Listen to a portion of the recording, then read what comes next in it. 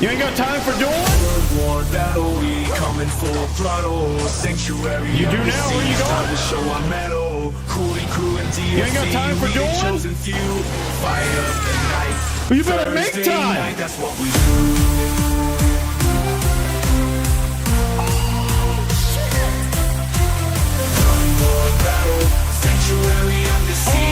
Caution thrown to the wind from this guy.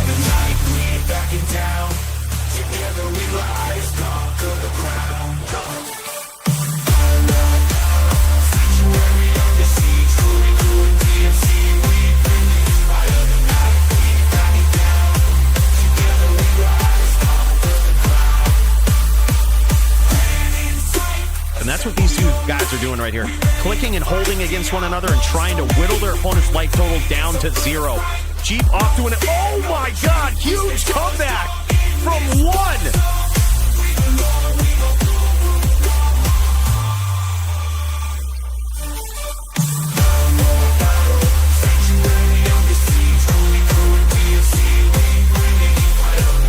Beautiful chain from Toshank, just keeping the pressure up and constant damage. Look at this.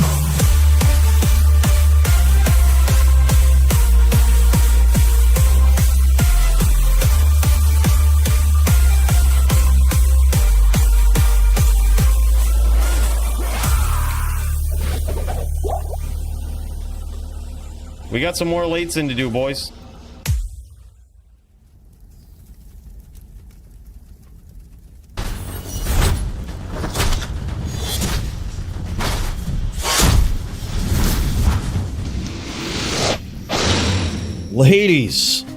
Ladies, what's going on? Please keep your shirts on. It's not that kind of show. All right. We have an interesting DFC tonight. And I'll be honest with you guys, I'm a little unsure how to navigate this. The last thing I expected was to get an expansion dumped on us the other day, just yesterday. And I'm a little rocked for this. I don't really know how to navigate it, so we're probably going to be building the ship as we fly it. Just want to let you guys know we're flying by the seat of our pants here. All right? And speaking of flying, patent pending with 10 months, my guy. Big cheers, man. Thanks so much, brother. Yeah, it's new ground. It's certainly very strange in the sense that there's some people who have converted their characters to the Reign of the Warlock expansion. There's some who have not. I haven't really converted a lot of my duelers to it. Or any of them, really. So, that is the direction this is probably eventually going to go. But when do we pull the trigger is the question. And how. We probably all needed a little more time to figure this out. But tonight, regardless, we progress. We go on, and we navigate tonight as crazy, as a chaotic of a night as it will be. We'll figure it out, boys. We'll figure it out together, and hopefully we'll get the chance to showcase some of these Warlock duels or new expansion duels by the very least. So that's what we're building it as we go, boys. EXPAC hype. X-Pack hype, you're damn straight, man. Let's get in there and get violent, patent pending. Let's fucking do this.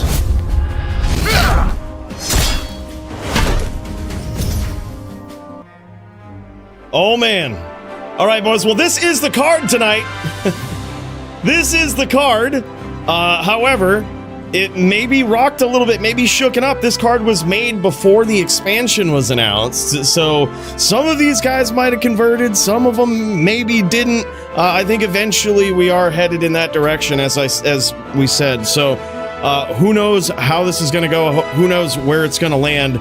But this may be a light night, and a night where we throw matchups together on the fly that just happen to be an expansion versus non-expansion. You never know what's going to happen. This is going to be a crazy night.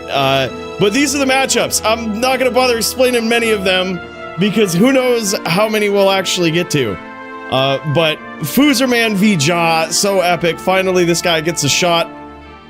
at the gold and the expansion drops. It's kind of crazy, man.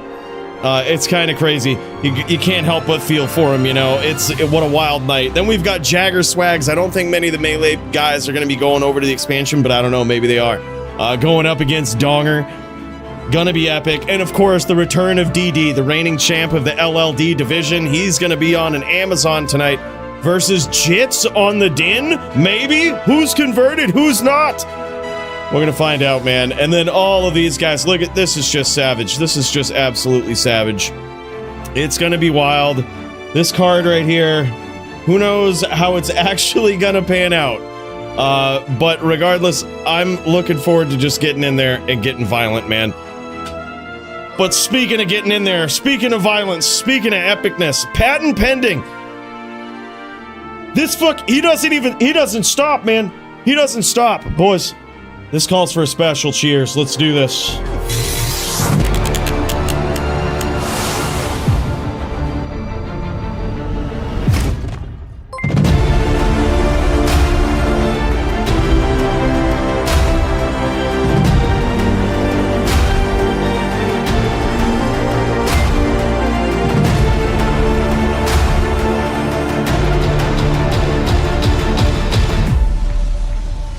10 new people into the legendary Hall of Fame thanks to patent pending.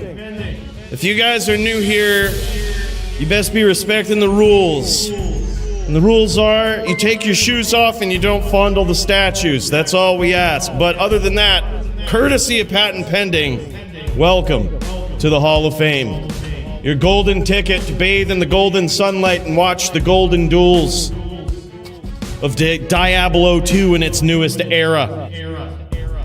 Boys, welcome to it. Big cheers to this guy. Let's tip one back, not only for the 5 spot, but for the 10 gifted subs and 10 months. And our boy AF50. This guy is up in here as well. What? Holy shit. My guy. Thank you so much, man. A big cheers to you. Hell yeah, brother. Thank you so much. Guys, really appreciate the support. Appreciate your patience tonight. It's going to be a wild evening.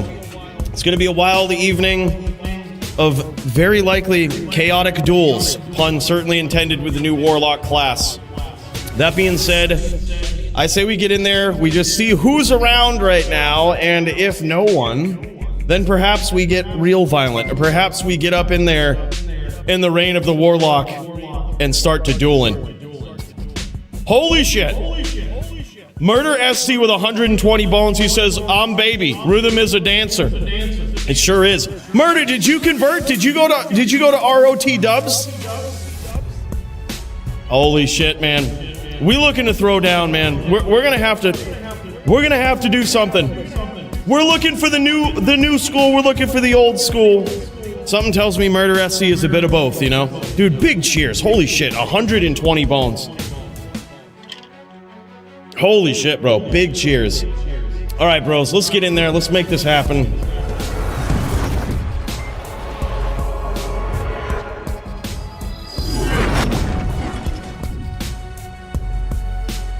Holy shit. All right. This is me. Don't mind my Warlock here. We're about to, yeah, what we got to do here is we have got to get in the right channel of Discord here, first of all. 50 Shibby became a member. Oh, yeah, and there it is, man. It finally, look, it gets re-announced here just because, just look at this. Holy shit. I love it. Baby. Rhythm is a dancer.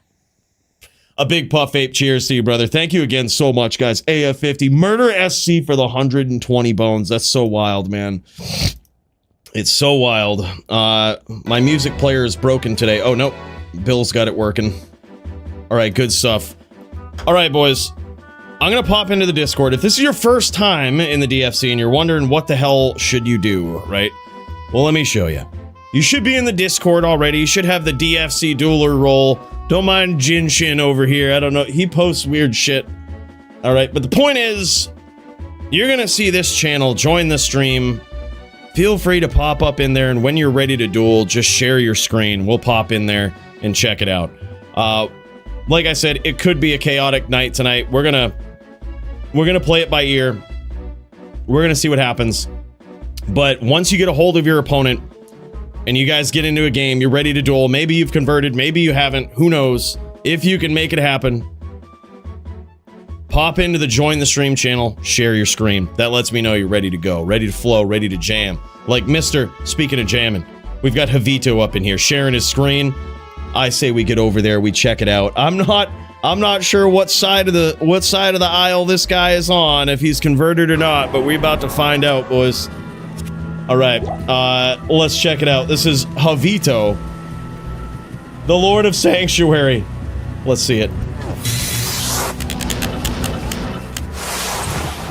All right, we're dialing in to Havito's stream here. And it looks like, hard to tell. Has he converted to Reign of the Warlock? I don't know. It's hard to tell from the actual in-game. But these guys are ready to throw down. And in case you needed a reminder, we've got tonight on the docket. This is Havito, probably, versus Nimrod. Din v Din and HLD. Both of these guys are ready to throw down. Both of these guys are streaming. They got their screens up. I think they're ready to Din v Din it. Yeah, I was gonna say, this looks, I would imagine this is regular D2R. So these guys are going in the classic version, throwing down in legacy style, essentially. Din v Din, going with their original matchup. I think this is cool. I think the duelers, the PvP players, with regard to the new expansion, it's gonna be a while. You know, there are probably a lot of them, including myself, pretty hesitant to convert. You know, when you have a decked out character, it's like bringing a classic character to Lord of Destruction, or to the old expansion, right? You have a decked out classic character, but it doesn't really mean shit in the expansion, right? It's not nearly as good. But who knows? Who knows? Maybe next week, maybe 2 weeks from now, we're all converted. You never know, man. It's gonna be wild. I know some PvP communities are actually talking about just converting everything because it's all going that way anyway. And you know, hell, I say I probably will convert some of my big boys too, some of my 99s. We might do it, man. We might try it out. But regardless, right now we've got an epic Din v Din showdown. This has been months in the making, I would say. Two of the most savage Din players in the DFC. We are looking at the oh my god, big hits there from Nim. Nim takes out Havito. We are looking at Havito's perspective here, and he is on a VT. A VT is a smiter and smiter slash FOHer. And his whole game plan is to get in close the distance, land those smites, get out. Don't get too greedy. Don't get eaten up by those hams. Meanwhile, Nimrod's just trying to spin them hams, spin to win. And this round looks like it goes to Nimrod. The hammer didn't takes it. This is actually a pretty fun duel. It can be pretty back and forth, depending. But if you're playing against a really good VT, it feels like it's unwinnable. It feels so unfair. Like the VT is just like, wow. What a busted class. And if you're playing up against a very skilled Hammerdin, sometimes it can feel like, wow, that H-Din's so broken. But truthfully, this is a very fun back and forth match, I think, and certainly one that I enjoy. Yeah, and I think, yeah, I was gonna say, Trackamp, I think, converted. Oh, big hits there for Nim. Trackamp converted to Reign of the Warlock, and I think Primo did too. I think he's like ready to jam. Holy shit. That stomp, man. Nimrod is looking on point with this Din here tonight. Beautiful stomps, throwing caution to the wind sometimes, but it's calculated. It is a calculated stomp right there. This guy is just on it. He advances to 2-0 so far in this 1-4 matchup. Primo two-shots me on melee lock, but I'm up right now in duels. No way, no way. All right, we'll pop over right after this, dude. We'll pop right over. I don't think this is gonna be a long duel. I'll pop in there. We'll check this out. It looks like Trackamp and Primo jamming on Reign of the Warlock. That's gonna be wild.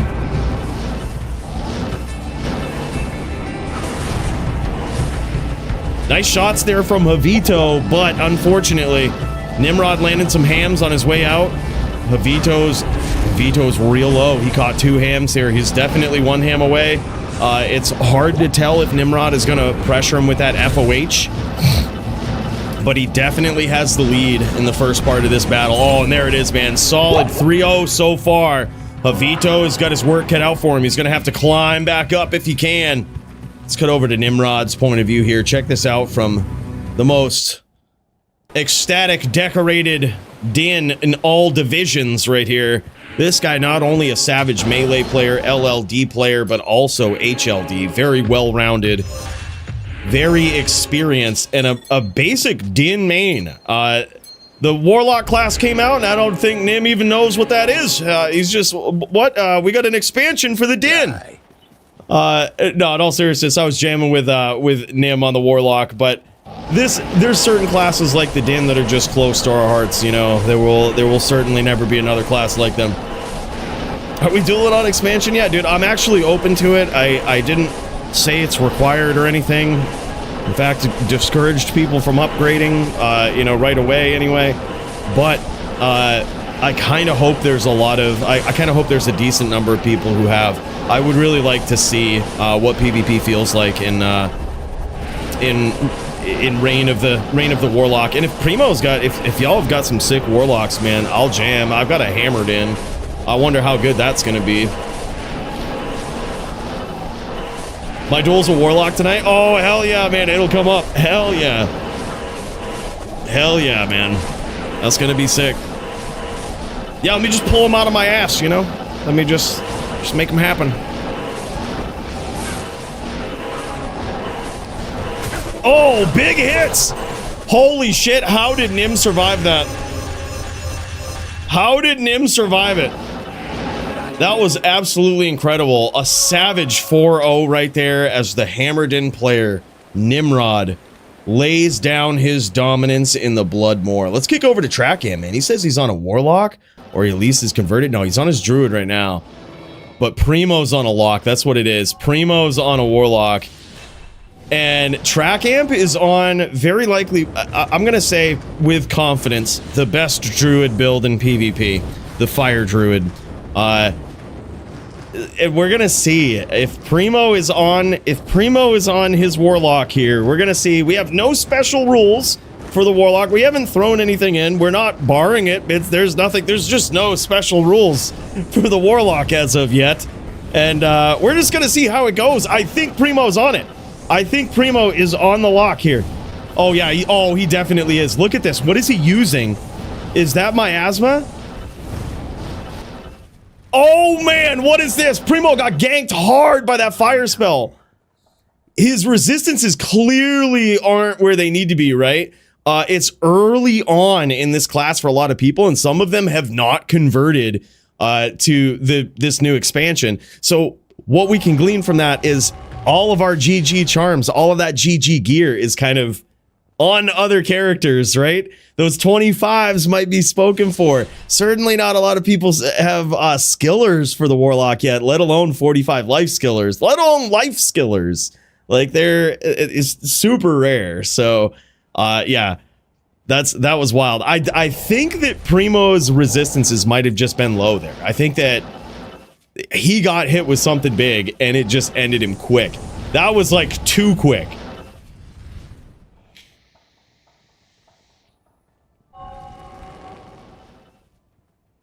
Yeah, it looks like Echo and Abyss. It's Mosaic plus levels of OP. No shit. Echo and Abyss. That's what it is. I woke up to seeing what people have created. So it's an Echo and Abyss build. I'm gonna... Max, we'll have to jump on later. You have to tell me about this. I built a Warlock today. Started jamming with it, but I'm so open to figuring more shit out. Oh my god, what is this? What was that? These guys annihilated each other, and in spectacular fashion, that was practically a one-shot from Primo's Warlock. Like, the first hit almost dumped Trackamp. Almost one, yeah. I can't carry anymore.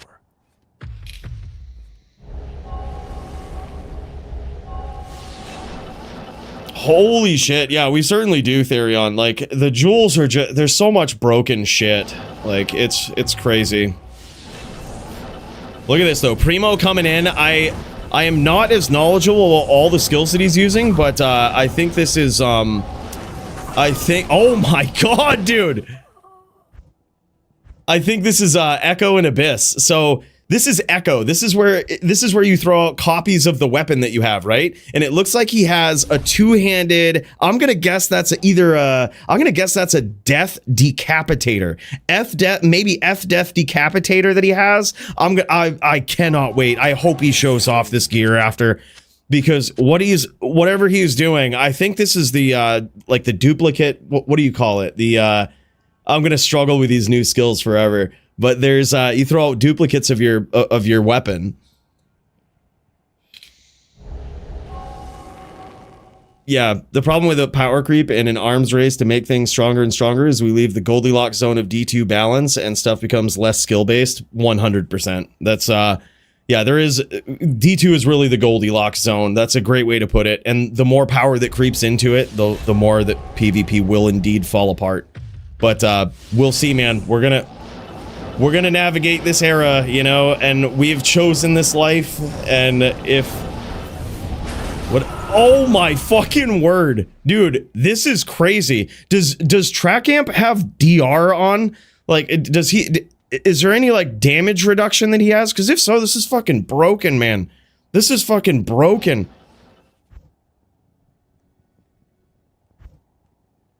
He says, no, let me add on DR. Okay. It might be, okay, yeah, he's got a Breath of the Dying. It's hard to tell what kind of base that's in, but, oh, it's a Warpike. All right, it's a BOTD Warpike. 415 roll at that. It's 70k plus physical damage. Good luck reducing it. It's stronger than Bladesin. Holy fuck, man.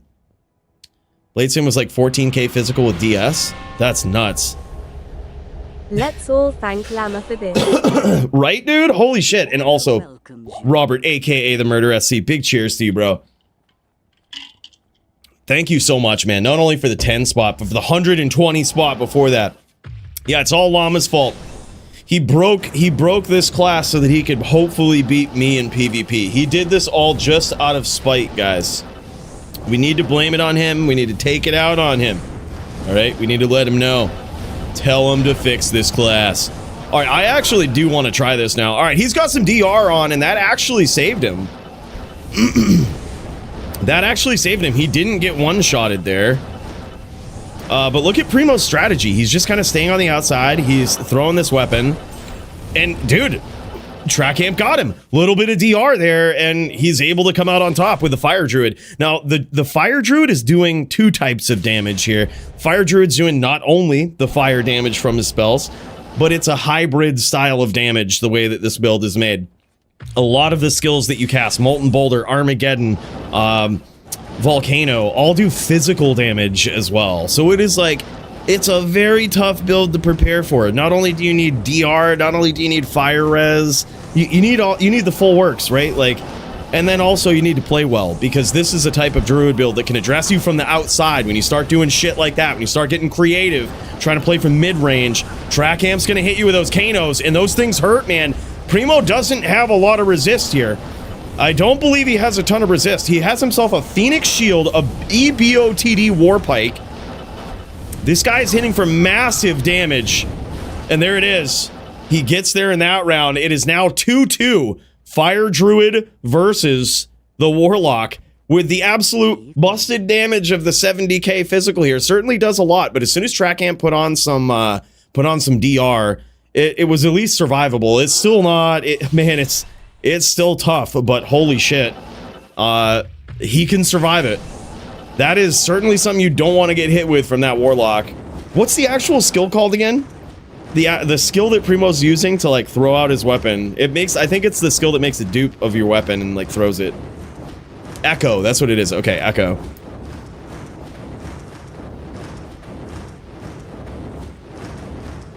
Fresh and not bis. Try hybrid ammo against him. Uh-oh. Echo and blades, that's what it is. Magic Chaos locks are 2-3 shotting me. Yeah. So can you like actually teleport and lock somebody with echoing blades? Bro, I gotta try that. I gotta pull over a EBOTD and try this out. Is it good in PVM too? So like if I go and try to smash terror zones with it, do I just absolutely wreck? Yeah, something he considers. This is day one Primo on non-optimized build. Very good. Yep, very true. Trackamp Fire Druid main, playing the character for so many months. He has the most decked out gear. Yeah, and Primo, non-optimized. I don't believe he has charms or anything. His character is certainly not, like, certainly not top of the line. Oh, nice, nice, dude. He got hit there, but look at this. He survived it. Again, not optimized, but... Oh my god, and he gets in. He gets in and does it. I think that time, Trackamp took like 3 hits there. Again, not optimized, but this build, it actually kind of looks pretty sick. I'm not gonna lie. Holy shit. So he was on death before. He was on death before, and I think he swapped to EBOTD for those last several duels. I thought he was on death before. We saw that axe, and it looked like an F death decapitator, is what it looks like. Death might be optimal. Echo uses FCR for attacks. Really? IAS is not needed. No shit. Interesting. So it uses FCR. You don't need the IAS on your weapon. So theoretically, a fortitude, some sort of fortitude could be good too. It takes weapon durability, so you still need an indestructible weapon or one that repairs itself. It's a very weird skill. It will still take weapon durability though, swinging it. But that's interesting to know. It's a physical attack that's like FCR based. That's kind of cool. Oh, big hits from Primo there. But man, that is just a vicious Molten Boulder, and there it is, from the brink of defeat, from being behind early on, Trackamp gets there versus the Warlock player Primo. Yeah, DR made a huge difference there.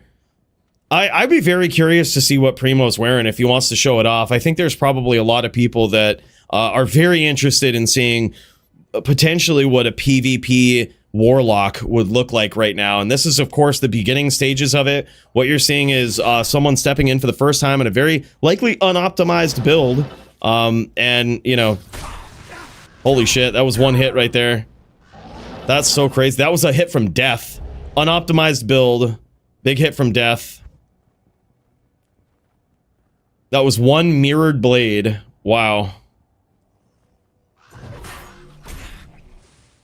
That's nuts. Let's check out this gear, man. Let's see what's going on here. I'd be very curious to see it. Yeah. Yeah, he's gonna throw one echoing. Holy shit. Alright, and this is what Primo was rocking. He's got himself an Enigma. Death Decapitator. We knew it, right? That's what it looks like. Looks pretty good. He's got G-Face there too. Gore Riders, 213 Gores.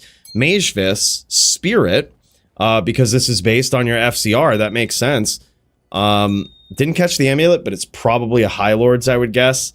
And a 2020 Paladin Torch. He doesn't... Look at this. He doesn't even have a Warlock Torch. He is... It's a Mara's. This isn't even good stuff. This is literally this is trash gear. This is like this is an Annihilus. He doesn't have a Warlock Torch. It's, wow. This is legit, like, trash gear. And who knows what he has for charms. I doubt, if he doesn't even have a Warlock Torch, he certainly doesn't have good charms for this. Like, so that was doing pretty significant damage without, like, without being optimized, without being decked out. Kind of makes me want to throw one together, man. Just maybe bring over some of the top tier gear and see what we can do. But holy shit, that's scary. That's scary, man. D2R DGen, what's up, man? High times for D2R, that's for sure. That is for sure, man. Big cheers to you, bro. Another big cheers to my boy, Murder SC. Let's pop in and actually check this guy out. Thanks for showing this off, guys. This is, we might pop back in here. Because this is crazy. Might have to do some duels on the new expansion here. We're gonna pop into Murder SC, see what's going on here, see what that boy's up to. Looks like we're up to viewing his Discord over here, so no worries, no worries. I'm gonna try to pop in on these guys' game here. I'm gonna try out my Warlock here. You know what I mean? I'm gonna get up in here. I am not decked out. I certainly am not even meant for dueling.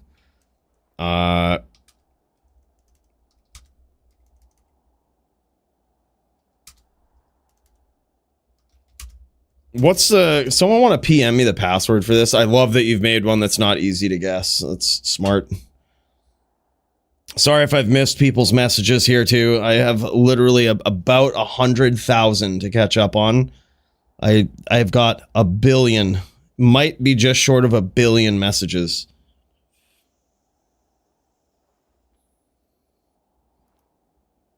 And it looks like GM Melee. I just saw Nimrod's message. Looks like GM Melee is planning on moving over soon, but not right away. That's kind of crazy. That is kind of wild right there. Let me see if I can actually friend join on these guys or somebody. Let's try this out.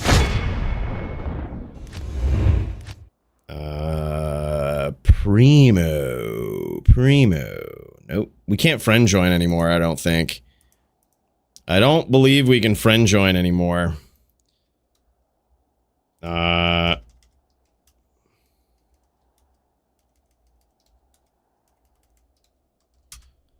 we can't hack it. I was gonna join, but we're not gonna be able to get in. Either way. Oh no, I guess never mind. We got a message. We got a message from the Preems. Good stuff, man. Good stuff. Thank you, Primo. I was gonna say we could check it out. We could jam it. All right, let's try it. I am not optimized for this. We don't even have an inventory. I'm gonna take this off. And you know, let's just do it. We have some BM fire res. All right, we might have some BM fire res.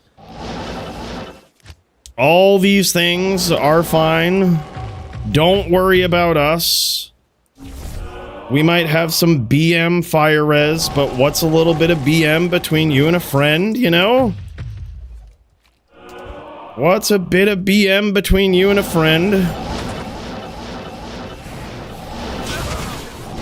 Oh my god, what the fuck? We killed each other. We just literally shit-canned each other. What the fuck? Bro. Bro. I can't use this yet.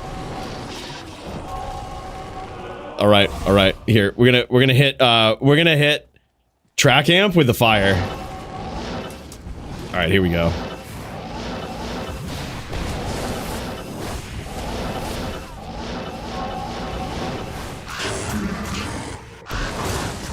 It's really not that bad.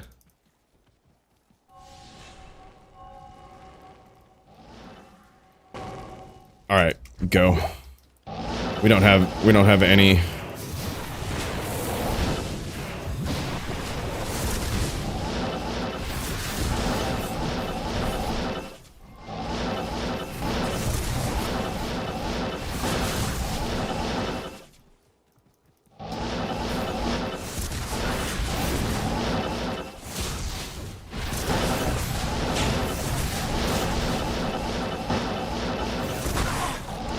It's got that knockback, bro.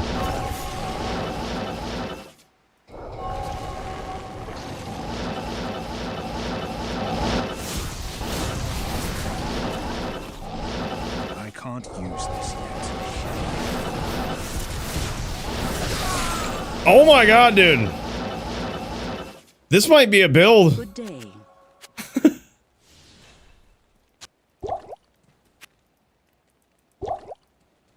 This might be a build, man. CT cast APOC on him? Oh, yeah. Yeah, I forgot about that. We definitely could. Alright. Alright, let's do it. Let's do some CT casting of the APOC. APOC gives him plenty of time, though, to get out.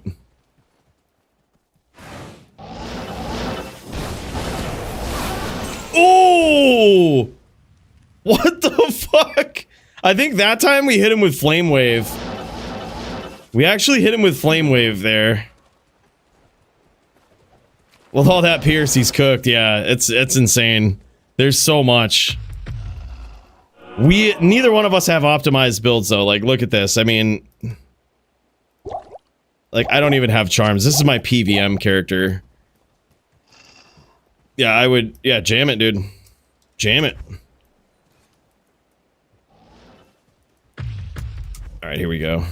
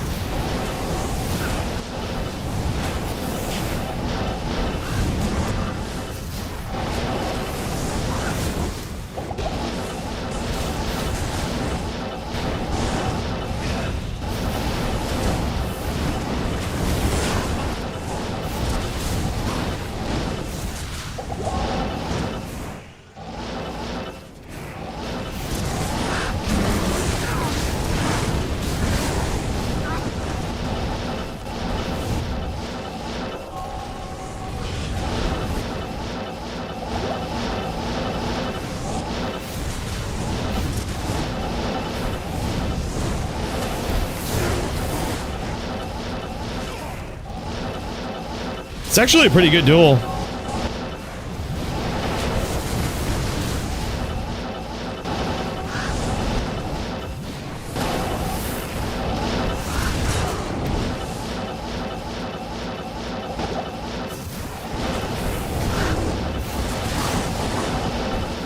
That little knockback from Ring of Fire is sick.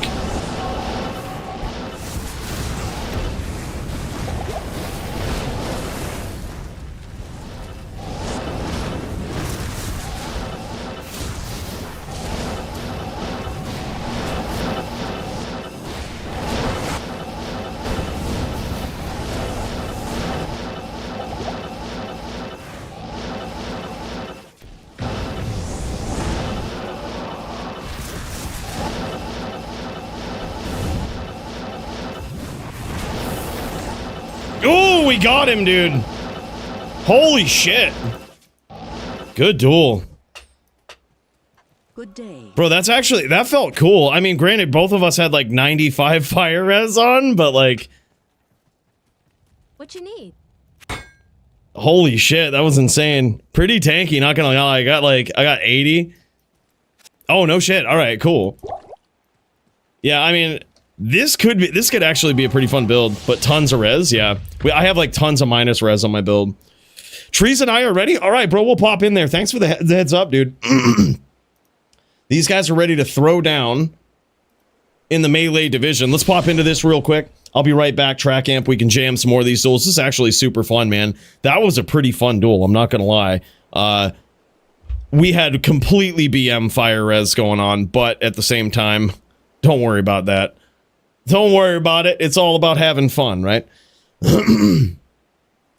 Yeah, no gear still slaps. Yeah, exactly. We were slapping with literal 0 gear. No skillers, no torch, no nothing. Like, yeah, for now, we're just gonna have fun. We're just gonna have fun for now. There's gonna be plenty of time to overreact later. Yeah, that dude, I gotta say, the knockback from fucking Ring of Fire is insane. You can set a trap, like you can set fucking you can set your apocalypse, and then as you telly past it, you can Ring of Fire and knock them into it.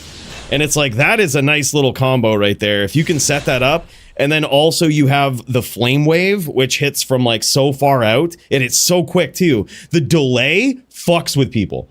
The fact that you don't just click it and it goes in PvP, that's gonna fuck with people. Like, you click it and there's like a delay, then it goes. Oh, that's gonna be so nasty. And by the way, this is a level 30 melee duel right here. These guys are swapping back and forth. We got Murder swapping back and forth because he's chat bugged here, which is something very new in the expansion. A lot of people getting chat bugged. But this is a level 30 melee duel. And it's not a duel you see very often, but it is certainly a very cool one. At the end of this, we'll get to see some gear. And it will be quite a throwdown. It will be probably some of the most unique gear that some of you have ever seen. And it's all in the spirit of these level 30 duels here. Let me cut some frames here. I'm gonna cut over to this and drop out of my game here, or shut the volume off so we don't hear that in the background. But all right, here we go. There we go, man. Let's jam it, Bill. Murder SC taking round 1 here. Against Trees. Trees is a, or it looks like maybe Trees is up 1-0. I didn't catch that. I kind of went back in. But let's check it out. We got Murder SC on a kicker over here. He's on a martial arts, a kicker sin, going up against the Tiny Fred, aka this is Trees, on a conch barb. Very close duel, literally right down to a sliver of life for both of these guys. Now 2-0 in favor of Trees. Yeah, good luck, Murder. These are both very savage builds here. You can tell that Murder has the low-level unique shield on here. This is sword back hold. He's got that there for the open wounds.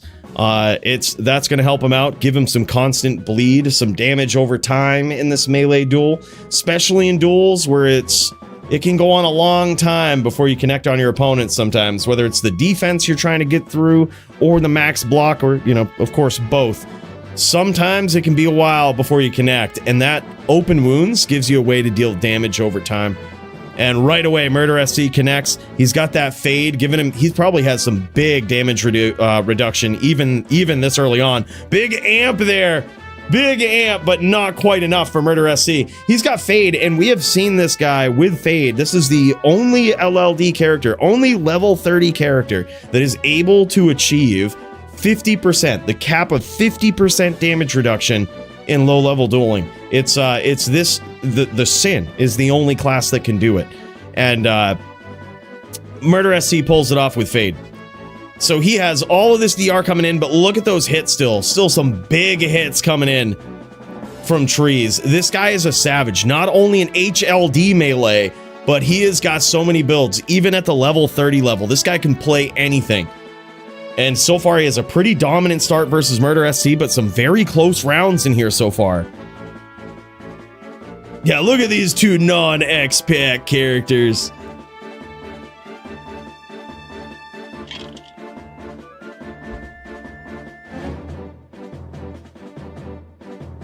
And here we go, man. Holy shit, look at this. Big hit.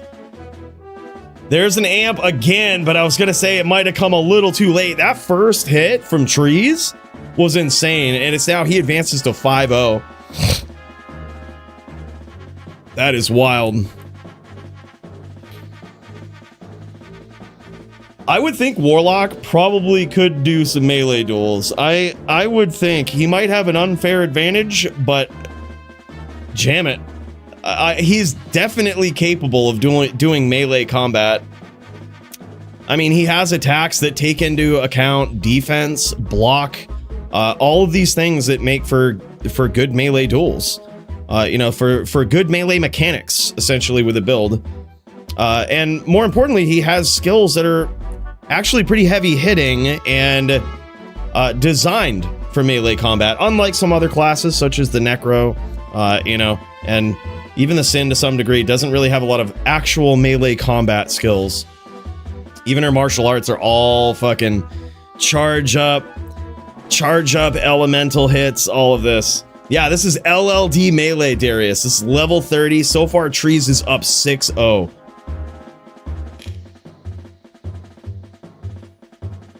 Yeah, I'm very curious to see it, Abrasive Party. So I just got your message, Nim, about the melee community converting over, you know, soon.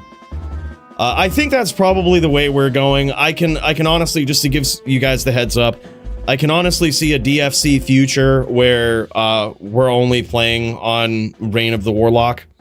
I can see that with a few, like, you know, with a few feature matches every once in a while, but I can definitely see a day where that happens.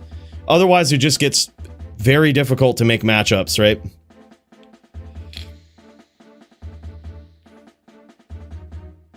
It very well could be a Cutlass, or, yeah, because this is level 30 duels. Yeah, they are, and you can still make the mosaics. Rumor has it you can't make them on ladder anymore, but, good. Good, take that right off the table. 8-0 Mercy, he says, alright. These guys are gonna go in for a gear check, I think. Murder has called Mercy. If it gets to 8-0, sorry. I think he might be 6-0 right now. He says 8-0 Mercy rule. That would be sick, man. I think locks are definitely set up for melee duels. I think they can definitely pull it off. There it is. I think this is 7-0 so far. Oh no, that's 8-0. That's actually it right there. Good duels, brother. Holy shit. I can't wait to see this barb here from trees. This thing, Murder's Sin, is very nice. He has got some incredible gear, some very weird gear, and you'll see it here in a second. It's probably some of the strangest gear that you've ever seen on a character. Mind you, these are level 30 duelers hashing it out in some melee combat, right? So there it is. You called it, right? It's a scimitar, I think. But he's got, yeah, that's what it is. 2-socket scimitar with amp and IAS. That's pretty savage for this right here. And as Murder SC checks this gear out and mouses over it, you'll see it's certainly not stuff that you see every day. You might be familiar with Gobtos and Angelics, but certainly that scimitar right there, very weird one. IK gloves or IK combo, super strange. Look at this ornate plate. 2-socket, E-rep, enhanced defense. Look at this rare helm. 2 shadow disciplines. He's got a couple of enhanced damage jewels in there with stats. There's that swordback hold we were talking about.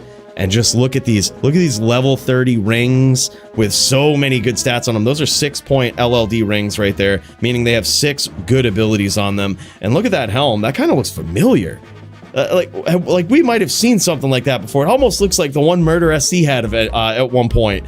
And with how rare these things are, I wouldn't be surprised if they got passed back and forth between these guys, like trading and everything. But holy shit, that looks very close to the one he had. It's insane. Those are the types of items you don't usually see. Those barbarian helms, 2-socket, 4-bow, level 30 requirement with like 20 ED dual stat jewels in them, like just super strange. And look at this. 5 to Fade Claw right there for his pre-buff, all level 30.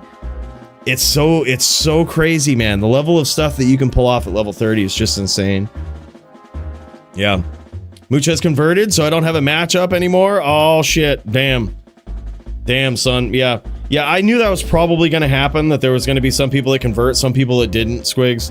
It's gonna be wild. I can honestly see a day, and I was saying this earlier just a second ago, that I can honestly see a day where we go full ROT dubs, but we're gonna see, man. It's probably going that way.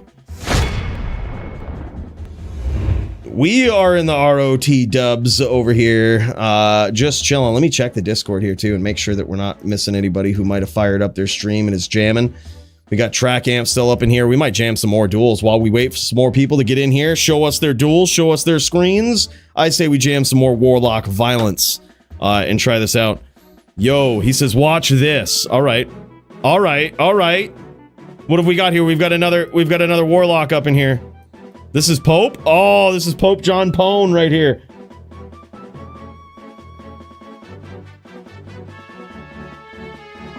What? He says, watch the string, I won't touch it, and we'll die. Wild. That is strange. I mean, hitboxes, bro, we'll figure them out. We'll figure him out, right?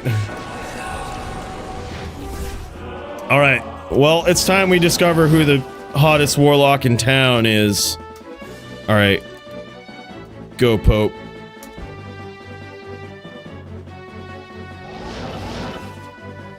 It's time we figure it out. Oh my god, what was that? Oh, that was that new Abyss skill.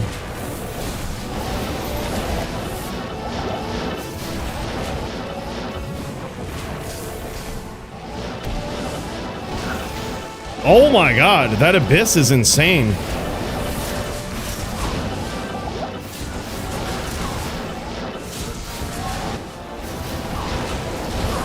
What? Dude, Abyss is insane. It's like instant stun. It's like instant stun. You don't even need to touch the square on the ground. The Abyss just pulls you in. Abyss is OP. Every character is going to have Abyss here too with that new rune word. Hammerdins are going to have Abyss. They won't have the synergies, but that's pretty insane. Both chaos spells are super OP. Oh, hell yeah. Hell yeah, dude. Go, Pope. This is sick, man. All right, let's jam it. This is kind of dope.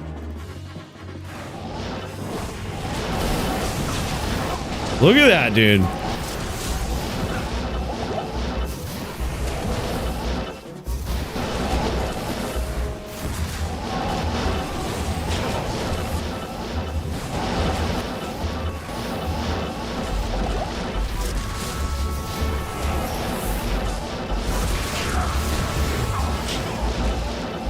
Oh, he has like massive fire res too, I think.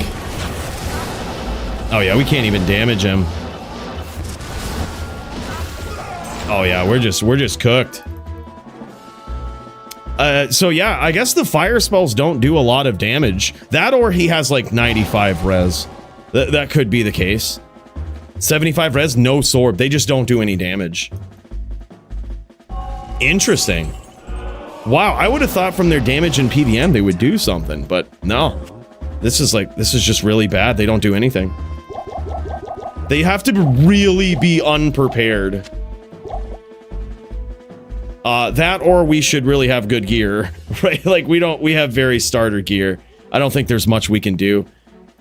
I wonder if he's like decked out. Show me your gear. Yeah, let's see what he's rocking here. Just regular Hodo, Spirit, COA. Very basic stuff. Literally so basic. This is some basic bitch shit right here. No charms, no nothing, huh? Wow, T-Gods, no charms. Wow. Holy shit, man. Abyss is just busted. He has no charms. I think he might maybe have max res, but that's about it, man. I got one more skill. Jam it.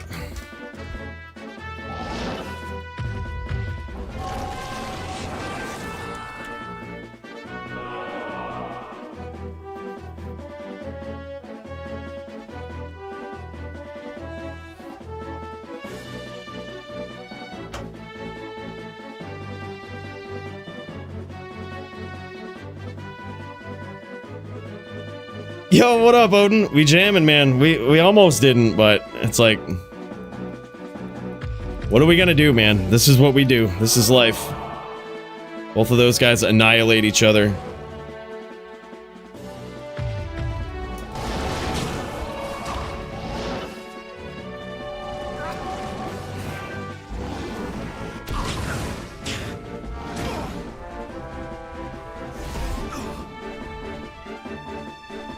The glassiest of cannons.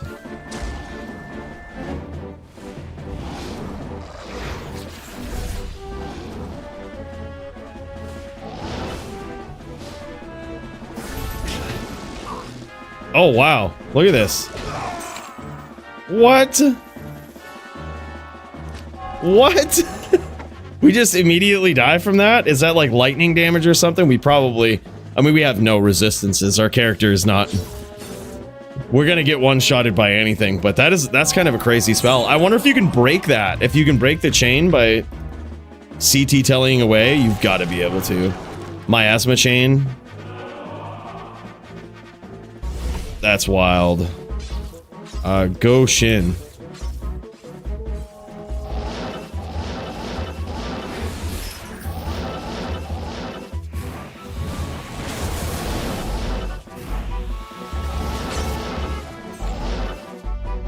Just like that.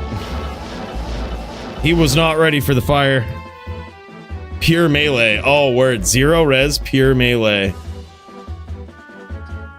So we had some sort of debuff on us there too, which is interesting. This guy is, man. The look of the new dueler right here.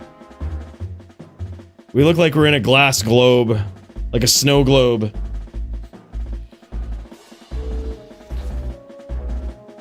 You can break chain with walls? Okay, good stuff. Jam it.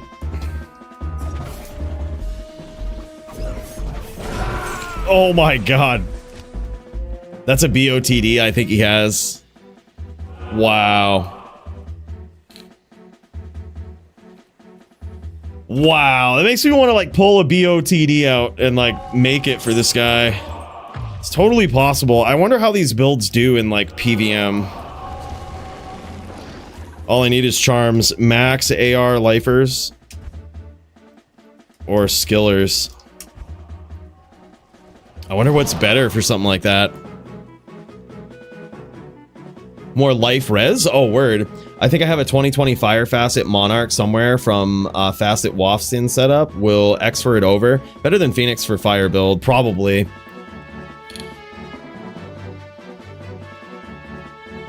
Yeah, that's nuts, man. I was thinking about going max block with this guy, but in PvP it doesn't really make sense.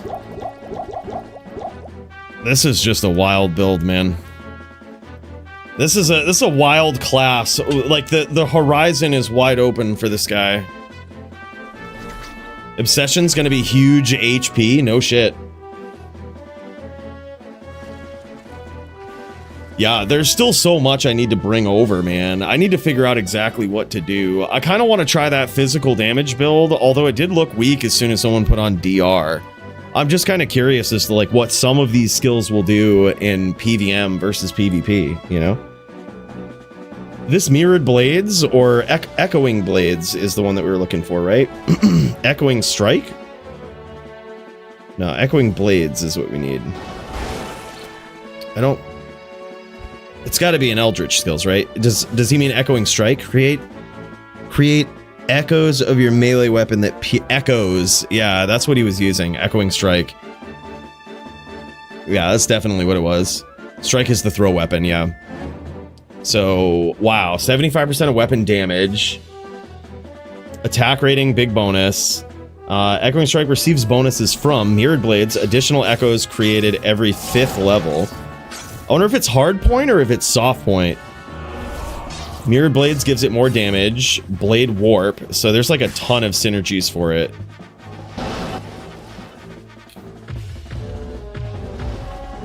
Legit, the first hex in that are wild. Minus defense, minus attack rating. Wow. Yeah, so you debuff them with that hex. Oh my god. You debuff them with the hex and then just smash them with Echoing Strike.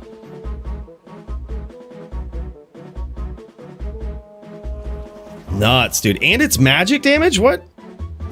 I think eventually Ponix, yeah.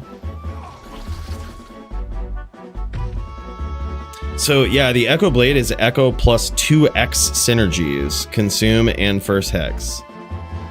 Wow. Wow. I'm gonna have to bring me over. I brought over a base for EBOTD. Maybe I'll, like, socket it and roll it. Very simple and OP. All right, we're gonna have to put something like that together because this is kind of insane. Like that Echoing Strike is wild, and I honestly wonder how good it is in PVM. Like we've been experimenting with this build, which is pretty cool, right? This is the Fire Chaos build with Apocalypse, all of this, right? But it does seem like it falls off.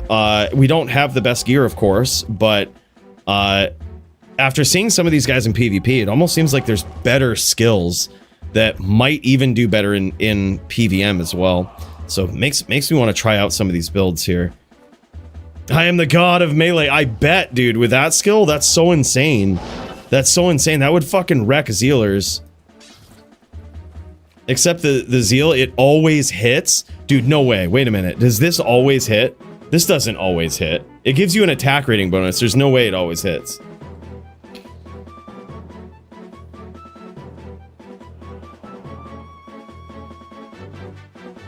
Same with this, right? No, this is attack speed. You heard that this one always hits? Echoing Strike always hits? Or the Mirrored Blades always hits? The one after the armor. Eldritch Blast. Blast hex to enemies with draining magic damage and refresh the duration of their active hex. Lifesteal, Mana Steal. How does that work in PvP? Will that actually steal life back from... Will that steal life? Or sorry, it's the skill.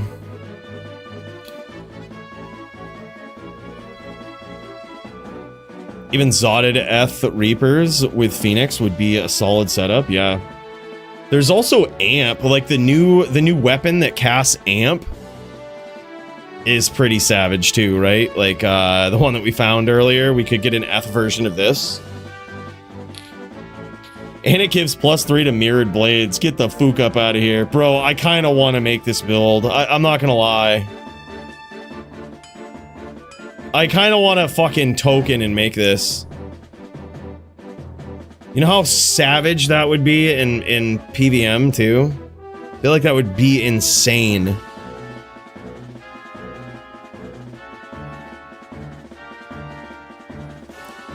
With Deadly Strike too. And I think it uses FCR though, so the IAS doesn't really matter, right? Like that skill that you were talking about actually oddly uses FCR. Like Echoing Strike is an FCR skill, right? Like the rate at which you cast this, or you execute this. This build will get banned in PvP. It'll be banned in Melee, yeah. Yeah, that's crazy.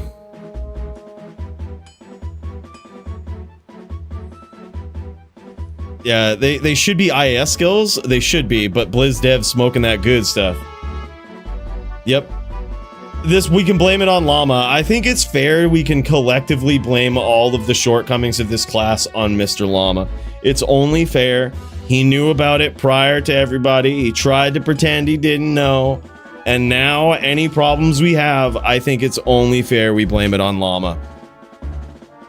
That's what I'm going with. If you guys want to as well, that's up to you. But anytime there's a problem, I'm sending him a letter. I'm writing it out and I'm sending it. But I like to slay monsters. Dude, I so want to throw this together with this new item that I found. I kind of want to put this together. I have a Phoenix too. Do we just... There's no shot we need this, right? There's no shot we need like AR. Big AR bonus. It's no shot. No shot that works with like Shaco and shit, right?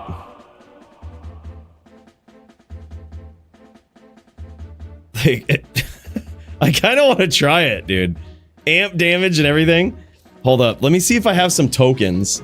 I kind of want to throw this together and just see. I kind of just want to see. I've got to have some tokens somewhere.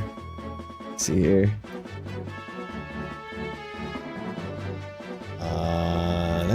Nope.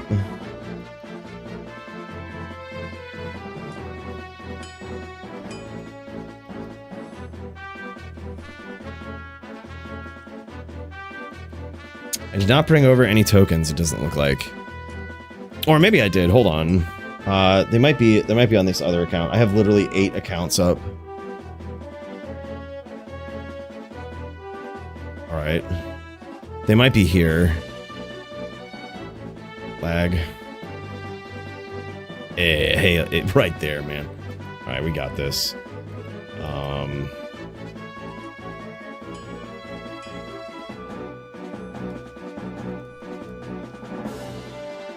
I forgot the pass. Let me check this out again.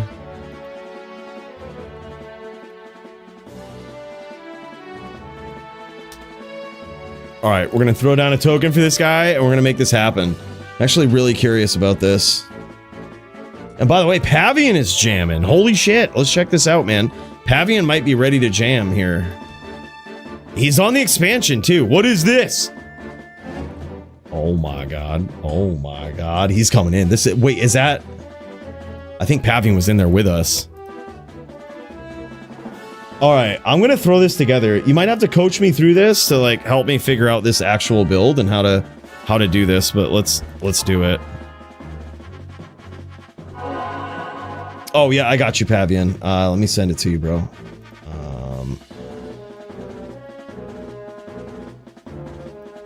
Pavian.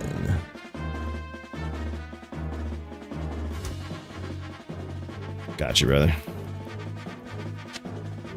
All right, so this is literally like nothing. We don't have anything. No good gear, anything.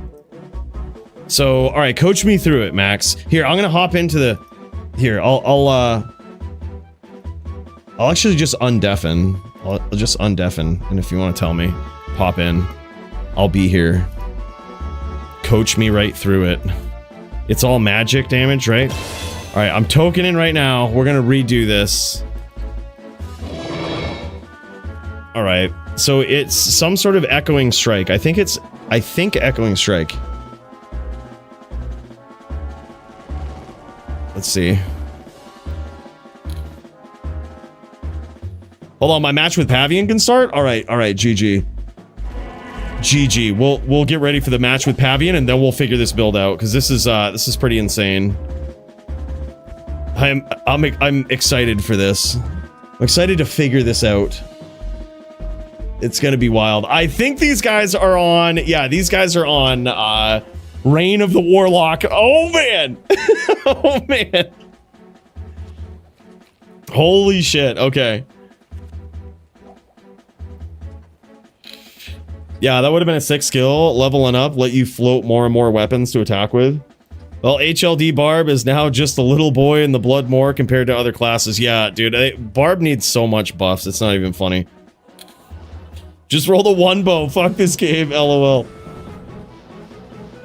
All right, this guy, he's got a Mang song or an obsession. Pavian might have an obsession here. Hard telling. We about to figure it out though. We about to see what he's up to. He's got the I forget what this one is called, but he has hired himself a pet. It looks like he has consumed at least he's consumed one of them. Oh my god, look at this, dude. He lays this down. He lays this like he chains the ground and he tries to just suck someone into it. Wow, this is wild. And he's using Abyss. Abyss just going to be so broken in PvP, man. It's almost like the new Mind Blast. I feel like it's going to be like the new Mind Blast. Just sucks him in, stuns him, gives you the opportunity that you need. And it's like a delayed stun too. It's so perfect. It's like, it's so deadly.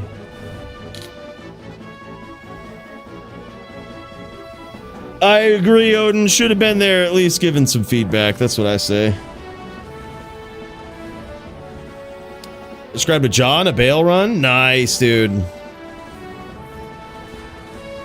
Oh, look at that. Okay. Has he got... Did he just convict him? Is that a conviction aura? Oh, big hits, though. Big hits from Trackamp.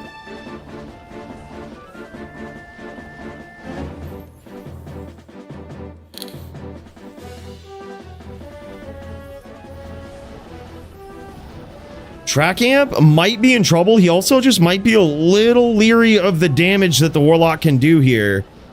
That's why he's kind of keeping his distance, looking for opportunities to get in there and just land some damage at mid-range. He's probably just playing a little cautious with how much damage those Warlocks can actually do, man. They are looking pretty insane. All of the Warlocks that we've seen so far that have popped into these games have not had decked out gear. It's all been like complete shit gear. So So this is something to like keep in mind, right? Like it's all shit gear. Yeah, he says you two-shot me. Yeah, he's got to watch out for it, man. He can get two-shot by that chain coming out. Hey, thanks, man. It's that Korok Forest stuff. You know what it is, Odin. You know what it is. Another big cheers to Murder SC. What a savage tonight. Guy comes in, level 30 LLD melee, dropping 130 bones tonight to support the stream, man. What a hell of a guy. And that's not the first time. This guy does that so often, dude. I'm like so humbled. He is one hell of a guy. One hell of a dueler too, man. He and I have had plenty of charge v charge throwdowns. Oh, nice chain there from some good old Warlock chaining.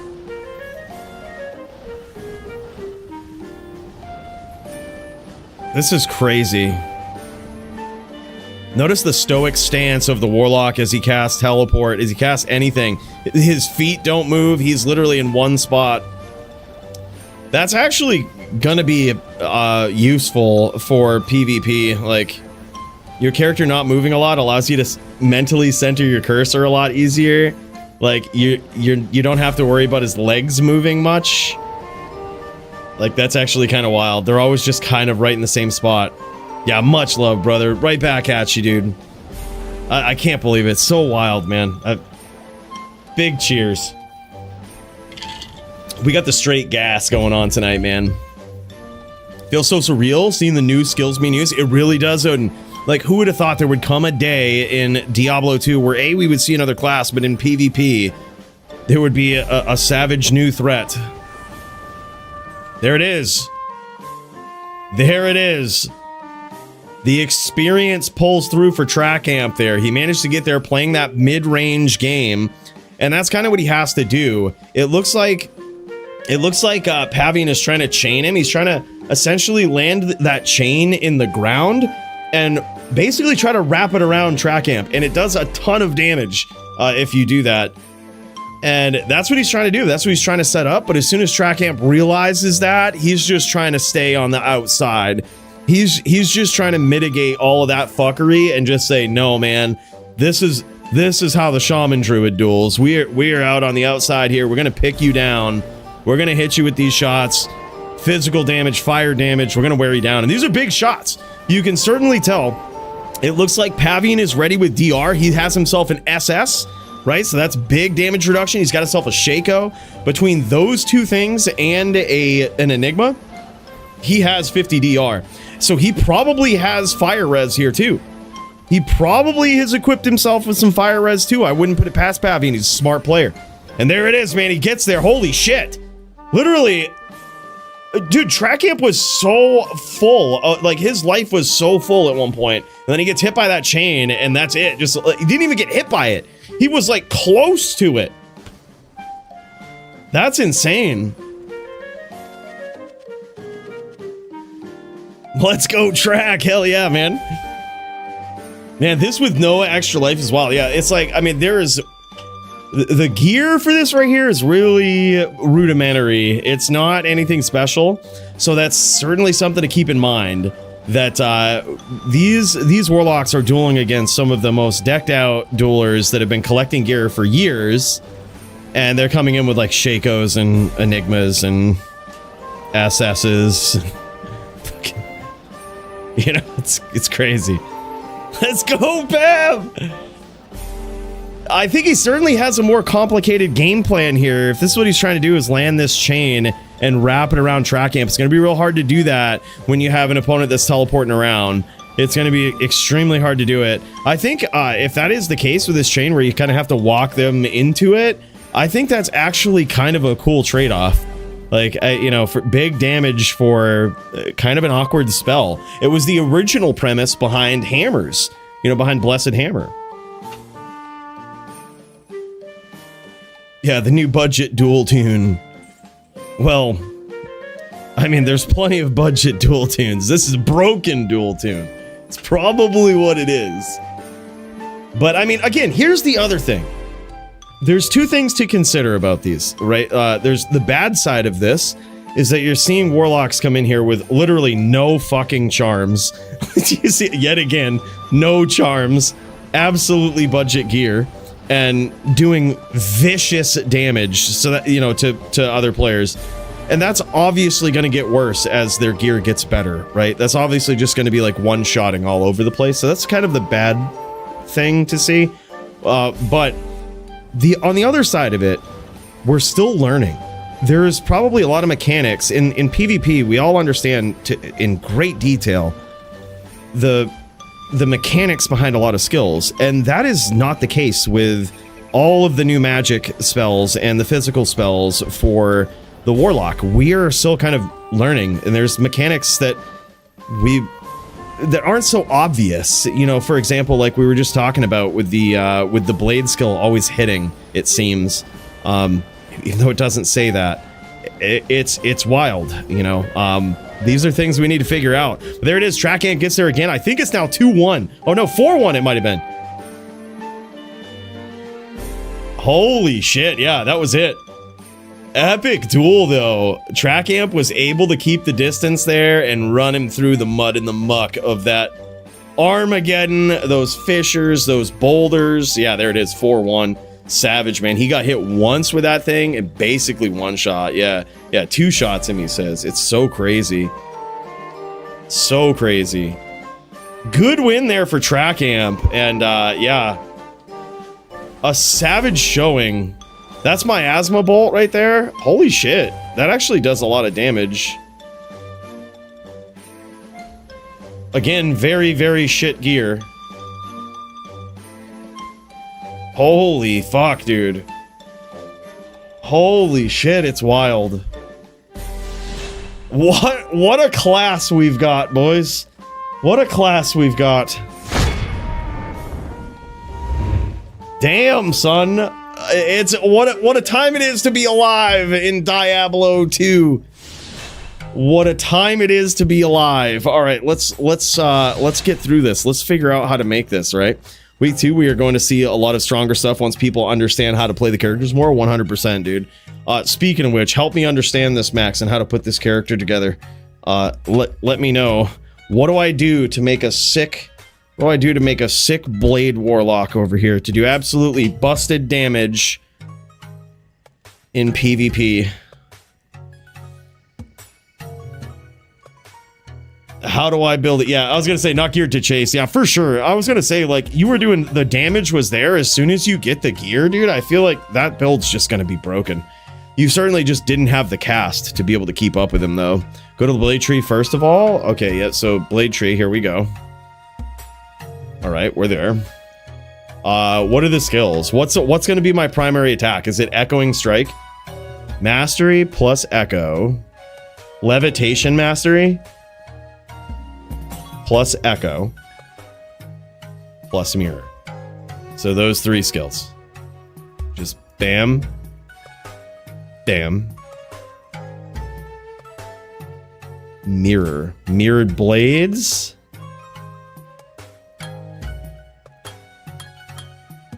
Just max it out.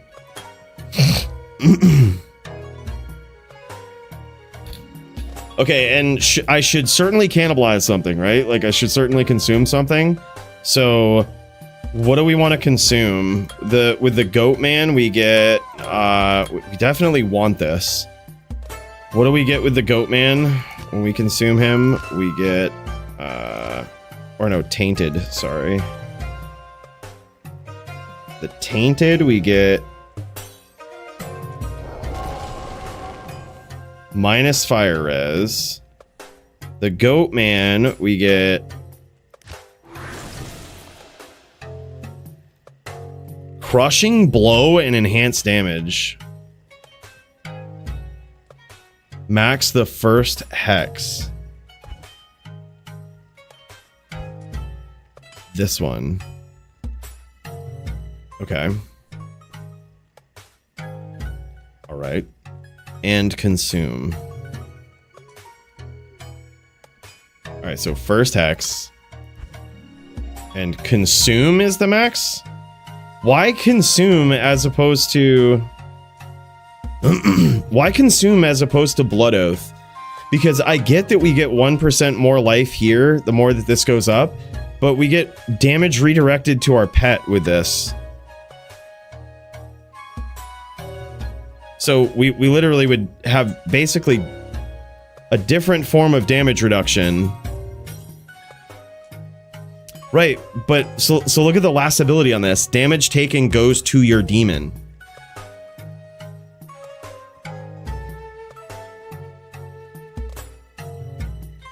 No, they have way more than that.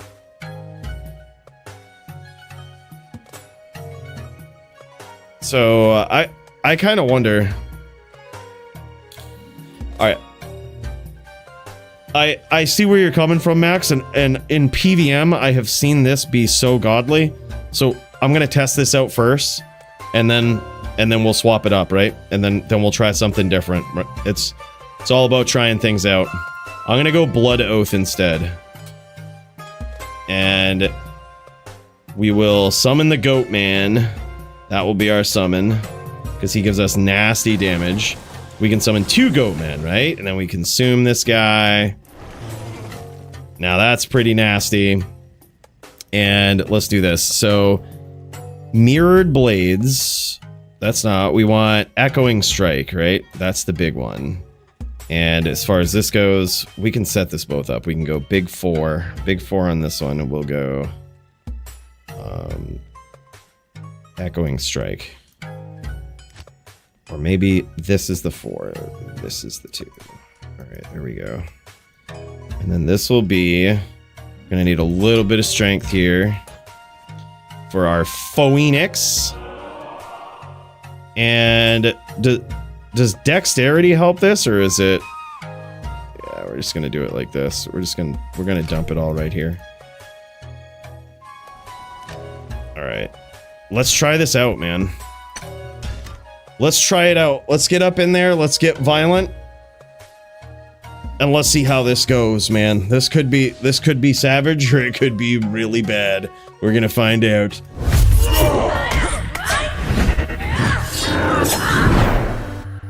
All right, let's see.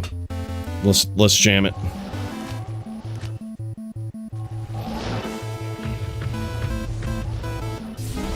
All right. So we do 20k. That doesn't seem right.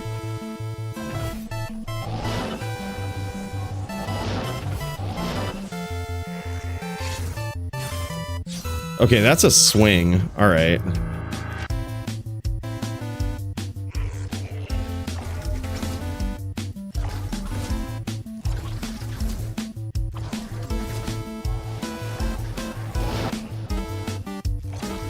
That's like a non-telegraphed teleport right there. That's actually kind of cool.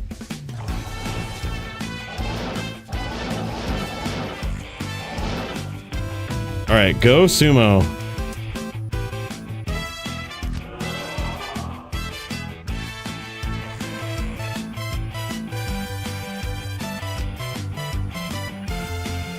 We need the hex. That's what it is. Go, someone. Go.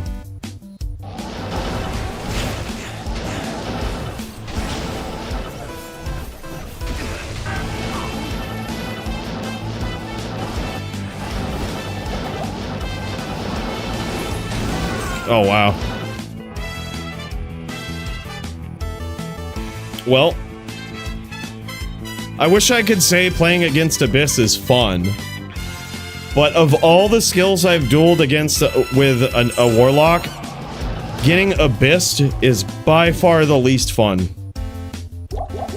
It reminds me of old school Mind Blast, except for it does KO damage. Just imagine if Mind Blast, you could just you could just name lock someone and it just killed them. Stupid, right? Like, and it stuns them. Very stupid. Which resist? Yeah, I don't think I have the ability. Yeah, stuns and drags. It's so crazy.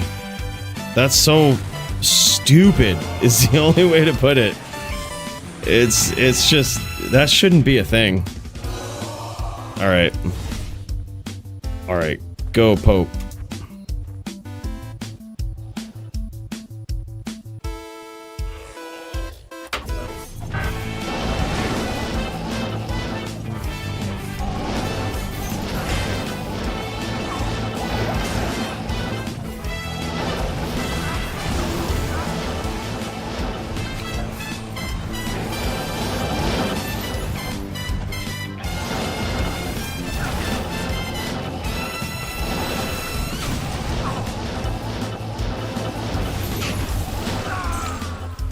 I feel like we didn't really do a lot of damage there. There was also no... We hit him like 100 times and no amp. So amp probably doesn't work. Like, procced... This is a non-bow, but I would guess like amp procs and stuff don't work with this, which is very strange if that's the case. Because I've hit him a number of times at this point.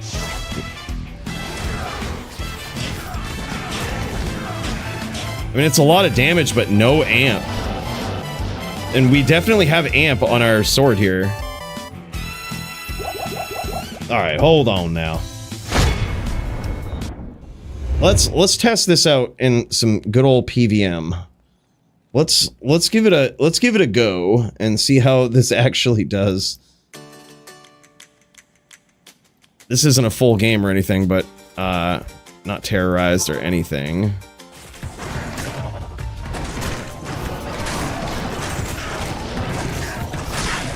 It's really not that great in PVM either.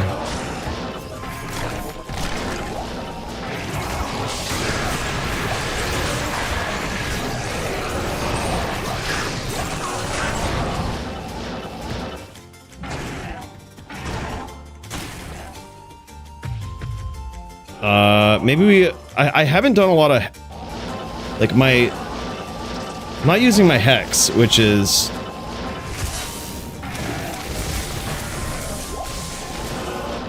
Which is kind of wild. All right, hold on. Let me see what we can do here.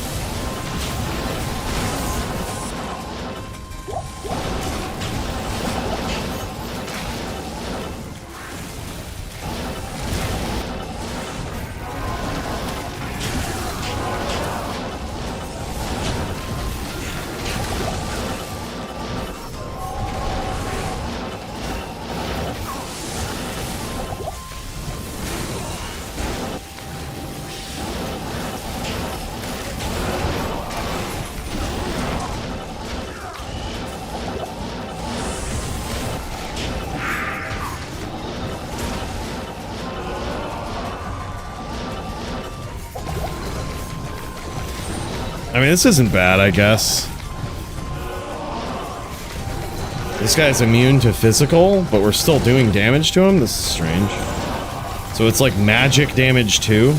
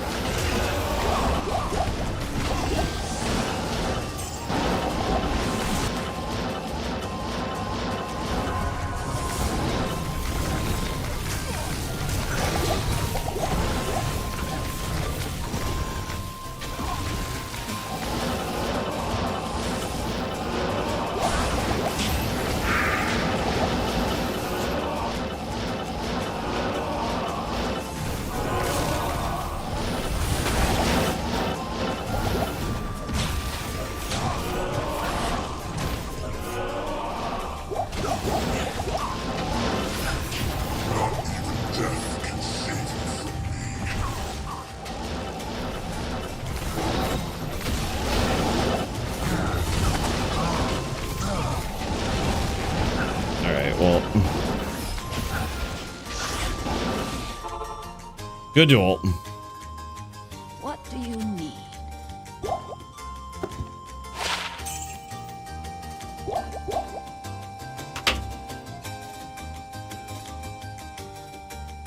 $100 FCR with Obsession Spirit. We gotta So it is for sure FCR that dictates how fast this happens.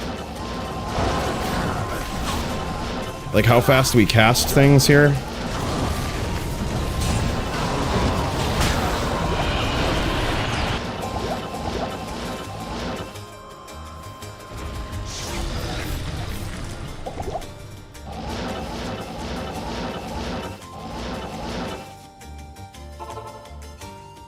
Like, yeah, I'm still a little confused on the skill, not gonna lie.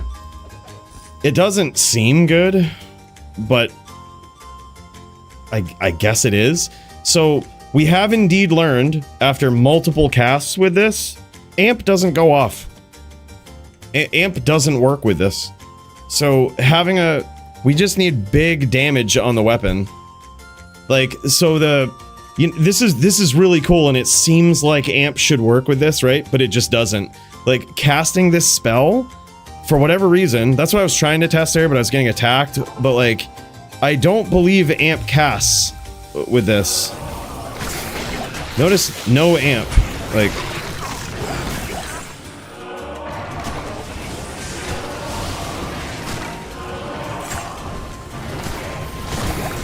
yeah, like, no Amp is going through here. Never procs.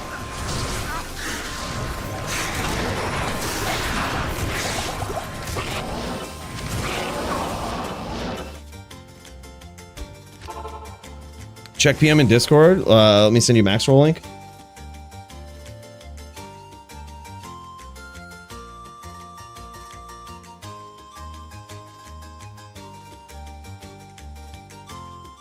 All right, so we've got a link here. So it is, wow, interesting.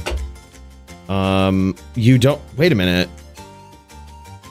It doesn't take weapon durability, so you can just have like, you just have it ethereal, no replenish. Wow.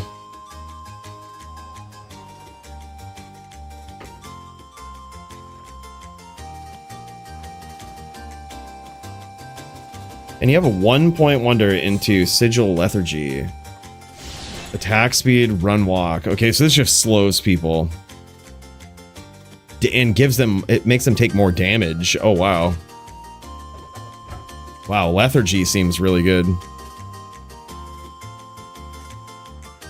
This is new setup? Okay, wait a minute. So, I found this too, which is insane. So this will be fun. We can put this together. Should I use this over Phoenix? Or is Phoenix better? Why do we... is this actual magic damage? It looked like it was mainly physical. Like, why are we using this? Think Phoenix is better? Okay.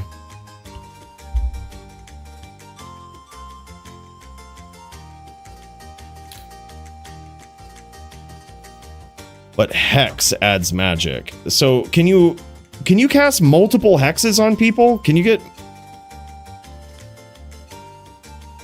Good day. can they have multiple curses on them? Like, multiple hexes? Or is it just one?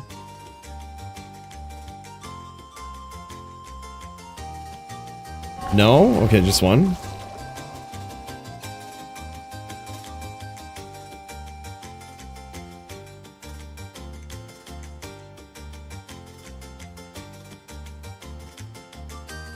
Yeah, it looks like same as the Paladin, same as Necro.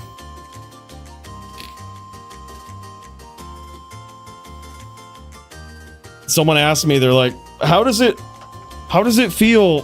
What class would you say it's similar to? Day one, like I literally just stepped on it. They're like, what class would you say it's similar to with its breakpoints? I was like, kind of feels like a Din. Nailed it. Nailed it. Sometimes I'm good.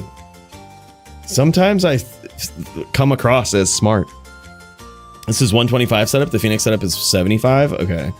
So 2 to Warlock skills, 30, 22 open socket, Vizzo. Enigma, of course.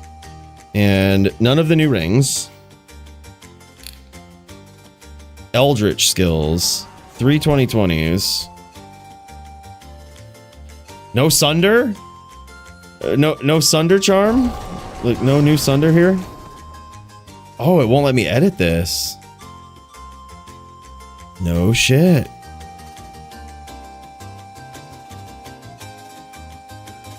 All right, I'm gonna save it. I can't save it. My site is broken, I guess. I'm logged in. How come it won't let me do anything?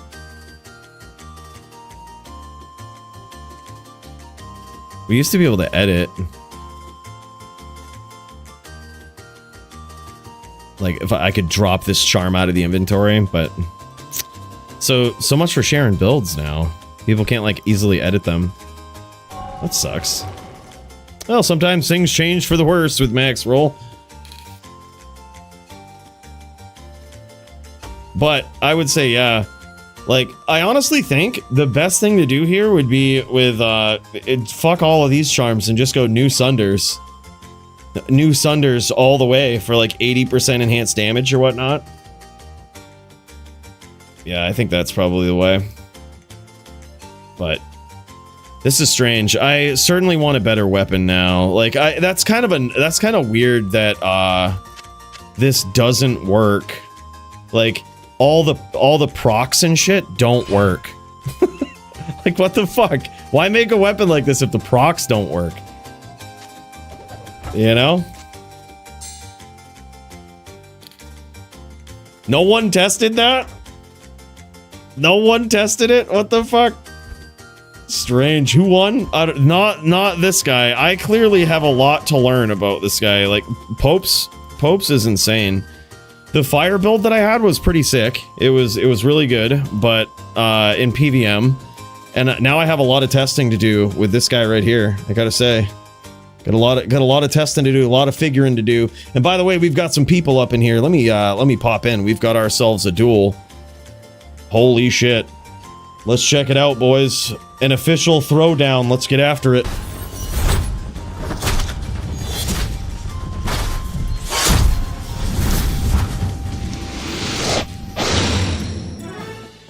All right, we've got ourselves Crypto Ninja. This guy on a din. He is on a very special din. It's kind of like, it's the weirdest thing ever. What does he call it? He calls it I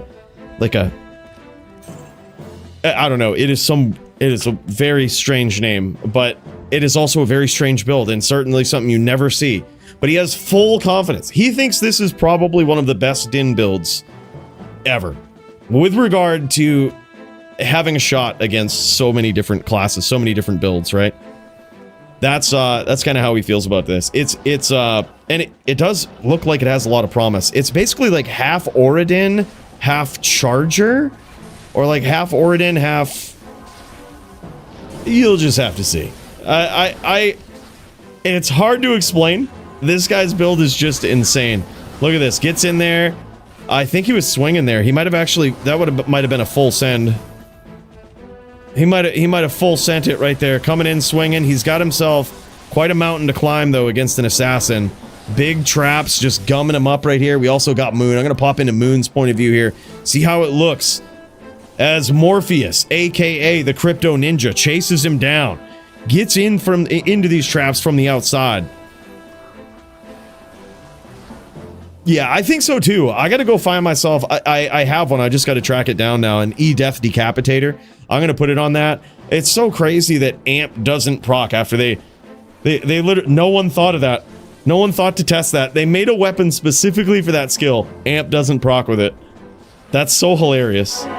Big hits there. He gets in, lands some smites. You can tell from those swirlies over Moon's head. Moon landed some nice traps there, though. You can see as Moon works around the outside. You can see that conviction coming through. You've got Crypto Ninja trying to close the distance, not only land these smites, but he's also trying to cook him with that aura damage. And it can do a lot. Under that conviction, it's some nice ticks that he's getting in there. And the closer he gets, the more intense those auras are.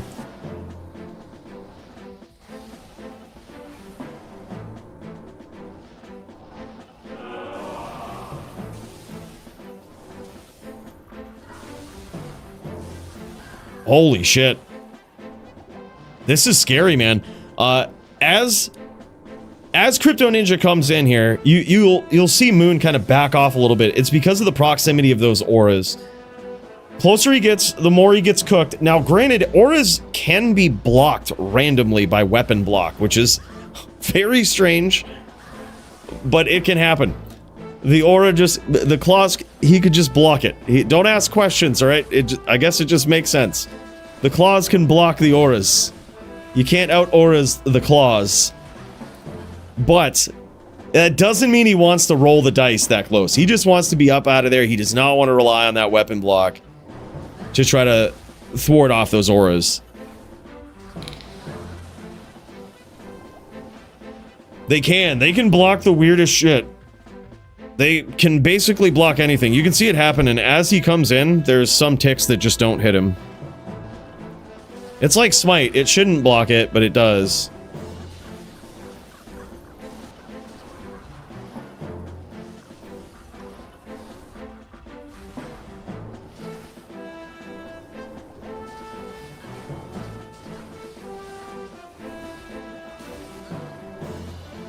Holy shit.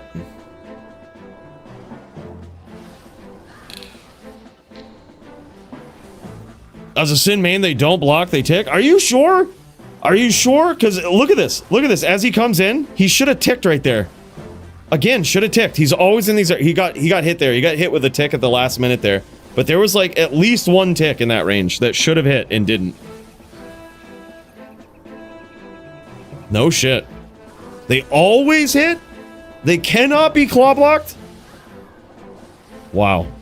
This is news. I need to test this. Because I feel like he's been really close to some of these auras and should have got ticked by him. No shit, weird. Weird, man. Yeah, he got ticked there. That made sense. He was very close. That time he was out of range, hard to tell. In range, in range. Could have been outside of the range of the tick, though. There's another tick. Those, no blocks there. Twice in a row, no blocks. 3 times in a row, no blocks. 4 times in a row, no blocks. I guess. That 4 times in a row, small sample size, but you might be right. Holy shit, and he gets there. Down goes Morpheus. The Crypto Ninja. Very close duel, though. He could have actually ticked him down. He was doing about 30 damage per tick there from the range that he was at. But Moon had about 160 life, so it was going to take a little bit. Yeah, all right, maybe you're right. It looks like he was blocking aura ticks in there, which was very... Yeah, there's some things in weapon block you'll find out if you get into PvP and you jam this. It's the strangest skill. No one really claims to understand what they were thinking when they programmed it, but weapon block is an assassin skill that applies to when you're dual wielding claws. You can just randomly block different attacks. It would make sense to block a zeal or a charge or something physical like that, right? But you can also just block a hammer. You can block a hammer. You can block a blizzard. You can block a meteor. Random shit that just can't be blocked. A bone spear. A bone spirit. You can just randomly block these things. It's very strange. So it's extremely hard. And in D2R, smite. You should not ever be able to block that. It was never the case in LOD. But you can block smite now with weapon block, which is very dumb. Very, very... The Dins need buffs hard, and that ain't helping, alright? But either way, apparently they can't block auras. Apparently that's one that they can't block. I didn't know that.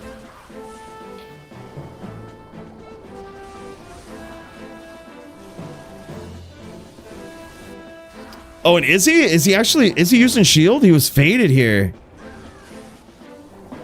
He might be using a shield. Yeah, because his opponent is coming in charging him. Well, then we won't be able to tell if he's... We won't be able to tell then. More testing needed. Wizzy Withstands? Wow. Interesting. Yeah, I couldn't even see that. His character is faded here, so it makes it really hard to see his gear, but I can see it now that you mention it. He's got the dagger up here like this. He's got the shield. Yeah. Interesting choice versus Paladin here, I gotta say, though. Probably not a bad one. Probably not a bad one. He's got the block in there for, it looks like when Crypto Ninja comes in, he smites, but it looks like he could also swing. I thought I saw him swing in one of those close range exchanges. Yeah, see, there it is again. He it might have been a charge. Might have been a charge that he was coming in swinging with, but who knows? That could be big KO damage from that charge. He could be kind of going heavy into it. He's got a variety of attacks here. Yeah, and he can run higher res than normal, true. Yep, because the dual claw sin is limited to, what is it, 80% max res? And if you're not dual claw sin, you're limited to 85. So that can help.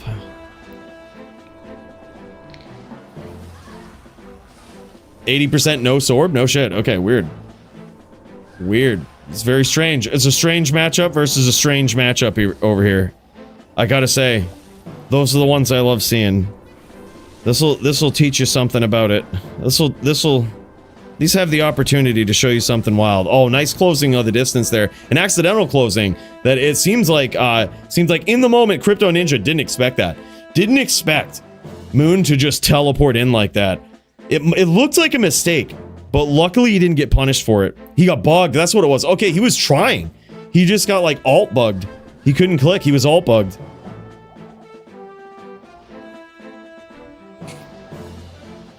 Straight anti-charge aura setup. Yeah, that's crazy. Moon came in prepared for this very, very strange din. And that's the thing though, man, is Crypto Ninja will catch, if you don't understand the build at all, he will flatline you with this thing, dude. Getting in there, landing smites. He's like he's a Vindicator Inquisitor is what he calls it. And it's like half smiter, half Auradin, basically. So he's going to try to close the distance, smite, but also take you down with those auras. I'm sure he has 1 point into FOH too, I think. Would make sense. Certainly here would be a good spot for FOH here.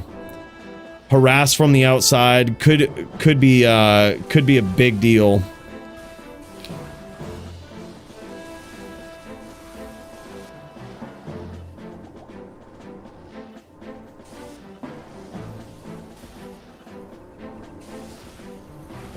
Can confirm, I got O forward. No shit, dude. You need high max res to combat it. He only goes 1 point FOH though, so downside for sure. Yeah. Yeah, I think it's a good harassment, still FOH from the outside, especially if you have conviction. If you have a constant conviction up, you're reducing your opponent's light res. I think it's good. Keeps 2 different res in check. You know, make sure it keeps him guessing, like, what am I going to get hit with? What do I have to prepare for? Maybe they overstack for it.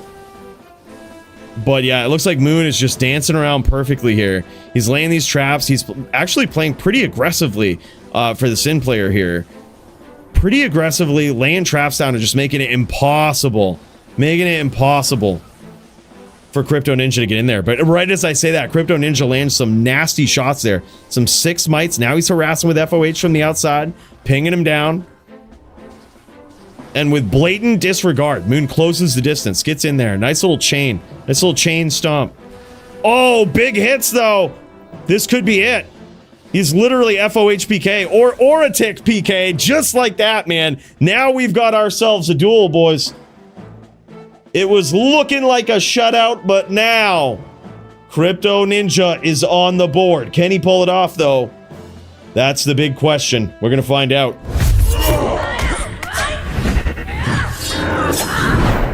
Damn, son. The Sin getting in there, dropping those bows, dropping those traps. That was indeed clean.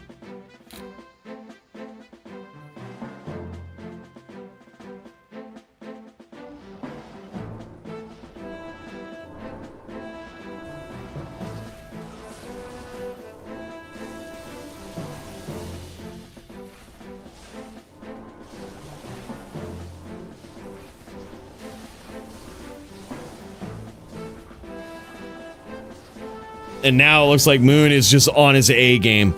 He's staying here. He's not just laying like a 5 stack of traps. What he's doing is he's setting like a wall of traps teleporting in front of that, setting another one, and trying to get Crypto Ninja caught in between them. This is a different strategy than the first couple of rounds. First couple of rounds, he was kind of on chase duty. He was chasing him, maybe doing a little bit of this, leading him back into traps, but now he's legit just trying to make like a pentagram of traps around him and just keep him dueling in it, you know? Keep him fighting in the traps.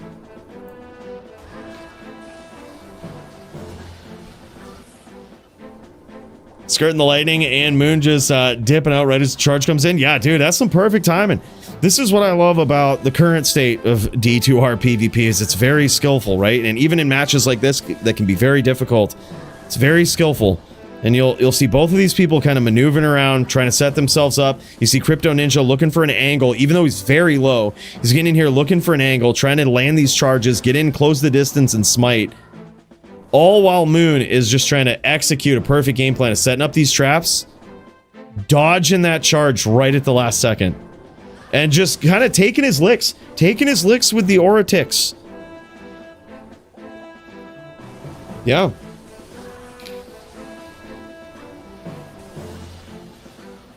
Sin can't claw block aura, I think. All right. He'll trust you. Look, you never know with claw block, all right? I was ready to believe it, and then I saw he wasn't on dual claw.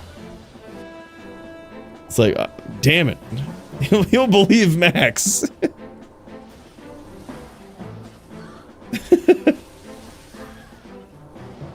Max, indeed, the grandfather of the kick sin, an absolute savage sin player, but South Texas archery noob, Sin Main over here. Don't let the name fool you. Ain't no noob with the sin.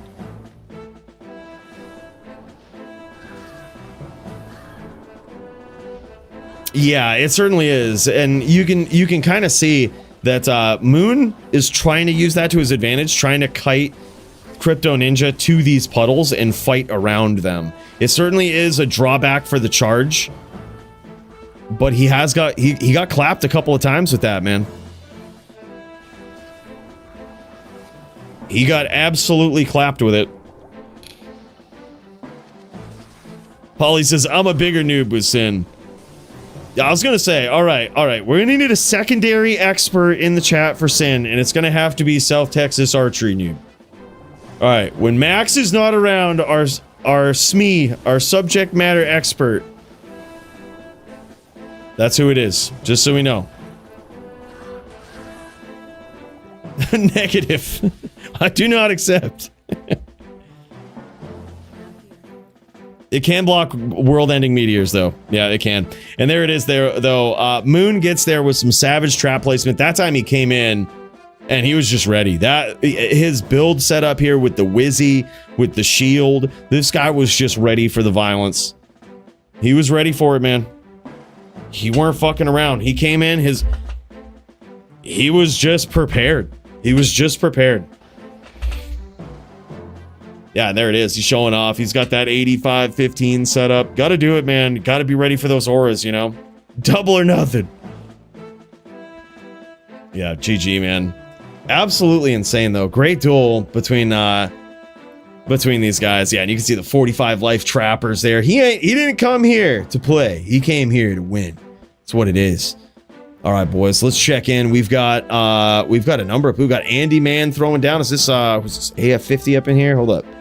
No, this is Alex. Alex is throwing down. Let's pop over. Oh shit. Alex throwing down. This is a melee bout right here. High level melee bout.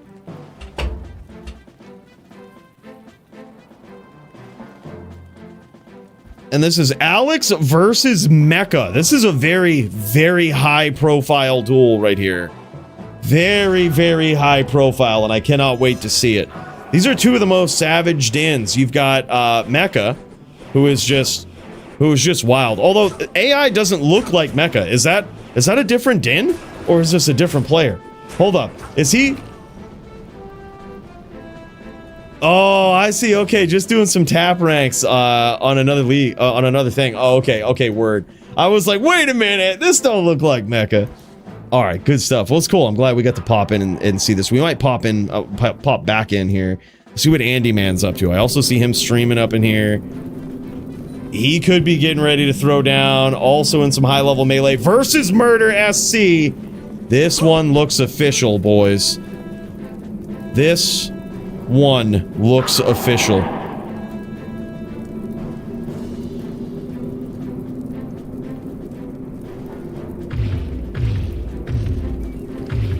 Let's jam it. Murder SC versus the Andy Man. This is Zon v Zon. I think this was from last week, possibly, and these guys weren't able to make it happen or something. Either way, excited to see this. Murder SC is on a very interesting Zon for melee. Very different than what you might expect. And there it is. You see him now morph into bear form. Okay, this is a bear Zon going up against a traditional jab Zon here, which I think is going to be tough for him. But as you might see, if he can land some shots here, they can be pretty devastating from this bear Zon, just like that, man. Claws him down pretty good, and now we have ourselves a duel. What started off pretty solid for Andy Man is now turning around. And Murder SC gets there on the bear Zan. Holy shit, man. Wow. I'm not sure, did we check Tradery, Pope? Is that up or no? I got the mask on. Oh shit. Oh shit. This is about to get real. Let's pop in. Yeah, there it is. You see? Murder certainly didn't come here to fuck around. When Murder puts the mask on, he lays down the slap, and you best be standing out of the way. This guy is on a whole different planet, a whole different level now. Moon is a great one, yeah. Holy shit.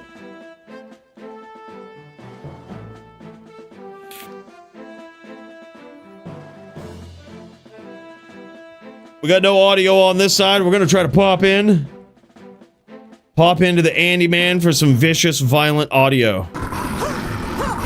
This time, he is pulling ahead. He's pulling ahead rather untouched here in the first part of this round. But you never know, a melee duel ain't over till it's over. But so far, Murder SC has barely connected at all on Andy Man. Not a lick of damage there. The Zon is very interesting, and this applies to both Zon players here. They have a very interesting form of defense that is, that kind of sets them apart from a lot of other melee duelers. Not only do they have the defense, not only do they have the damage reduction, not only do they have the max block that other classes have, but they also have the dodge. This is a random passive skill for the Amazon where they just have a random chance to straight up dodge any attack that would otherwise have hit them. So if you're already talking about maybe a 5% chance of getting in and actually striking through the max block defense or whatnot, reduce that to about a 2.5% chance because of the 50% dodge, right? Or more sometimes. So it's kind of wild. It's a weird defense, but also in bear form, Murder SC enjoys the same luxury of dodge. He can also dodge attacks in bear form, which is kind of wild. He scores a hit there, though. Another big hit. Holy shit. This could be a comeback for Murder SC. He's hoping for it. This could be a comeback for him. From the brink of defeat. And he does it. Holy shit, the bear's on, man. He's now 2-1 versus the Andy Man. That was a comeback from the brink of defeat. Literally so much damage going, piling on top of Murder SC right there. Look at that. He's at a sliver of life. He was at that life total before he started damaging Andy Man. Sometimes that's just that's how the cookie kingdom crumbles. That's how the RNG rolls right there. Holy shit.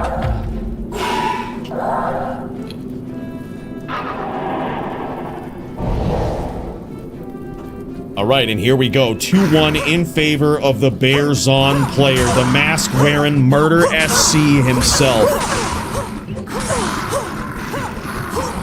Big hits, though, for Andy Man early on in this round.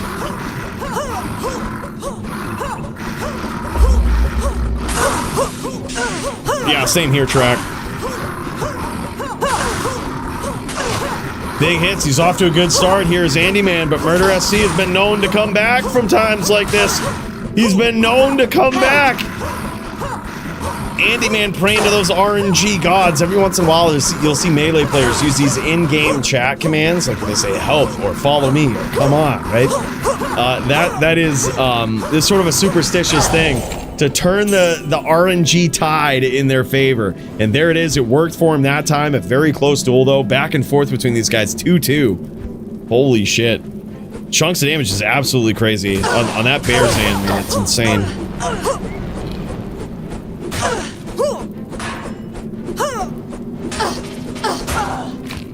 There it is. He takes him down with the CT. Or no, that was unmorphed BOTD, I think. I was bugging for second and third duel, but no excuses. He prepared well for me. Dude, holy shit. You know that Din is scary when he takes it that seriously. Wizzy, shield, stacking up that res, dude, to fight those auras. He was taking it serious, man. That right there is a compliment in and of itself. That Din is a threat, bro. Good duel, though, Crypto Ninja. That was so cool to see. I love seeing that Din. It's just so unique and so different. Doesn't teleport around a lot like many other characters. It's just it's a sight to see in the Bloodborne, man. Nicely done. And there it is. Murder SC advances to 3-2, I believe. 3-2. In this epic Zon v Zon showdown. Yeah, I think it's 3-2.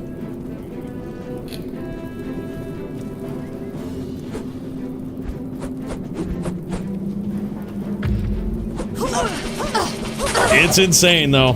Back and forth between these guys. I'm surprised it's this close.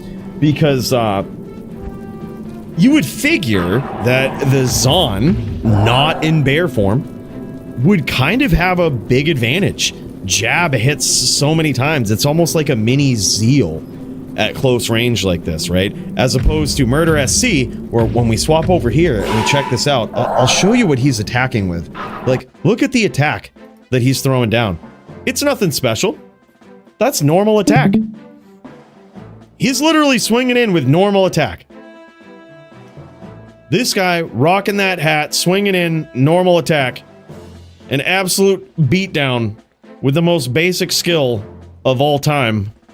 And as you can see here, he can do some damage with it. Boom, big chunk there.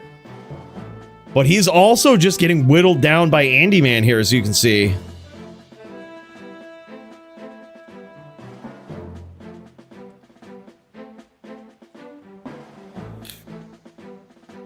This is a nail biter. This round could go either way. Murder SC gets there from literally 1 life. Look at this. This guy, literal 1. Best way to start your day equals DFC. Love to watch, or in my case, hear Cosm driving to work. These duelers showcase their thing in the arena. BTW, has anyone tried Warlock in PvP? Hell yeah, man. We had some duels earlier, and it's interesting. Certainly going to be OP as people figure it out. You can just tell. It's just going to be so busted. But yeah, we definitely had some duels earlier, and it's cool. It's definitely new. It's unique. I'm looking forward to learning more about it, playing it. I'm already tokening my build and, you know, trying out different PvP strats with it, man. It's pretty crazy. But big cheers, Aura. Thank you so much, man. I hope you enjoy on the ride to work. Wild, man. It's crazy. What a time it is to be alive in, you know, in the age of D2R. What a time it is to be alive. Andy Man versus Murder SC. Murder SC pulls ahead, I think 4-2 now is the score.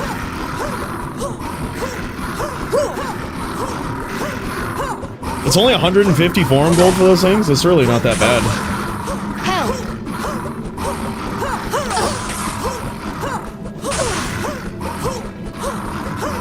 Holy shit, boys, and down he goes again. Murder SC advances to 5-2, I believe.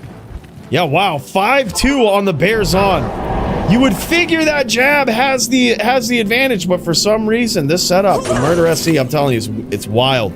And he literally survived from 1 there again. So while Murder SC might be pulling ahead here, don't get it twisted. These rounds are extremely close, with Murder SC going right down to 1. Yeah, exactly. So crazy to have an update after so long, man. New class and everything. Sprung right on us too, man. I fully planned yesterday on firing it up, listening to the dev stream, and just having a great day after that, being like, awesome, can't wait for the changes. And then they just sprung a whole expansion on us. And I'm like, all right, I streamed for like 14 hours yesterday. It was crazy, man. It was wild. That was the last thing I ever expected.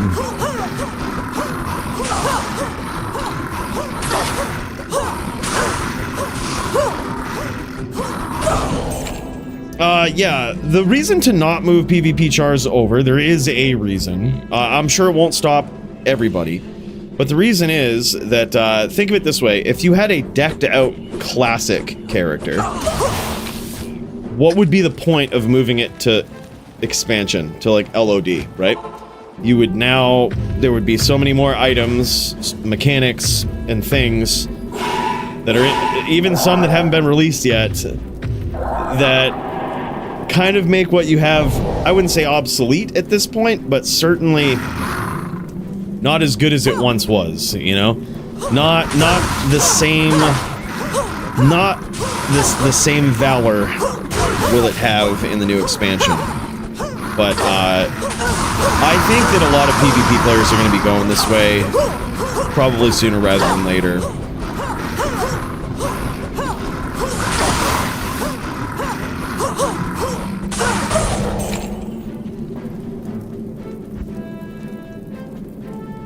Yeah, but that's what I mean. I'm making an analogy, Blood Pancake. So, like, imagine you have a classic character and you bring it to expansion, right? The analogy is, it's basically the same as bringing a current, like, LOD character to this new expansion, right? Like, you have already a decked out character that isn't gonna change. You have everything, nothing's changing, no plans to fuck the game into a whole different direction, right? It's decked out, it's perfect.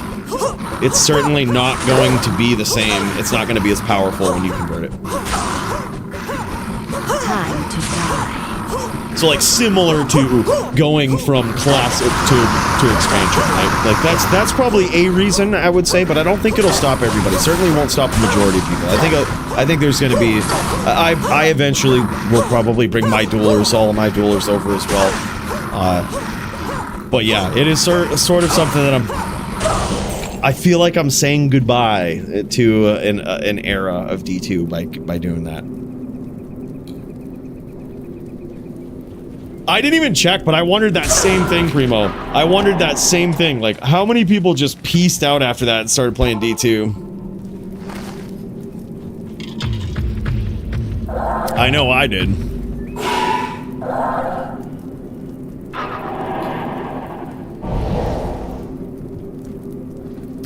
Alright, this epic melee showdown here. So far, Murder SC has come out with a pretty dominant lead with this bears on.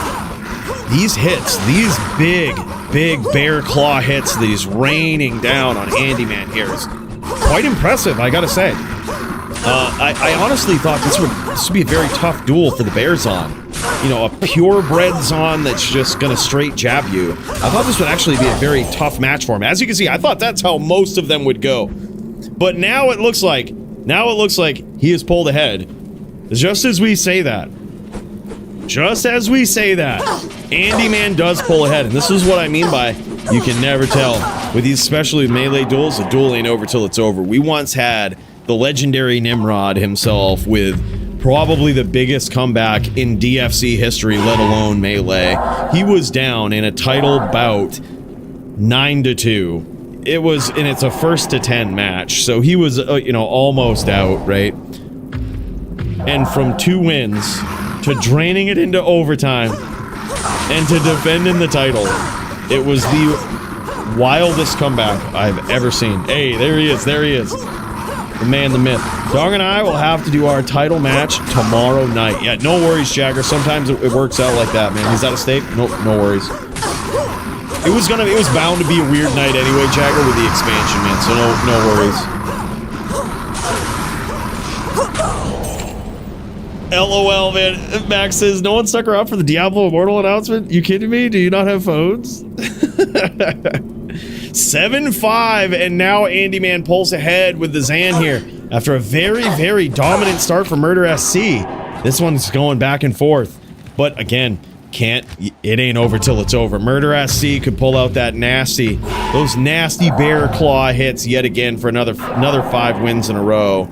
And just turn the tide of this.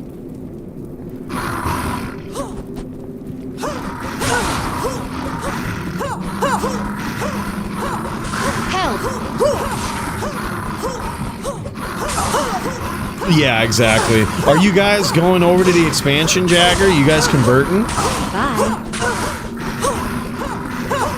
Yeah, we definitely are. We're definitely on a different timeline. Big hits, this one could go either way. Andy Man very low here. A sliver of life. Holy shit, and he comes back. Somehow he gets there. I thought for sure he was out. And Murder says, damn it. Yeah, that was so close. That's a demoralizing loss right there. Because you have them a sliver of life. A sliver of life. You've done all the work. They are just literally one nick away. You could sneeze on them. And if they don't block it, they're done. That's demoralizing. You do all the work. You get so close. And you just can't land that final hit. I feel for him. Murder SC, savage.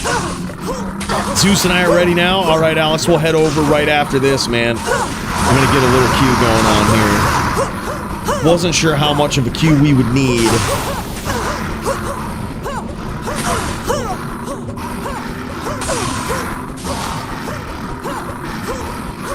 Foos and Ja put in the queue. All right, good stuff, man. Foos v Ja. Then we've got not necessarily in this order, but we've got Zeus, the Mecca, and Alex. Mecca v Alex. GG. Yeah, we'll cut over to that after this, man. That one's gonna be sick. Another epic melee match between two Savage Din players, or Alex might be on the Zan. You never know. You never know. He has the option tonight. I think he's been going big on that Din though. Alex be going big on that Din. Yeah, so Q right now is just looking like Mecca, Alex, Foos, Ja. So we do get to see the HLD title bout of the evening.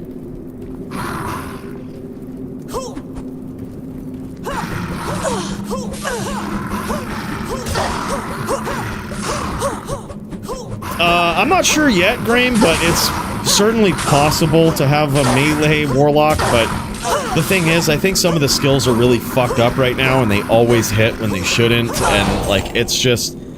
The class, I think, was designed to be broken and to dial itself back in later. It's basically a mosaic sin without being a... without needing necessarily any specific item to be... so, yeah, it'll probably have to get dialed in one way or another. But GG, man, holy shit. That was a big crawl back from the jaws of defeat there early on from Andy Man. And now these guys show off their savage gear here. Love to see this, man. This is a melee dueling format. These guys stand toe-to-toe. It's the click and hold format, right? And this is the gear that these guys rock for such duels. And some of it very similar, even though these guys are playing on totally different builds. Really, the weapon being different, and maybe the gloves as well, but possibly not. We'll see here. Both of these guys rocking Fortitude. Look at this helm. 2 open socket, 2 Zon Viso helm with 2 4015s in it. Some nice passive crushing blow IAS gloves with stats. Those things are insane. Some of my favorite melee gloves ever. Murder SC has right there. Those things are just so beautiful. Then, of course, the Dungos. Both of these guys rocking Dungos. Murder SC going in on the Angelics for the big AR. I like that. I like that. Zons don't typically have a lot of defense to get through, but it's like, what else are you doing in that slot, you know? It's a weird slot to be in. And look at this. Interesting amulet. 2 to Zon skills. Increased chance of blocking. Big boost to strength. That is a very unique melee amulet. I've never seen that before. And there it is. This is a one-socket Zan helm right there, but some insane stats and very similar gloves between those guys. I figured they might have similar gloves, actually. The more I thought about it, I'm like, yeah, it's got to be the case. And look at that dual stat AR life melee ring right there. That's just perfect. That's all the stats you're looking for, and you're looking for the max rolls of all of them. 40-15 in the storm shield. A beautiful 40-14 dungos there. Missing that 1% DR, but you see the AR lifer small charms. You see the 10 max AR lifer grand charms. Those are just beautiful. And those jabs don't rep, but they're allowed because they can be repped with a wow, look at this. They can be repped with the use of a barbarian. So we allow them. And look at that, 31k, almost 32k AR. That's insane. Defense, though, only like 2k. When he procs Fort, it might get to 10, but still really not huge. The Zons don't have a lot of defense until Fort procs is really what it is. But all right, boys, let's kick over. We've got ourselves another epic melee match of the evening. These guys throwing down. It looks like Alex versus Mecca in some Din v Din violence, boys, in the DFC Melee division. Let's get ready for it. Holy shit. Cue up the Din violence, man. These guys about ready to throw down. It's gonna be a violent night. A holy one, but a violent one. And down goes the challenger as Zeus, aka Mecca. He tries to assert his dominance over Alex's Din here in the inner cloister to show how he has climbed up the charts over time and taken this Din to new heights. Smiticus is Alex's Din here. This guy is absolutely insane, but by the skin of his teeth, Mecca gets there. Literal one. Literal one.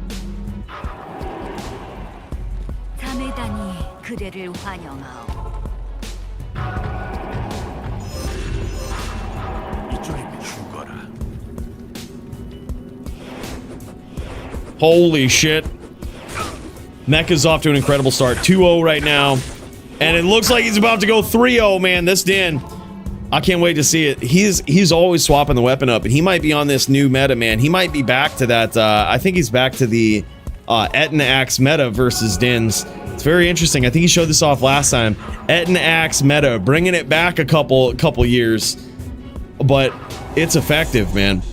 Yeah, we've seen some Warlock fights. We're going to see as many as we can. Not everybody is on the expansion right now. It will probably inevitably happen, but for right now, I think people are cautiously tiptoeing towards it with their already decked out pre-expansion characters. Makes sense. And there it is, man. Alex gets on the board. He says, even a blind squirrel finds nuts every once in a while.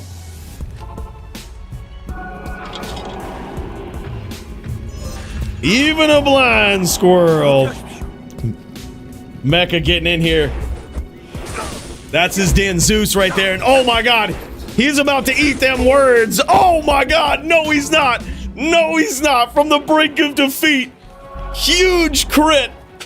Huge crit. And down goes Alex. Alex thought he had that one. He thought he had it in the bag. And so did I, really. As these guys throw down for the next round here. And there it is, Alex with some big hits again. Getting back on the board, now 4-2 in this Zeal v Zeal, Din v Din showdown. Yeah, oh yeah, he definitely has, man. Mecca's got some savage gear. How is Warlocks faring versus the meta? They're extremely broken, but here's the thing. The Warlock is... Not a lot of Warlock players have decked out gear yet. So, like... With the most basic budget gear, they're like contending with some of the most savage decked out characters. They're gonna be pretty broken. They're gonna be pretty broken. There's some skills I don't even understand yet. Like, I'm still learning it. I just tokened my build because I figured out there was another cool build that I want to try out, and it's like, there's gonna be a lot of that probably over the next week. Where we're just trying things out, figuring it out, trying to perfect things. Cinematic zoom in there for Zeus, and it pays off. Gets him that win from the brink of defeat. Now 6-2 in the favor of Mecca, aka the Zeus. Stony and I are ready. All right, bro, we'll throw you in there, man.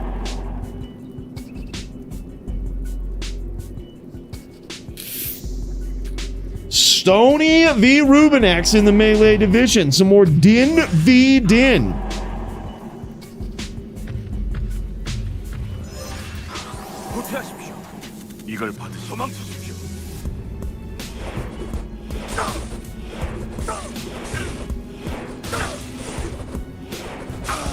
Epic one here, and holy shit, man, Mecca is just showing the absolute dominance on the stand. 2-7 right now. And Alex, I gotta say, don't let this current score dictate your opinion of this guy, because he is also a savage melee player. But sometimes, man, I don't know what these guys do, but they have jammed so many melee Din v Din Zealot matches. They just know the smallest tweaks that they can make in their build and how much it makes a huge difference. And I think that's really what Mecca has done here. Like, look at this. Huge crits, works his opponent down, and now it's 8-2. Absolutely brutal. I feel you, man. This is insane.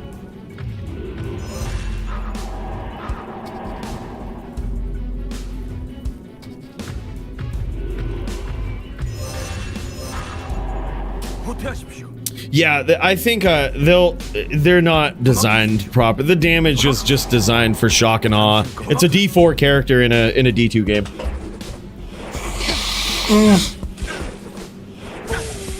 Holy shit, man. Alex might make a comeback here. It's now 3-8. Yeah, it's the damage numbers are like from Diablo 4. Is basically what it is. The damage is just too much. Kind of all around.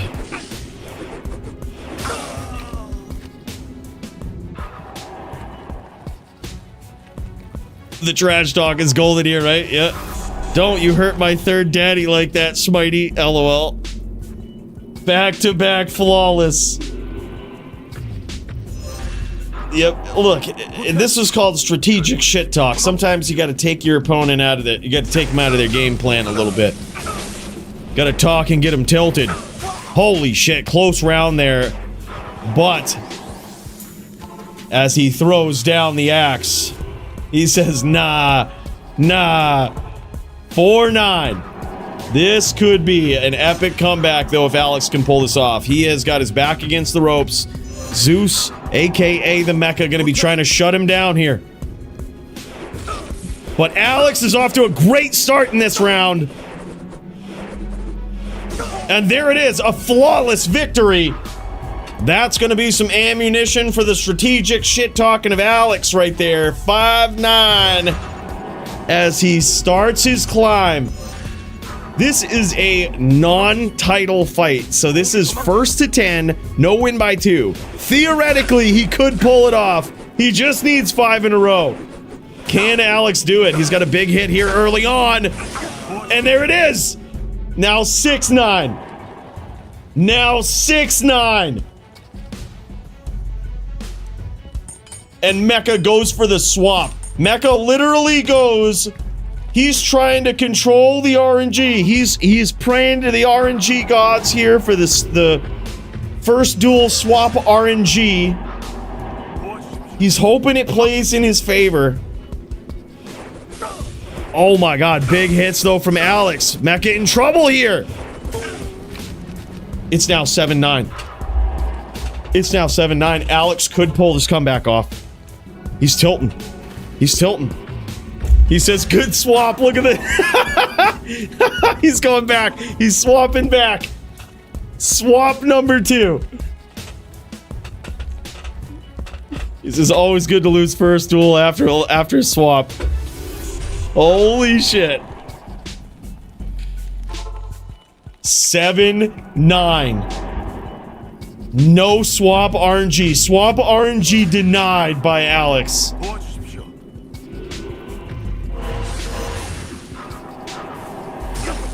Ooh! Ooh! What is this?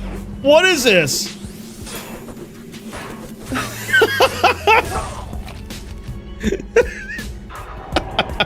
Clearing bow.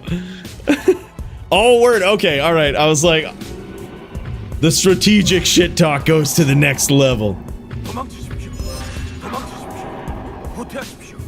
All right, and here we go, man. It's 7-9. Will Alex get there? Big hits for Mecca right off the rip here, and Alex is in trouble early. But he comes back, and now it's 8-9. It is 8-9. Oh my god, bros. Alex looking to pull this off. Jewel Van and GoGators? Oh shit, yeah, we'll throw you in there, man. Hell yeah, I can't wait to see that one. Queue isn't too long right now. It's we've got Foos v Joss, Stony v Rubenex, and then Jewel Van GoGators. That's what it's looking like, and holy shit, man. Oh man, and Mecca gets there. The Zeus comes out victorious by the skin of his teeth, almost, after a huge comeback from Alex as he does his victory battle cry over here. Holy shit. That was insane. Look, Mecca might have won it, but the crowd was cheering for Alex on that comeback. Holy shit. He goes, next time we go in NT.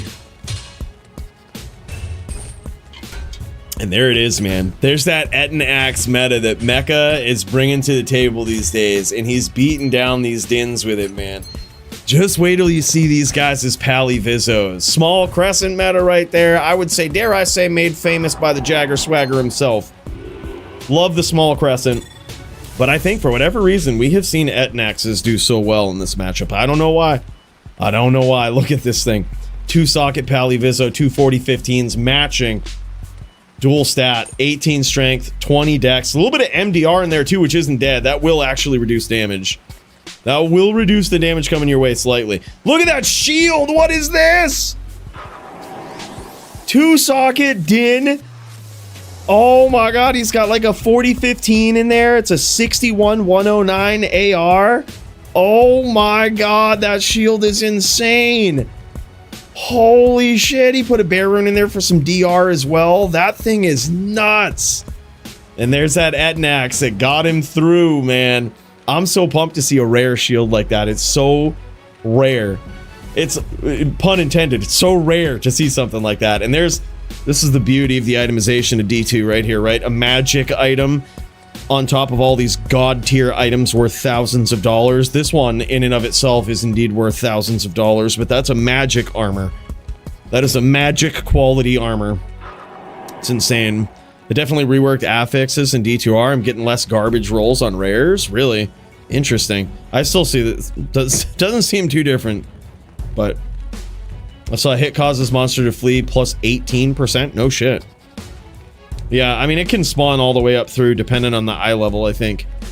But yeah, weird. Weird. I wonder if we get like official patch notes of that, if they did anything. If and only if they did anything. Wonder if we'll know. That's crazy. Almost a big comeback there, though. Great duel between those guys, man. I gotta say, that was a good one. That was a real good one. Let's cut over to Foos v Ja in the HLD title bout of the evening. These guys ready to throw down to try to take the gold.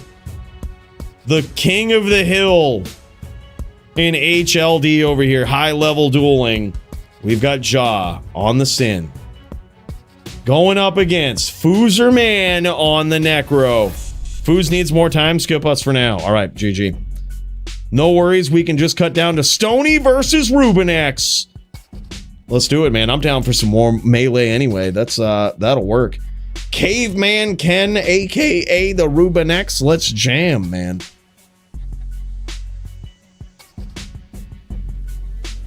Holy shit. Mucha's definitely interested in those boots, huh? Holy shit. Holy shit.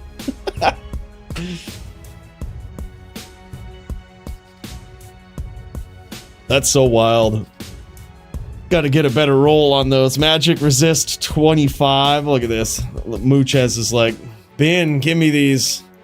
Give me these things. Look at this, dude. Look at this. Whew. Hey, fucking Trackamp's got them new boots, baby. He ain't messing around. All right, here we go.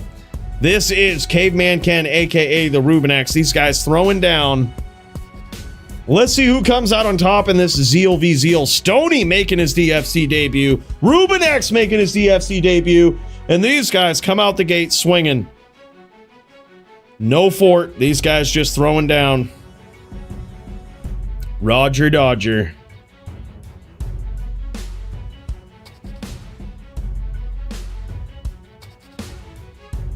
Holy shit, boys. How is this one gonna go? Only one man can come out on top, and this has got a lot on the line. The first duel right out the gate for these guys. Both of them throwing down. And here it is. Holy shit, Rubenex coming out with some big damage early. Holy shit, dude. But somehow, Stony survives, comes out on top, sends a big message right off the rip. It's now 1-0 in Stony's favor. This is nuts, man. Zeal v Zeal, like the good old days of 09. This shit is wild.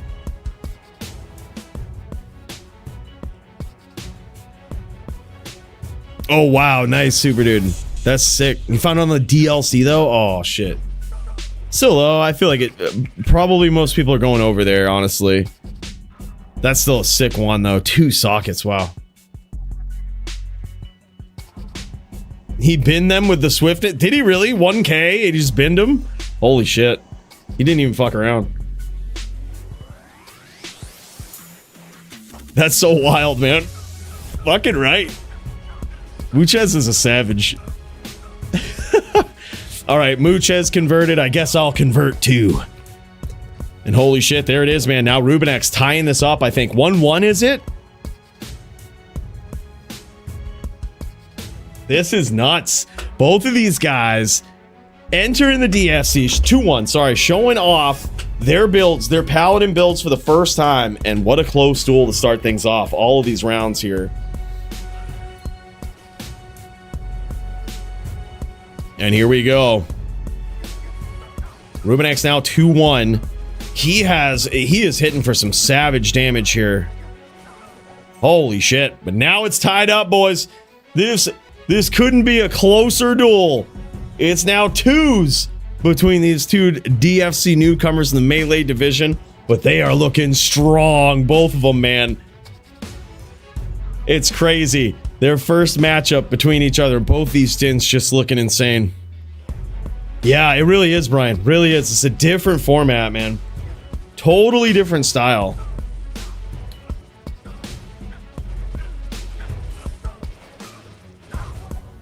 And down goes Stony. Now 3-2 in favor of Rubenex. All you gotta do is just be in the Discord and watch out for the announcements. We likely will take off next week for the DFC because there's gonna be a ladder reset. So we're gonna take it off. I also have a lot of shit to do, as I'm sure you guys know. We almost canceled this one, but I was like, it's gonna be a long time before we have a DFC if we don't do it this week. There's so much stuff, man. As someone in my spot, there's a lot of learning to do, not only just for content, but we have shit to figure out for the PvP community, right? Like, there's so much changes, it's overwhelming. I'm just trying to take it one stride at a time, but it's tough, man. There's a lot. It was sprung on me, man, just like it was you guys. None of us expected this. Looks a little gay, Slim Dizzy. Looks a little gay. Not gonna lie. Looks like me and the Warlock probably don't play for the same team, if you know what I mean. But other than that, it's very flagrant. It's very showy. Yeah. What about you? What do you think? Think it's a good stance? You think they ought to give you some options there, or yeah. It's a confident one.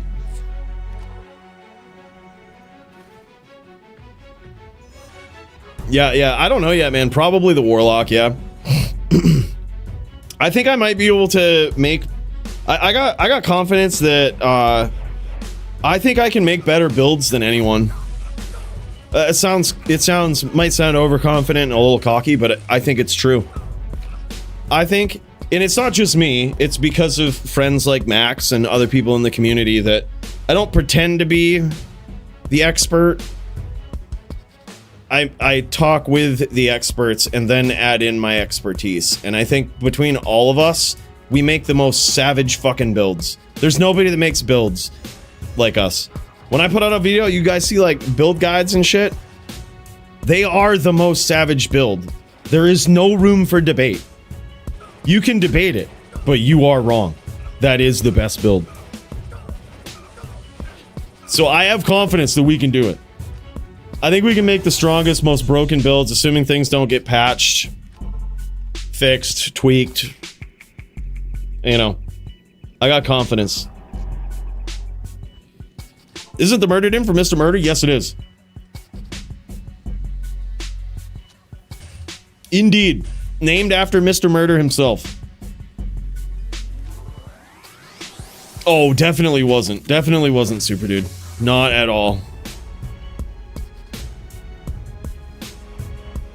And honestly, I feel the same way though, Big Lawn Gnome. I feel like they brought in the purple because it makes it stand out. And you can definitely tell, okay, this is the Warlock. It totally makes sense. Holy shit though. This is a big comeback for Stony. Now 7-4 in his favor. After what started off as a back and forth, he has pulled ahead with a pretty... Oh, is it 5? Wait, 5-6? Never mind. I had the count wrong. It is actually still very close. It is actually still back and forth between these guys. And there it is. Now 7-5 in favor of Rubenex, I believe. Holy shit. It's still pretty close. As you guys know, it ain't over till it's over. Let's pop back over to Rubenex's point of view here, see how it's looking on this din. This guy making one hell of a DFC debut here tonight. This is absolutely wild. These guys getting violent. The din violence has commenced. And man, is it getting sweaty in here. Holy shit, and down he goes. It's back and forth between these guys.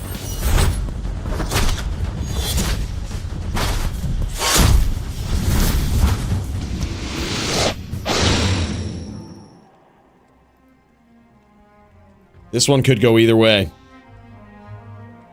So far, Rubenex might have the lead, but he is... Looks like Rubenex is going to the stash. He's going to make a swap here. He's going to make a swap. He's got a concoction of large charms, grand charms, small charms. Oh, wow. Look at that. Those are actually some really nice charms. He's got a skiller up in there, probably to help him hit an IES breakpoint. I can imagine, help him get that level 27 Fanat, I would guess. And he also has some AR life on that Grand Charm. The benefit to doing that is that you get way more AR on a Grand Charm like that than you would with 3 3620s, like 36 AR 20 life charms stacked up to each other. So that's why he went with that option. And there's also, believe it or not, a benefit to having a large charm in melee. You can get 6 max damage, 48 AR, and 35 life max roll on a large charm, which will give you about a 20% bonus per capita, right? Per spot there of AR. So people use those large charms when you see that, just try to boost up their AR a bit. But it does come at the cost of a little bit of life. And there it is. Holy shit, man. The swap didn't work for him that time. But that's okay. He's off to a pretty dominant lead here. I think it's 7-7. Yeah, I was going to say, I thought it was 7-7. DD and Jits, got you, bro. DD and Jits, we're throwing you in there. This is what it's looking like. We've just got Stony and Rubenex right here, but then after this, we're going to check in with Foo's Jaw. Foo's Jaw, Jewel Van and GoGators, and then DD. DD, the championship bout of LLD. Looking pretty clean, man. That's not bad at all. DD versus the Jits. That one's going to be... Whew, man. Zan v Din. I think that one's going to be some high pressure, man.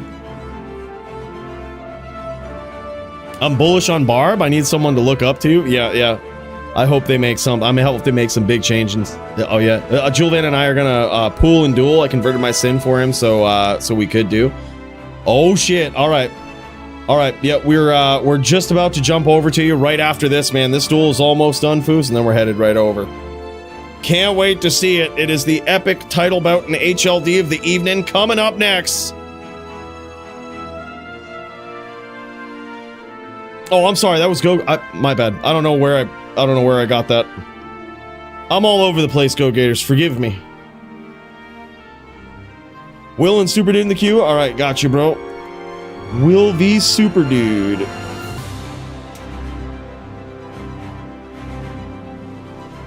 All right. Well, if GoGators and Jewel Van are starting it up, maybe we'll pop in there after. Maybe we'll pop into Jewel Van v GoGators. It is good to have GoGators back. These guys converting their characters for one another. Just wow, what a good guy. GoGators converting. We're probably headed that way anyway, GoGators. Just how it is, man. You gotta change with the times, you know? Let him go. Foo's still not ready yet? Alright, thank you. Yeah, Jewel Van GoGators is next then. We'll pop into that. 8-9. Holy shit, man. 8-9. I think in favor of... I don't know. We're gonna find out. I've lost count. I was checking the chat. I've lost count. The fans want to see Superdude's crazy necro? Oh, I can't wait. I can't wait, man. Holy shit. Big hits here. Stony. Stony might have pulled ahead. 9s. Oh my god. It is back and forth. This one, it comes down to this. And so it comes down to this very round, boys. How's it gonna go? Do we got to swap? A last-minute swap here? Holy shit, man. How will this one shake out? We're about to find out, boys. Stony versus Rubenex and both of their DFC debuts. It's getting real. And the final round, 9-9, between these epic, savage, sweaty dins coming in here.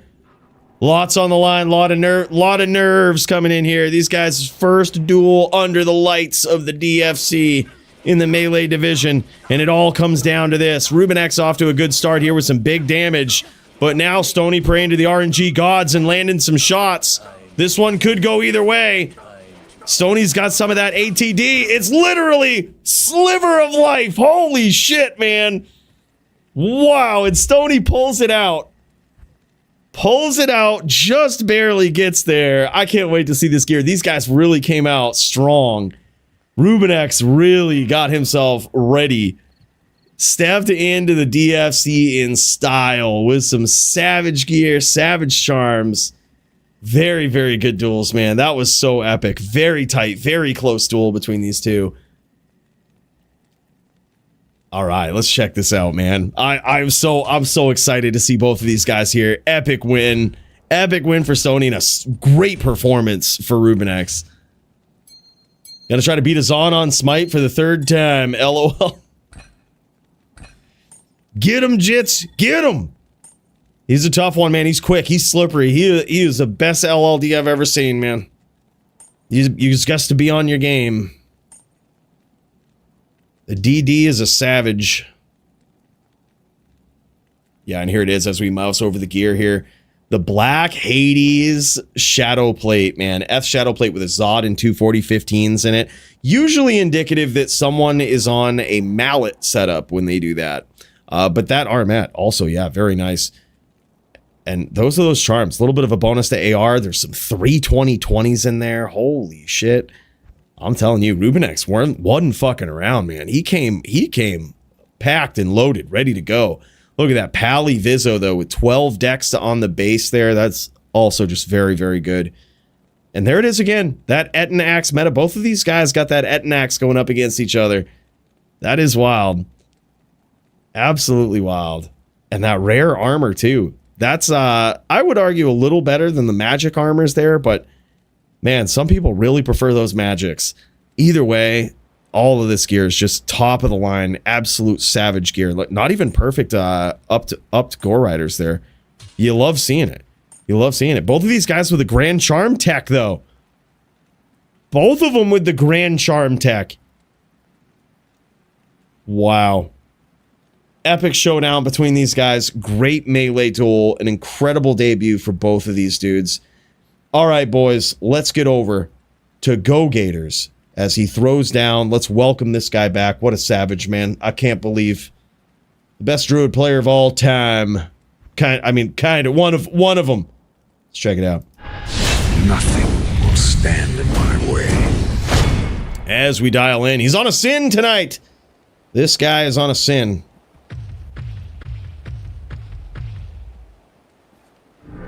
We've got GoGators versus Julvan, I believe. Let's see, is Julvan on... He's on a barb. All right. He converted his barb. He brought it over. He brought it over. This is the showdown. This is the throwdown. And GoGators converted his sin just so that these guys could have a duel. But it's certainly going to be a tough one.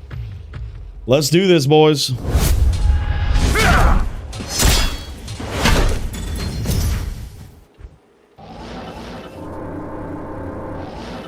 And here we go. The traps come out. Kratos, aka Julvan. This guy is very good. He could surprise you on a barb. If you underestimate this guy, it might be the last thing you do in the Bloodmoor. But look at this. This is the GoGators we all know and love, right? Look at this guy. So quick at those name locks. Coming in, laying the traps, and not allowing Julvan any time. This is what makes the difference between a really good Sin player and an average one, right? And this is where, look at how quickly GoGators looks to grab that name lock and immediately mind blast the barb. You have to be quick, you have to be accurate, but if you can pull that off so consistently, man, it puts him in a bad spot. It puts those barbs in a spot where they go to try to telestomp you, but they're getting stunned. And then they end up taking big hits from those traps just like that. GoGators is an absolute savage. And he's always looking for it. Foos and Jaw will be ready after this match. All right, GG. Can't wait to see it, man.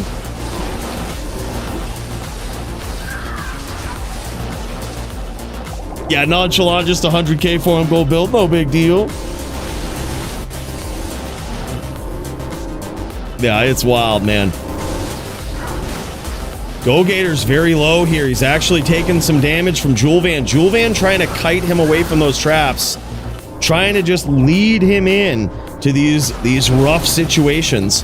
And as you can see here, this is a dance of death right here between these guys. Both of them are very low. The strategy for the barbarian player is you would think that as a barb, you know, there's this common misunderstanding. You just got to get in there. You got to throw all caution to the wind. Nah, man, you got to be a smart player, right? And that's exactly what Julvan is. He is patient, right? He's not going to sit there and jump into your traps and start engaging you. He's gonna leap around the outside. He's gonna circle around you a little bit. He's gonna try to get you to move, get you to place your traps somewhere, get you to split them up a little bit. And then when you do, he's gonna try to take his licks, right? He's gonna try to get up in there, land some shots. And then just like that, that was a perfectly executed game plan there from GoGators. He's going to try to do just that. If you're on a pro level like this guy is, he's not only going to try to lay those traps in the most inconvenient positions for his opponent to always make sure that he can just telly into him and light him up with traps. But the other key factor to him landing so much savagery here is his ability to get in, grab a name lock very quickly, very skillfully, and hold down that mind blast, right?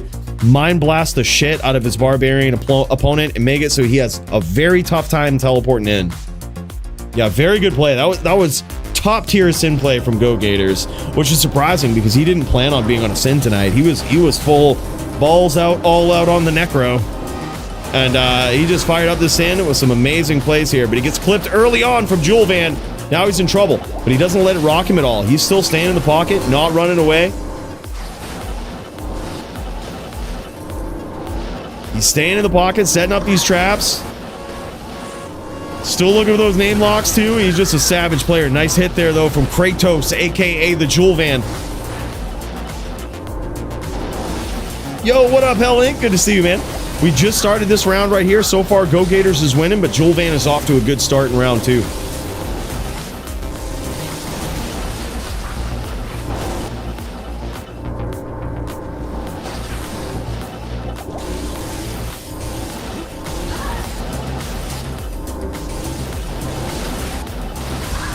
Oh, big hits again from Julvan. GoGators in trouble. Nice lock from Julvan. That was very sneaky. What he did there was he probably throw locked. He probably got a throw lock as he came down with that leap, and it threw GoGators off. I don't think he knew that he had that lock. He closed the distance. Luckily, GoGators was able to get out before he took any damage, but Julvan caught up to him, man. That was some big damage right there. And now it's 1-1. Now it's tied. That's a big win. That's a big round win right there for Julvan. GoGators is a scary, scary opponent. Previous champ, this guy took the Druid to all new heights. Heights thought once impossible on the Wind Druid. This guy took it there. Arguably, one might say the best Wind Druid player of all time. It's probably up in the air between him and Dio. But this guy is just a savage. He is one of the greats. We're now watching one of the greats.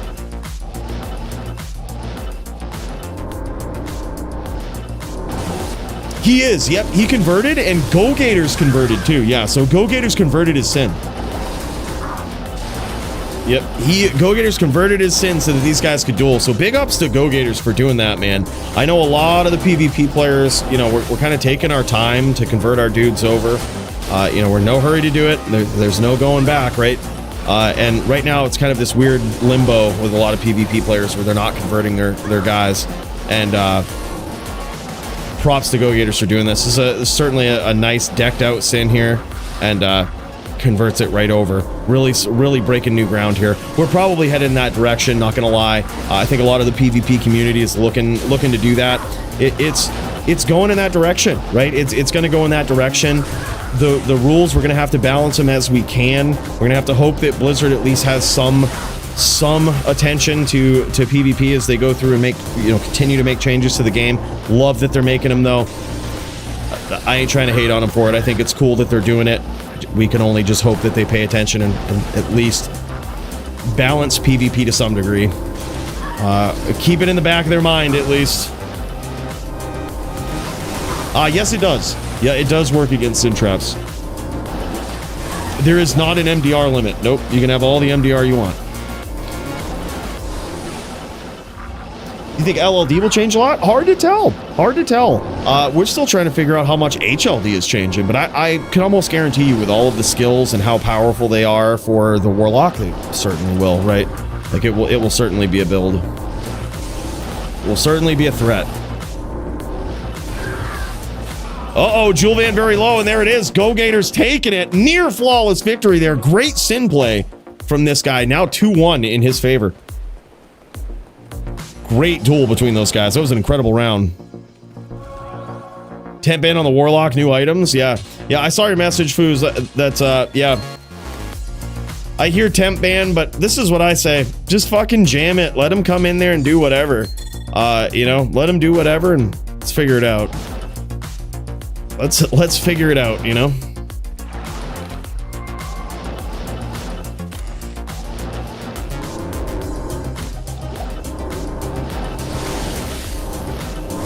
I'll be playing Warlock only. Good luck, everyone, right? Yeah, dude. Hey, fuck it, man. Jam it. That's what I say. If you play the Warlock and nobody can beat it, then we go from there. That's usually how we work in the DFC. We've never seen a new class be entered into the mix before. We have seen wild changes and wild different builds come in, but it's always been the sentiment of DFC is if it's broken, show me. And just because a matchup is lopsided right away, that doesn't necessarily mean it's broken. It could just be a bad matchup that we don't know. We haven't had a lot of data to study the Warlock. But we will in the DFC. I don't think we're really going to throw in a lot of restrictions. I think we're just going to say, yep, run it, fuck it, do whatever.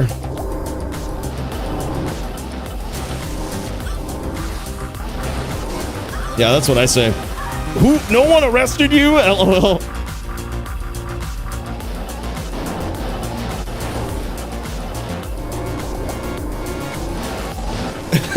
Yeah, Warlock doing more damage in an AoE than in range than a charger is wrong. Completely unbiased opinion again. Yeah, well, I agree though.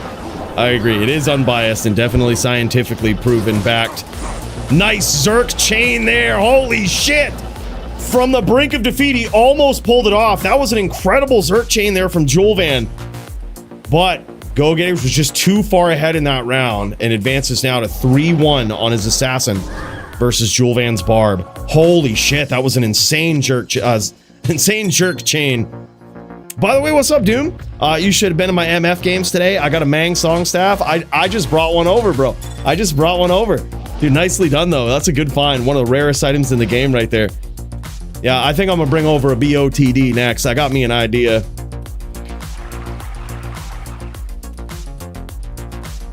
Jaw vs. Foo's ready whenever. All right, we'll cut over right after this, bro. Can't wait to see it. Trap v Druid Mirror. All right, GG. Trap v Druid Mirror. We don't get to see that one a lot. I'm actually pretty excited about it. Found the new helm, posting to DFC chat. Sick, man. I found one of those earlier too, dude. I love the graphic on it. Love the graphic. I gotta find me those boots, though. I think there's only so many places you can find them. I think they're gonna be as rare as the Trang belt. Super rare set item.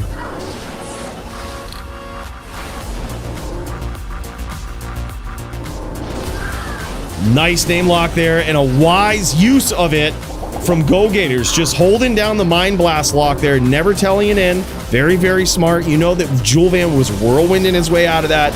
Never a smart idea to try to get in there and whirlwind away from it. And look at that. Because of GoGators' speed at grabbing that lock, Julvan was unable to teleport in. And even right there, gets stunned out of his teleport. That was incredible. That's got to feel so frustrating. So frustrating for Julvan. But that is just... That is the skill. That is the skill of GoGators. This guy is an absolute pro. If Diablo 2 PvP was an esport, this guy would be at the top of the ranks, an absolute legend. I mean, let's be real, with DFC it is, right, boys? It is. Lockhand and I are ready. Got you, Nim. We'll throw you in there, bro.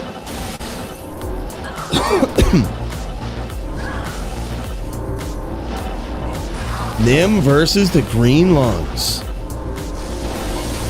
Hell yeah. And there it is. GoGators takes a big hit from Julvan. Julvan not letting that get to him, man. He was getting pieced up by that Mind Blast and that insane trap placement, the beginning part of this duel. He's not letting it get to him.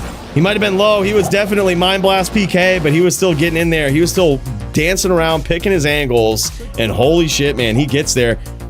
Great duel. Thank you so much, GoGators, for converting to expansion for this duel. I think that's epic, man. I think that's awesome. Big shout out to you. Don't worry, we're probably all close behind you.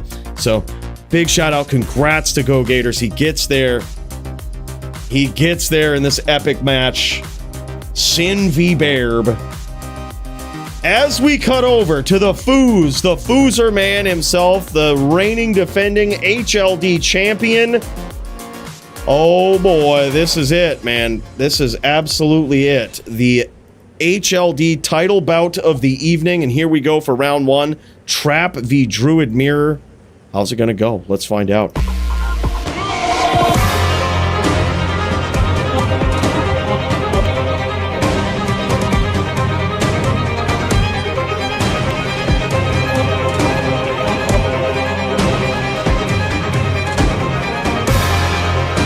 In this corner, we've got newly crowned, reigning, defending, returning HLD DFC champion, the Foozer Man. This guy is absolutely savage on a Wind Druid, as you can see. Closes the distance, immediately gets these name locks, goes for the stomp, and it's just constant pressure. Something that you certainly wouldn't expect from the Druid in this matchup. That's what Foozer Man can pull off. Usually, the Sin player having that range, they will wait for the Druid to come in, but usually they don't come in like a bat out of hell. The Foozer Man will, though, and this sort of aggression is something that is very hard for trap Sins to duel against. You push them out of their traps, you get them, you rock them a little bit, and sometimes it can be hard for them to reset. Nice hits there, though. That time, GoGators, Foozer Man landed some nasty hits. Those NATOs are landing.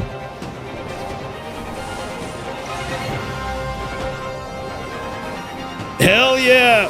That's what he says. Let's go, Foos! He's an absolute legend, man. This guy decided one day, he joined back up in the DFC and said it's time to take this entire HLD division down.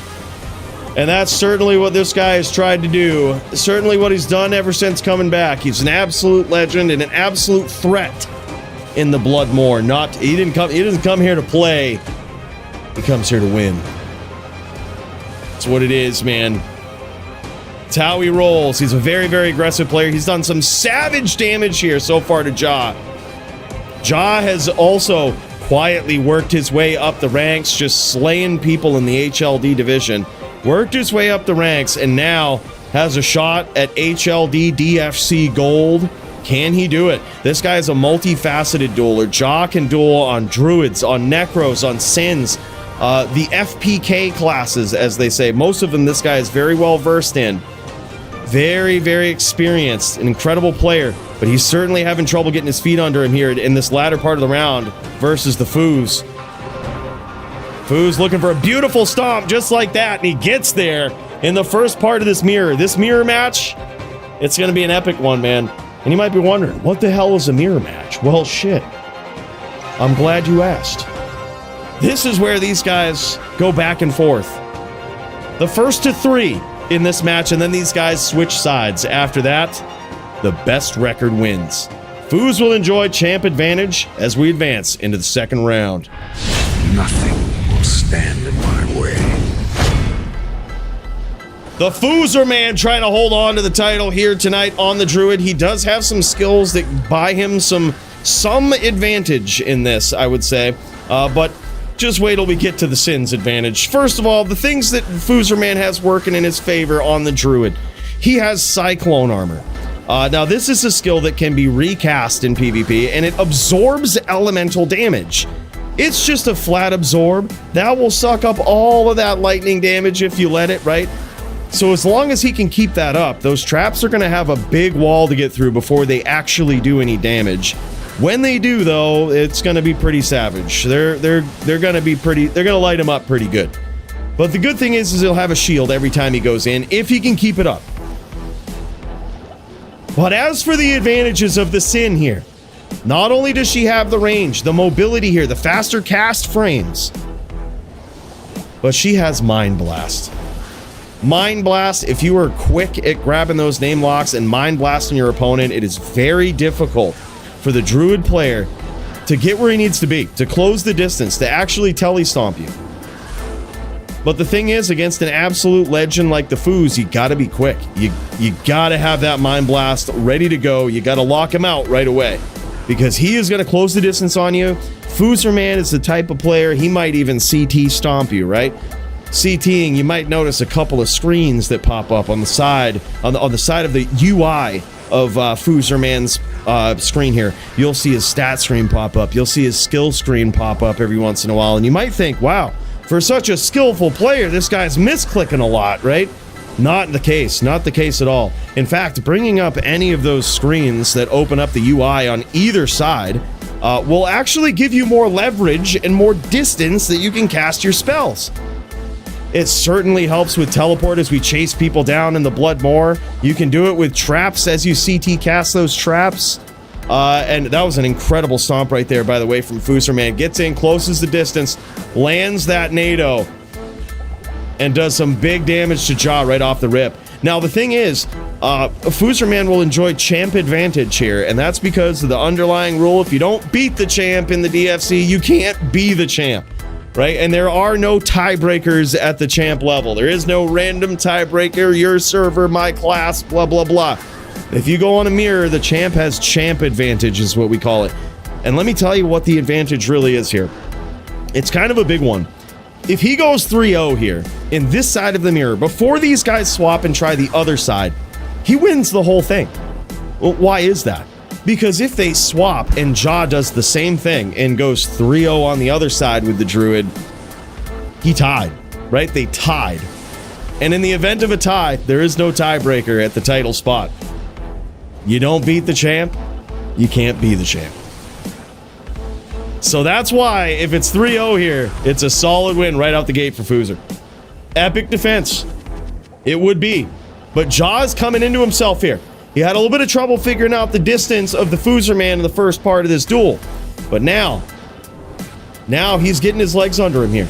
He's using the distance of these traps. Really, really keeping a lot of space between him and the foos. Biggest advantage is the marshmallows. Yeah, that too.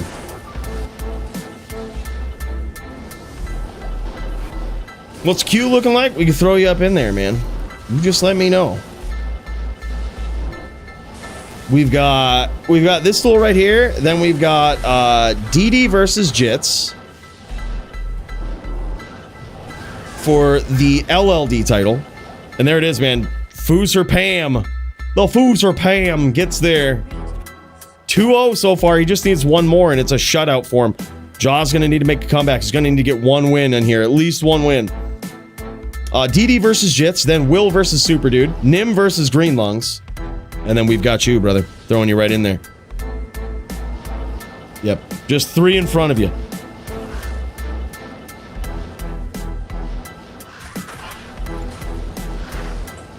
No, we have not done any bannings of anything. Though, I don't know where people are getting this from. Like, it is a broken class, yes. And it's not banned. You can do whatever. Do whatever. Get up in there. Jam it. By the way, welcome in, Wolfie. Good to see you, man.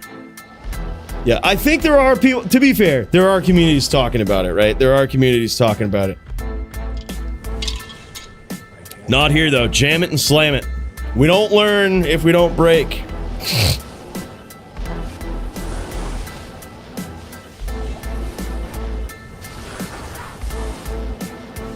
Yeah, it really is, man. It's pretty busted. It's probably going to be really busted, but it's all right.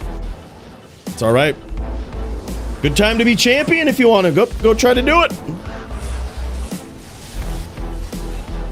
Turn this into the WFC, the Warlock Fighting Championship.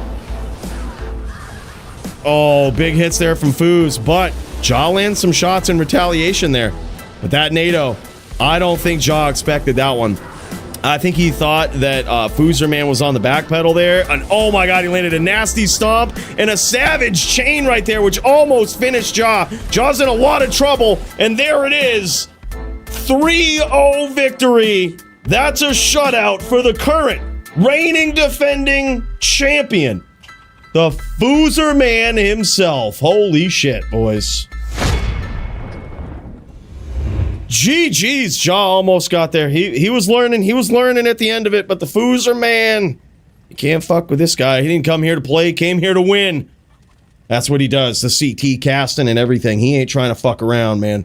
He's trying to get up in there. All right, let's cut over to DD versus Jits. You know what it is. This is the LLD title bout of the evening. This is for all the marbles. Jits the Charger, DD the Zan. Who's gonna take it? Let's find out.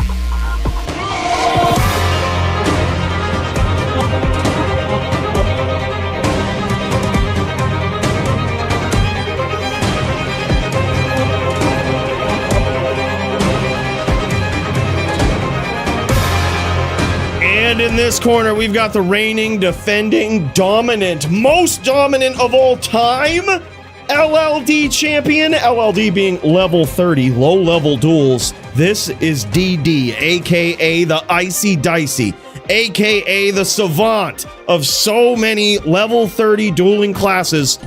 It's hard to keep track of them all. This guy has the skills, the abilities on so many different angles, so many different classes. Holy shit, big hits there though from the Jits. Jits being very, very tough to lock onto. Walking DD into a corner on this smiter here. As DD breaks out, starts walking down. He's trying to remain very, very evasive for Jits here. He procs amp. This is not good for Jits. Jits is in trouble with that amp as he tries to sneak through it. Oh my god. Holy shit, DD gets there.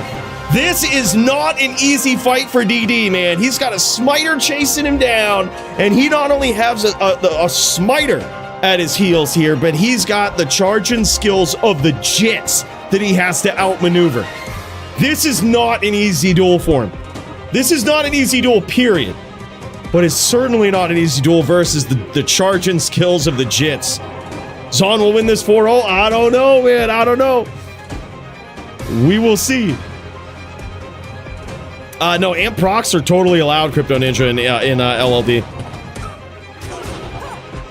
These are amp procs, so he has a bow that's gonna proc amplify damage, or jabs that do it too. Big hits here, though, from Jits. Big hits from the Jits. Now DD is in trouble. Now DD swapping, walking, picking angles, trying to make it real confusing for Jits. Jits corners him, lands some big damage here as well. Close round. This one could go either way. Jits closing the distance. Oh my god, from the brink of defeat, DD pulls it out. 30 HP left. What a duel. Now 2-0 in favor of the reigning defending champion, DD, aka the Icy Dicey.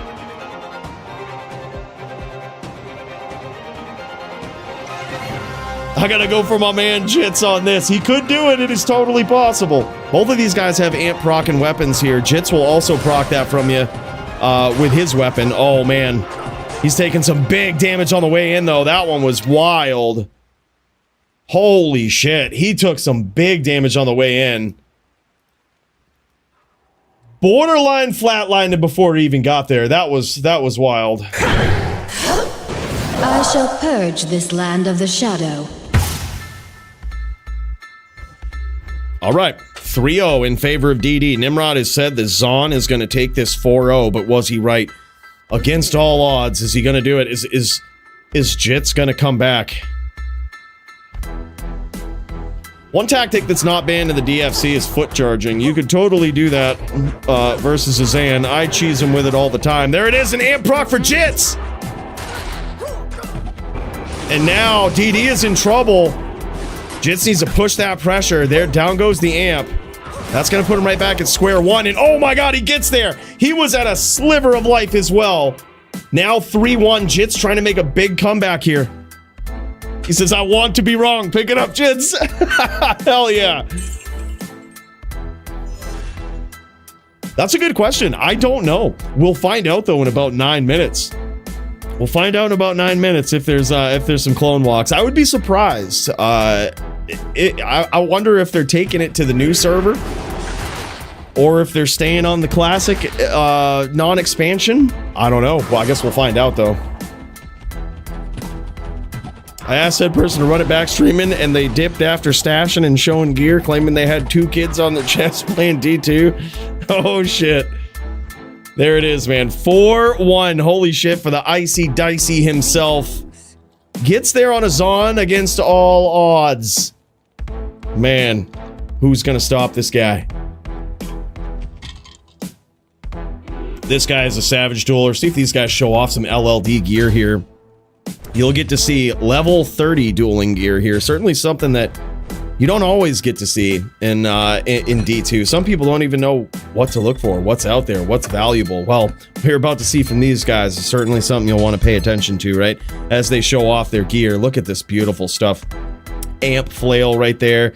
We've got a 5 to fist, 1 to conviction, meditation scepter. He hasn't even socketed yet. He might not even dare to put those 2 sockets in it. Might not even dare to take it to Larsuk just yet, man. But look at that helm. 230, 20, 60 life. Oh, man, it's so beautiful. It's just so beautiful. This gear is insane. And you wouldn't believe it, like a level 30 gear being able to have all of this savagery on it. But that is certainly the case, man. Look at that. 200 damage on those jabs. And just, there's so much. All of this amp, all of these amp procs. It's just so beautiful, so useful. Look at that helm, too. 1 Zon skills, 30 faster run walk, 2 sockets with some nice ED dual stat jewels in it. Icy's got some insane Zon gear, man. It's wild. It's wild. Crazy. And there it is. DD and still the DFC LLD champion. The real question is, who's going to stop this guy?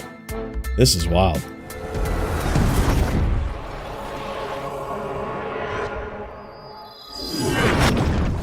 As we pop in to the Nimrod over here. Nimrod. Oh, I'm sorry. Wait, no, we got to, I'm sorry. I jumped in the queue. My bad, guys. My bad. I jumped the queue. I think it's Will Superdude next. My bad. My bad. I'm sorry. It's Will Superdude next. My bad. Just clicking randomly. Yeah, just clicking randomly. Yeah, yeah, you guys should be next. That was my fault. That was my fault. We got you. We're back in it. Yep. Skipped right over you. That was my bad. That I mean, that was Bill's fault. Bill is in the background running all of the scenes. We pay him 10 forum gold a month to do all of this stuff correctly, and he does not fucking. We're gonna have to have a talk. We're gonna have to have a talk.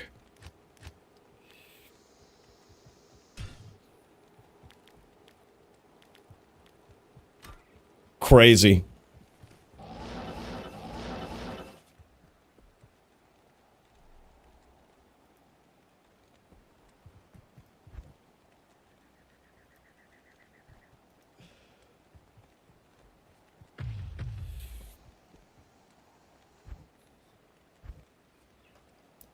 So let's keep it positive energy in here, all right? You don't have to pay the 25 bucks if you can't.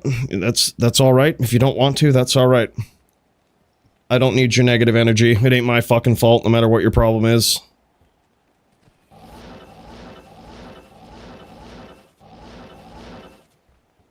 Bill just messaged me. He said he isn't allowed on YouTube, but to tell you he will stop fucking up when you finally give him his forum gold.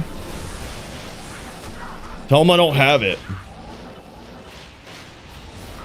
I mean, someone owes it to me, and I gotta go beat him up and take it. So, anyhow, Superdude on the Necro. This guy, y'all might remember him from last week, coming in with some crazy tricks. All right, this is the type of player right here, known to bust out the LR Poison Nova wand just to keep his opponent guessing. Just to keep him guessing, man. And the thing is, it worked. The poison damage last week was pretty insane, and there was no point investment in it. It was crazy. It worked. But this time I think he is full bone necro here. I don't think he's messing around. I think he's just going full bone necro, trying to deliver that bone spirit damage just like that. And he gets there, man. That's the exact game plan that he wants to pull off. He just nailed it. Took out Will's sin in pretty dominant fashion there. It's crazy, man. Let's pop over to Will. This guy. He's like, all right, first one's free. First one's free, all right? You ain't getting away with them all like that. In fact, we gonna run it back and I'm gonna take this one.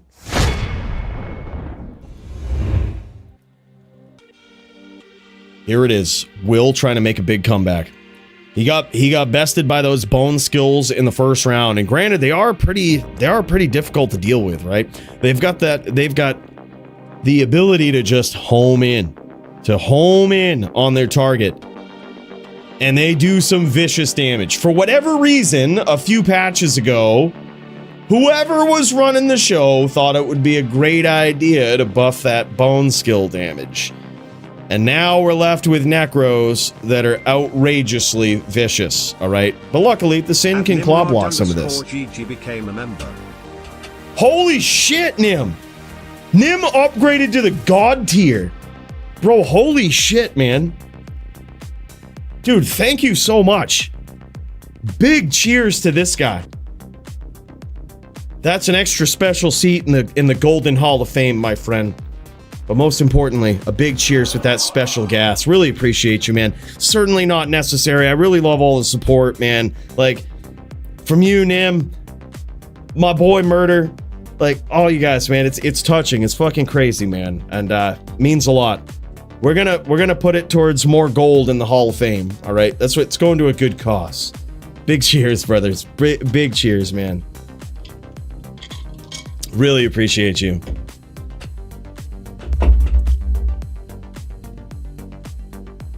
By the way, Paulie, how you holding up tonight, man? I heard about that internet. Pretty fucked up, huh? That sucks, man. That sucks.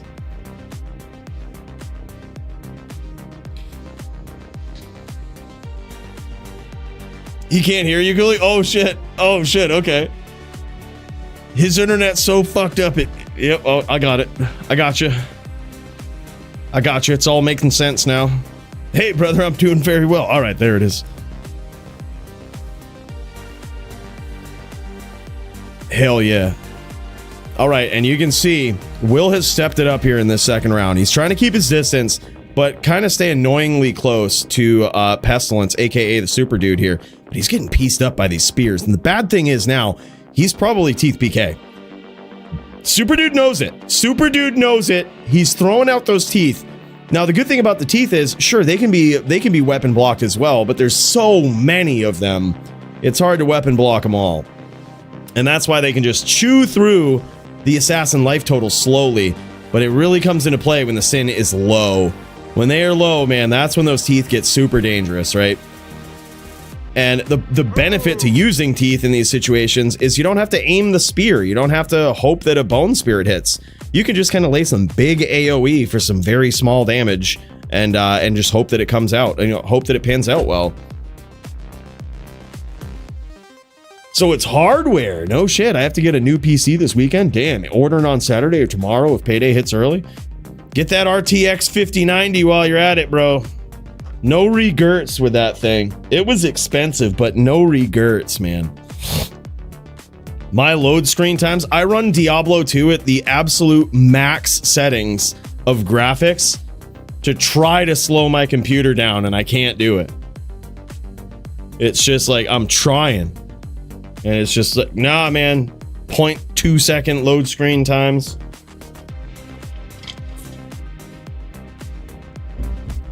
Oh, it's worth it. Oh, it's worth it. Trust me. Worth it. Yeah. Don't let him convince you otherwise. Pay to win PC. Yeah.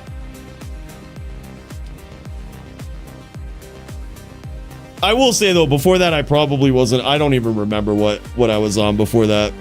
So it was probably not as good. Not even close. Yeah, huge overkill. Huge overkill. But there's nothing like huge overkill, dude.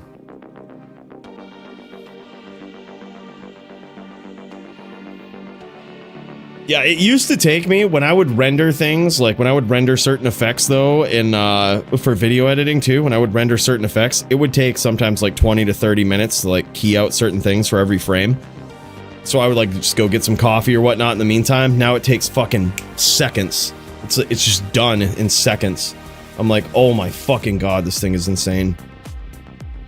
Nice spears here. Nice spears. Holy shit, nice traps. And a big comeback from literal Teeth PK for Will. Making it 1-1 in this Sin v Necro smash off over here.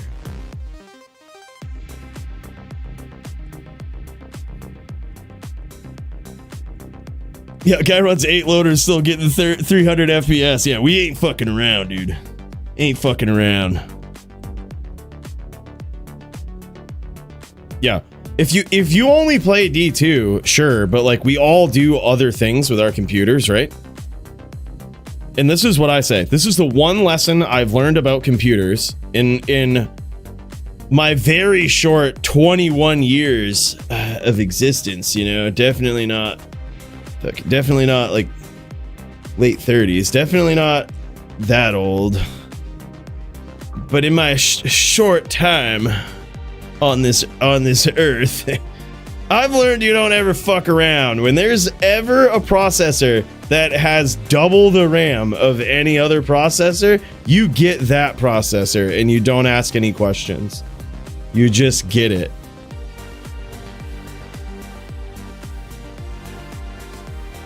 Yeah, it was a really rough 21 years. Some people treat their body like a temple. I treated mine like an amusement park, but you know, 21 years, I got plenty of living left to do. The new 6,000 is even more crazy if you want to spend 10K. Is it really? Holy shit. I knew it wouldn't be long before they came out with a 6,000, man. We all do other things. We do! The fuck? Was that a joke, Jagger? What? Jagger's like, no, I literally do nothing else. I don't even feel right about loading up YouTube with this chat because it's doing something other than playing Diablo 2 on my computer. Only use my tower for D2R? Holy shit, guys. The fuck?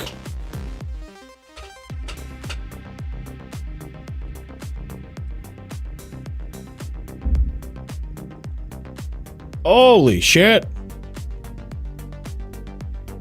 RTX 6000 for only 3x VRAM is stupid. Well, damn. I guess I know what we're getting next. Always go with the overkill. Don't be afraid to overkill it.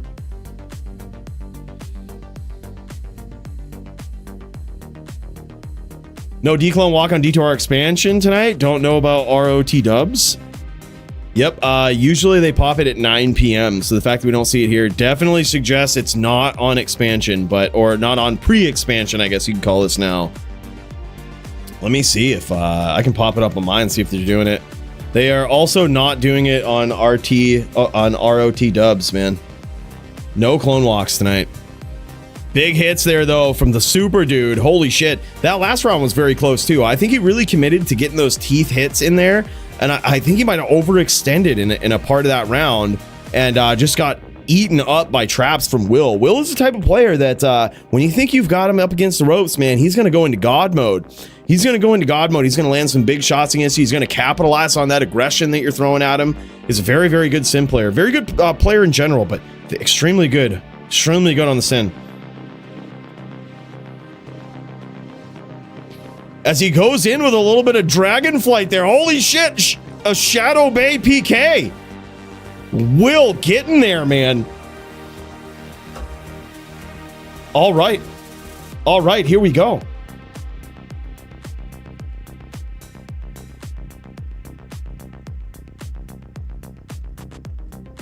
Score here, I believe, is 2-1. Is that what it is? 2-1 in favor of Will? That's surprising, man. Superdude came out strong. That was an insanely good round one for him.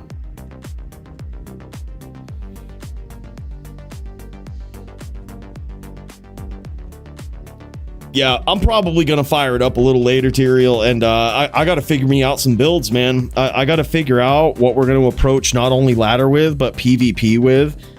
There's so much, there's so much to figure out. Yeah, 2-1 Willis. All right, let's go, man. Will coming in. He's trying to show his pure dominance on this sand. Let's kick back over to Superdude and see how this looks from the Necro's perspective. This guy is a savage, man.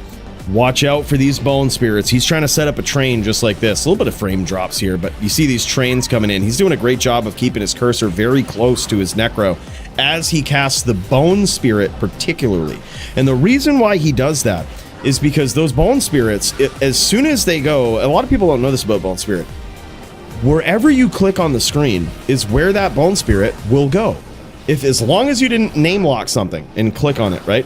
If you're just launching them out into space, wherever you click on the screen, that bone spirit will immediately go there uninterrupted. It will never seek any target until it goes to where you clicked. But then, as soon as it gets there, it's a free agent, right? Then it starts looking, it starts hunting. So the point is, if you click very, very close to your body, it has a shorter distance to go before it reaches its AI, I must go here, no questions asked, before I start seeking my target. So it will essentially start seeking targets way faster if you click close to your body with that bone spirit. So high level tricks right there. And our boy Superdude busting him out. Let's see how it's looking over on Will's perspective. A little bit of smoother frames on this side.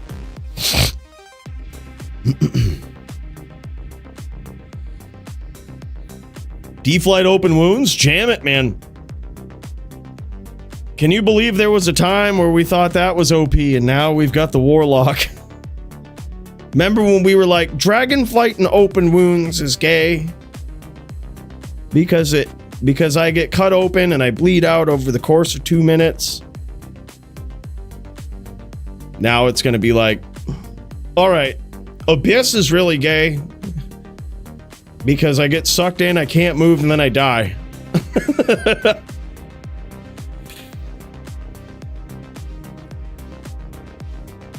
Our match with Jin Shin going to start a little bit late. That's all right, man. We'll throw you up in there. We got Jits and the Jin.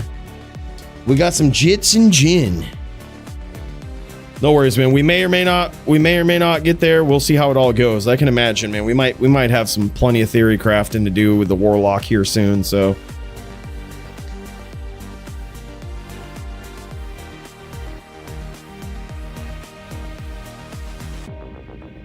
And there it is, man. 3-1 in favor of Will. Playing this distance game very well. It is certainly a rough game to play against a Savage Necro player like Superdude. He goes, I'm regretting not going hybrid here.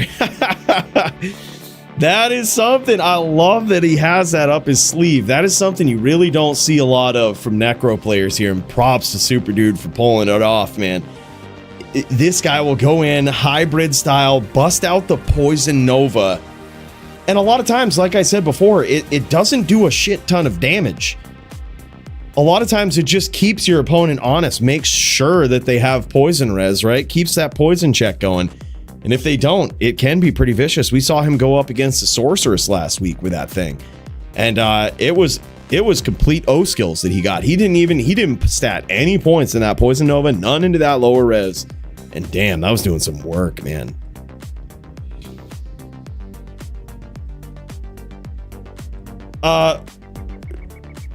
One of the mods, whoever this Joby D2 guy is, can we, let's go ahead and let's ban him, all right? So Jobby? D2, yeah, let's get him. Seems like a troll. I think that's probably French for troll or something. Yeah. Yeah, that fucking troll. I don't know where he comes from. Yep, that sounds like a really bad dueler, if I had to guess. It definitely wouldn't last against my din. The J is silent.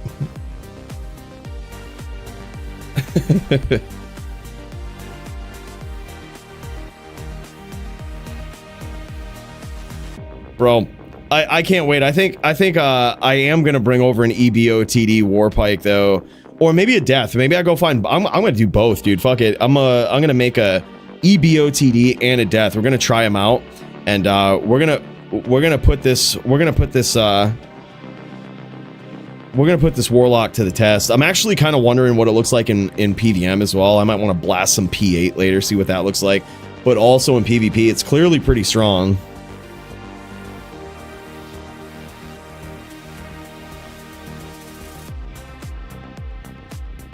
Death decap was more consistent. Yeah, it's got big crush and blow, big deadly strike on it too. The IAS apparently doesn't matter.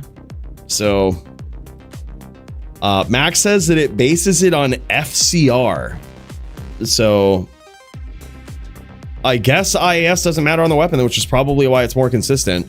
BOTD would be like, you know, big IAS bonus, you know, big max damage bonus, but I guess it's going to take into account crushing blow, deadly strike, all of this stuff on the weapon too. And I think that's big, especially when you have multiple projectiles that are all hitting potentially for multiple instances of crushing blow. That's insane. Oh, big hits there from Superdude. Now Will is in trouble. Superdude trying to close the distance here. Trying to close the distance, get his final hits in. He is trying to, I guess he's trying to play the distance game now, actually. He's trying to stay on the outside. For a second, it looked like he was, though. It looked like he was going in. He might be low. He might have got clocked, got low, and now he's backing off a little bit. That bow ran out, though. He might be in trouble with that bow out. Yeah, I think so. I think so with that skill. I think if Grief was better, probably Primo would have used it, and certainly Max would have mentioned something about it. I haven't tested it. I probably won't test it. I trust those boys. This is what I mean by together we will make the best builds. I'm not going to go back and test that. I trust that those guys probably knew that or tried it. I'm just going to go with it. Saves me time, and we get to get in there, smash shit, and make better builds. Yep, see, Primo tried it. See, I just trust it. If Primo says that weapon, he comes in. This guy tested this shit, man.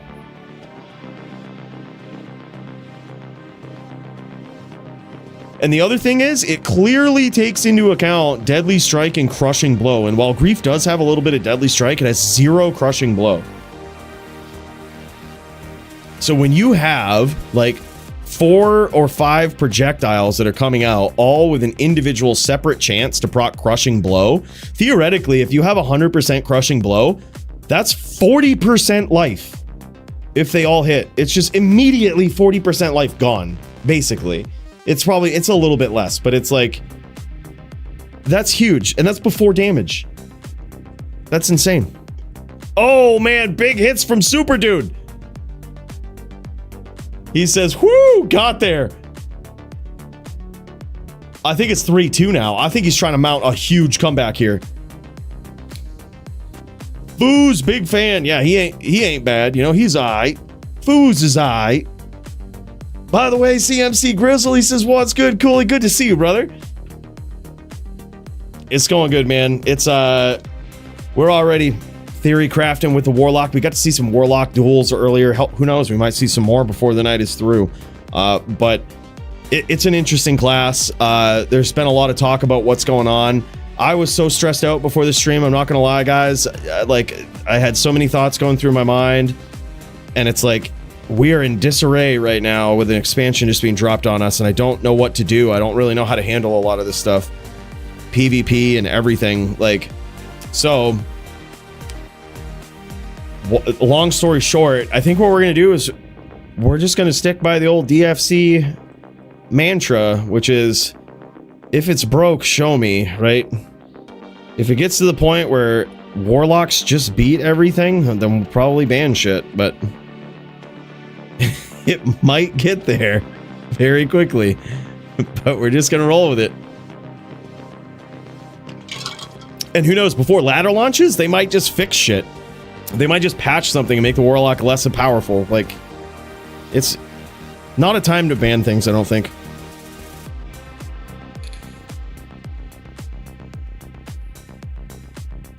No shit. So, yeah, based on that recent version that you showed me, Max, of his new build, it looks like it doesn't fuck with the durability. So, it's very interesting. Yeah, we gotta test things out, dude. Either way, I think it's going to be hard to beat Death, but I guess it's technically possible. You could use maybe an Astrions would be interesting. You could put like a bear rune in it or something. It doesn't have a lot of IAS, but you don't need it. It is only a one-hander, but I'm wondering if there's something like that we could do. Holy shit, and we've got a tie game. From 3-1 to 3-3. Superdude has made it back, and it comes down to this. Holy shit.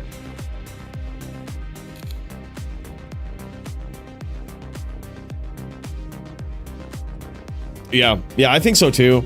I think we just jam it, dude. Let's not fear it, let's fucking jam it. Put it this way, dude. I will fucking, if I can learn all of the resistances to have and shit, I will fucking shit can a Warlock. I will fucking shit can one with my H-Den. With my bow shooting H-Den, I will fuck a Warlock up, dude. It's time.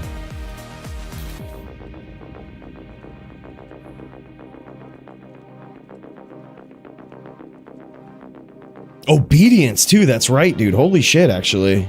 It won't ever proc enchant, we learned. Like, the hits from those abilities don't proc things, which is a huge non-bow with one of the new items that they added. Let me show you real quick. They just added this new item that I found today, which seems like it would be good for a Mirrored Blades Warlock. It has a chance to proc Amp. That's really cool, right? Yeah, it doesn't work. Yeah, you can't proc Amp or anything from hits on the Warlock. It just doesn't work. It's like Whirlwind. It won't ever proc anything. Yeah, non-bow. It's a non-bow. I say they keep it that way. Don't fuck with it. Just, it's meant that way for a reason. But they clearly had something else in mind. Pride or Obedience could be really good. Yeah, the damage on Pride is really low, though. Damage on Pride is super low. I would almost think, like, what about a Last Wish? Can you make a Last Wish in a two-handed weapon? Is that possible? No, it's not. I think it's only axes and swords, right? But you still could make it in a two-handed sword. Oh my god. You can make it into a two-handed sword. 200 FCB. You can make a last wish. Oh, fuck, dude. That could be good. That could be really good, actually. Maybe we try that, bro.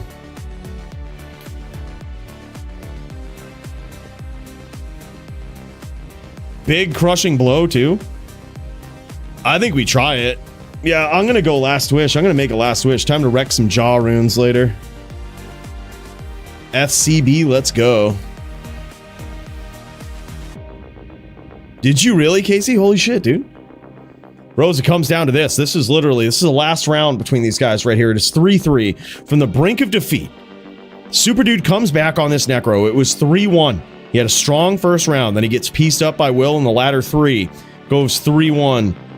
And now it's 3-3. It's been a back and forth battle here, but now Pestilence, aka the Superdude, has figured out the cadence of one of the most savage Sin players, Will.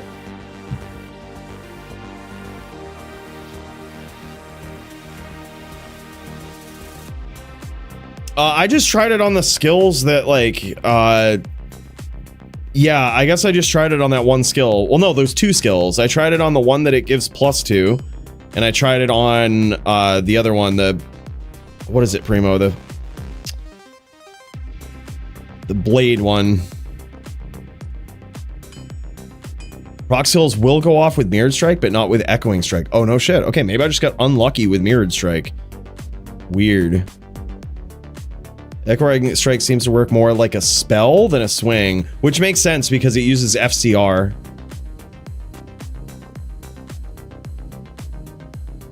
Yeah, I'm gonna try to make one of those later, man. Fuck it. Let's jam.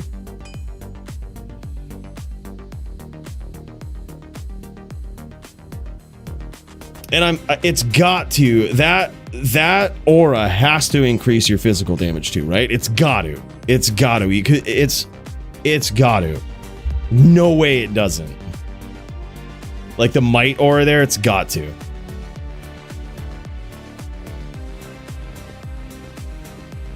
Yeah, it's a cast on a melee. Okay. So I think if you're casting the Echoing Strike, it probably doesn't take durability either.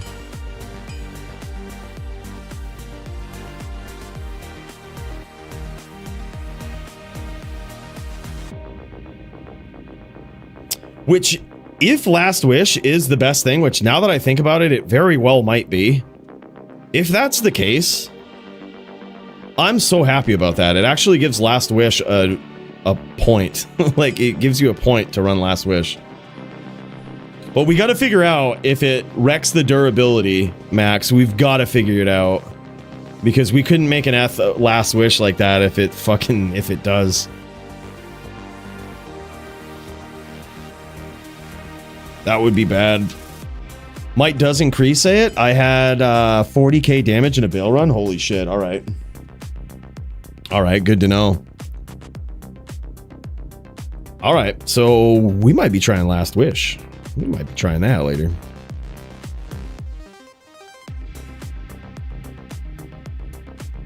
And that was Echoing Blades. That was Echoing Blades that you were talking about. It increased that damage. All right, we're gonna have to try this out. Nice shot there. That was a big spear from Superdude. He's keeping his distance. He's trying to kite. He is trying to kite Will into all of this fuckery. He has a nice Bone Spirit train here. Will has to pick his angles very well as he chases Pestilence, aka the Superdude. It looks like he's got him low, though. We got a slight little life check there, and it looks like he's got him low. Which could be the reason why he's running away so much, right? Why he's, like, kind of on the back pedal. He's on his bike, and he's making Will chase him. It's because he's probably low. Nice Bone Spirit train. He's trying to set him up there.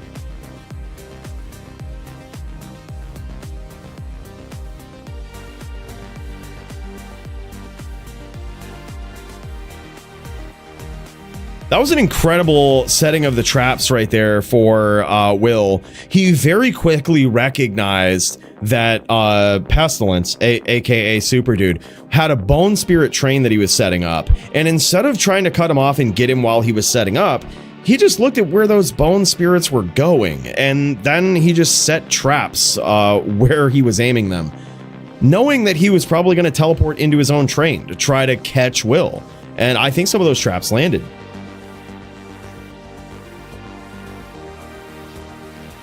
No shit, Primo. What base? Are you going with Cryptic Axe? Going with guess you could also go with Thresher, Cryptic Axe. Can't go with CV. Eth Archon Staff Obsession. I don't think it has ED. I don't think Obsession has ED.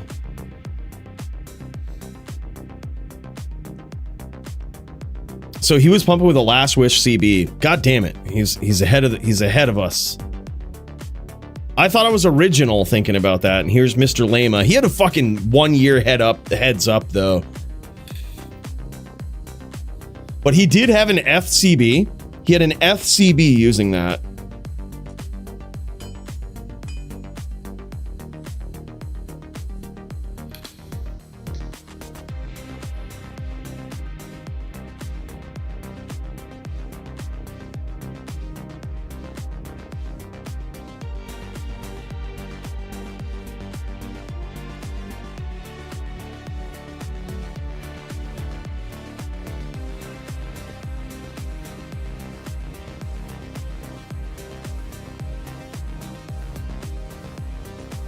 Yeah, I'm excited, man. I'm excited to try these things out.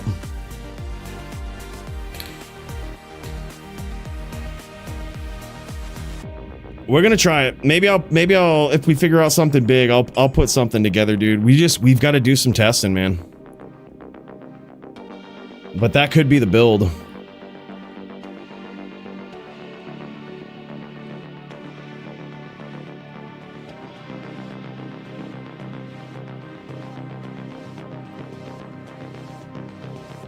Both of these guys now sliver of life here. Believe it or not, Superdude has actually made a pretty significant comeback here.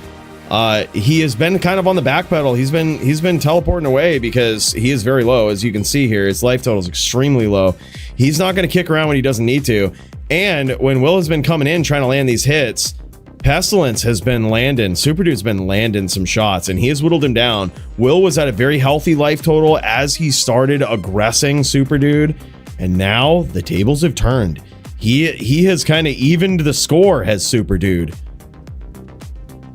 And now this is the exact game plan that he wants Will to play. Now he's using the teeth. He's trying to get him in there, trying to chew him down a bit. This is insane.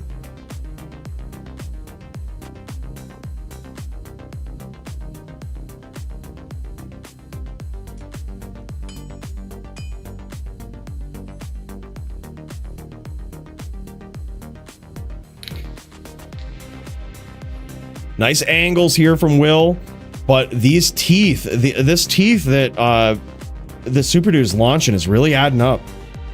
It's really adding up, man. His life total's getting low. Superdude's staying on it. That has cost him the duel before, though. Will has punished him for staying on that teeth plan for too long. And there it is. Now he's throwing bone spirits, too.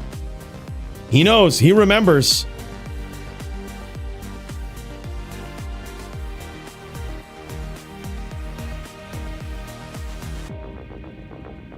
Will has lost his battle orders here. He's probably going to look for a good time to go re-up on that.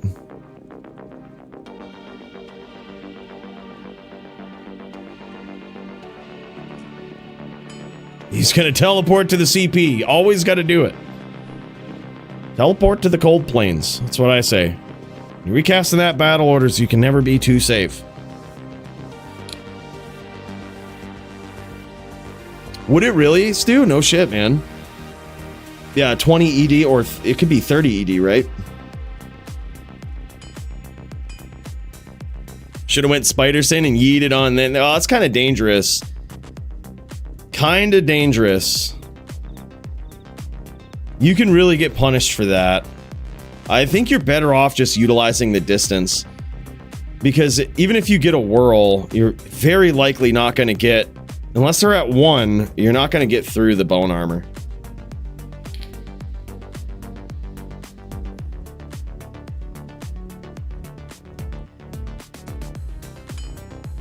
Uh-oh, nice traps there from Will, but surprisingly, Superdude is still in this. Surprisingly, that didn't put him down.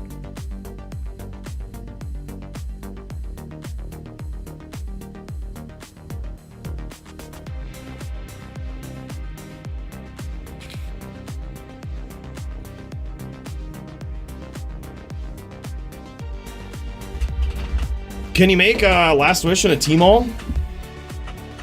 Oh my god, look at this. Look at this, he's solo. Holy shit, literally a sliver of life. Superdude went in for it.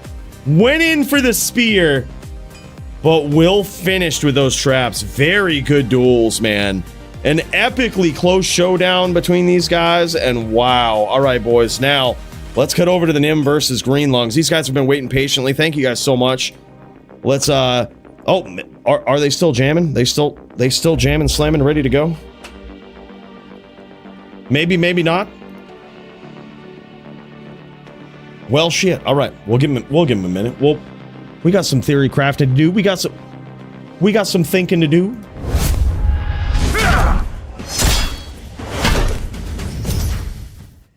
All right, boys. Well, I think we need to bring some things over. That is very clear. Oh, look at this. Right as we swap over, we've got Nim up in there. We've got Nim. They're ready to jam. They're ready to jam. All right, let's do it. Let's get back in there, boys. More on this later.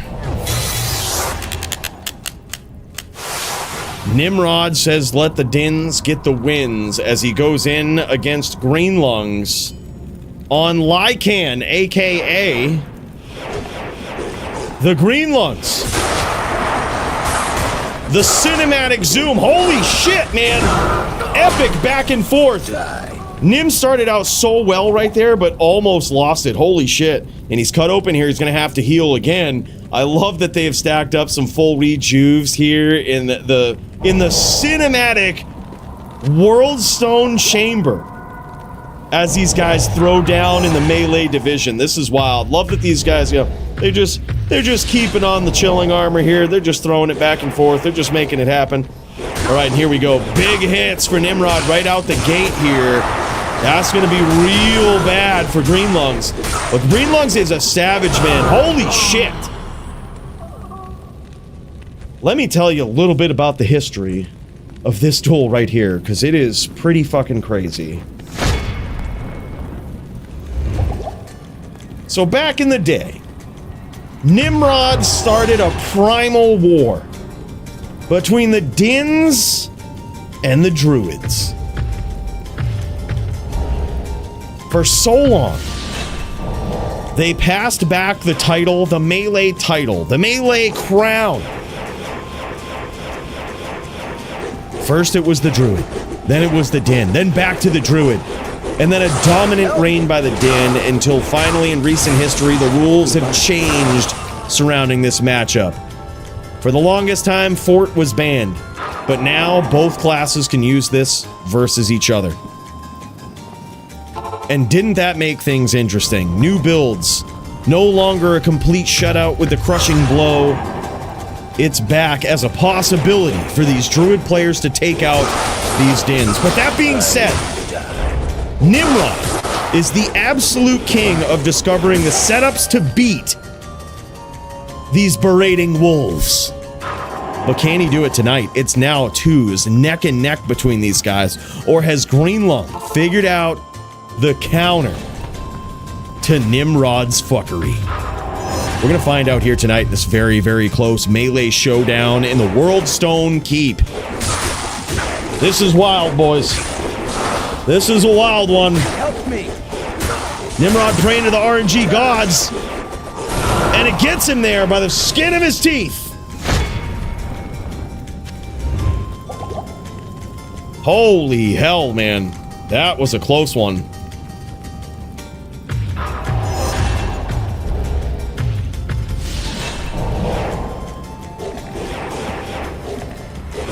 No shit, we about to try it later. Let me tell you, Casey, that shit is crazy if so. Oh man, and another very close duel there.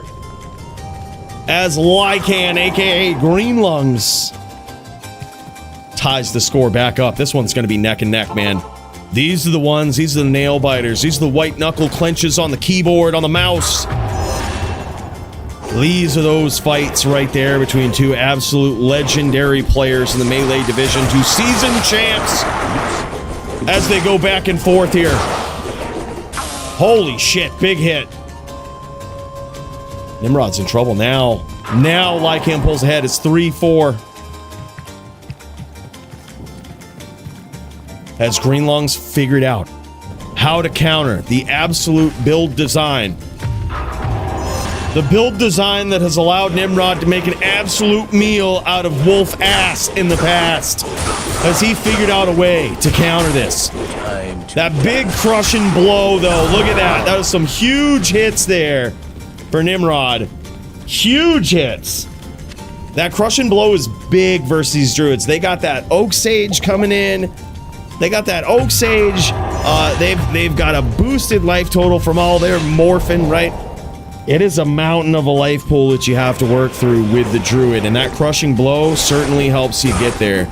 Once it procs, it's 10% off their life total before damage is done, and man, doesn't that help, especially for the first several hits, as Nimrod pulls ahead here, ties it up, then pulls ahead. This one's getting wild.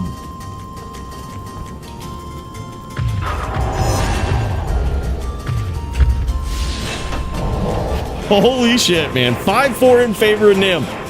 Nim, the previous longest reigning DFC Melee Din champ of all time. Melee champ of all time, I think. Classes aside, this guy is just insane. Now it's tied score here. Greenlong's coming back, tying it up in the Melee division. Just to give you guys a quick heads up on the queue, we've got this fight right here. Then we've got the South Texas man himself. And then Jits v Jin. Hopefully, if those guys are around.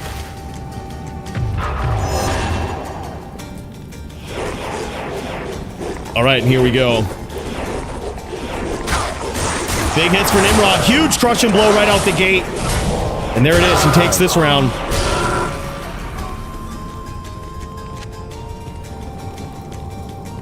It's so crazy seeing Nim's Din, man. You can clearly tell he's got Fortitude on here. He's got the G-Face for that crushing blow. And you can also see that Poison Nova randomly proc after he kills his opponent here, telling you that he's probably on EBOTD.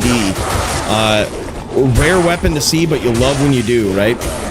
It's a wild one. Nim praying to those RNG gods, trying to come back there, but it doesn't look like it. Greenlong's looking to tie this score back up. Clamp Jesus is hitting 69k on his Echo Lock. Cool. Holy shit. Is that with... Wait a minute. Is that with Last Wish, or is that Obedience? That's crazy, man. We're gonna do some theory crafting later. We're gonna put this together.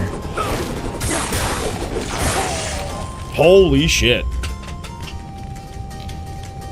I feel so behind the 8 ball because there's so many other creators that had the heads up on it like a year ago, and they were testing this stuff. I'm learning it with you guys, and I feel like I'm behind the 8 ball. Like, there's so many people that just knew all of these interactions and all of these things and had a part of, like, making them. But look, this is what I say. I've always been the small guy, right, in the D2 game. So we're gonna get there. We're gonna figure it out.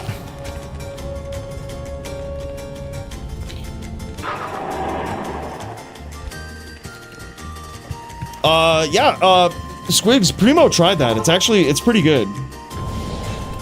So it's E-Death plus Phoenix. No shit. Okay. E-Death Decapitator.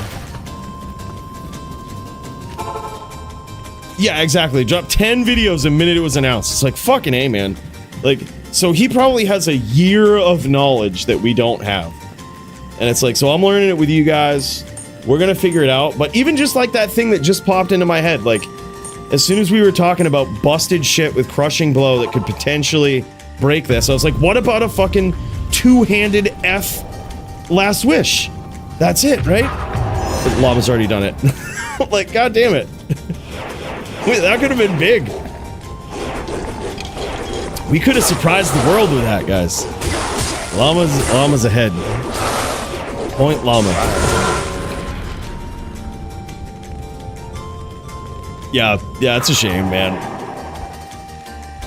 Me and Cat's ready for melee. Add it to the queue. Hell yeah, man. It might actually be quicker than you think. We've got South Texas our board, but wait a minute.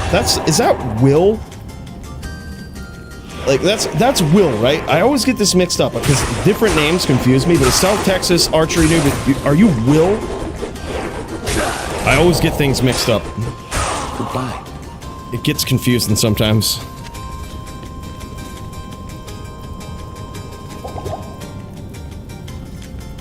Watching Mr. Llama insta-teleport and clear the whole map in 30 seconds makes it seems like the class is made just for him to farm with.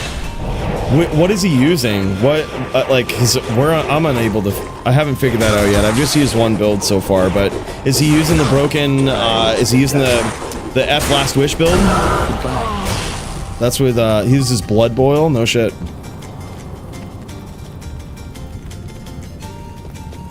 Max damage small charms affect mirrored blades?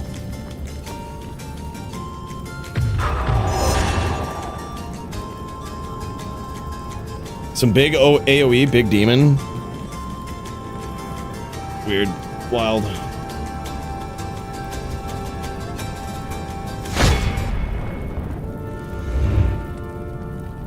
As we have this World Stone music, it's 8-9 now. 8-9 in favor of Green Lungs.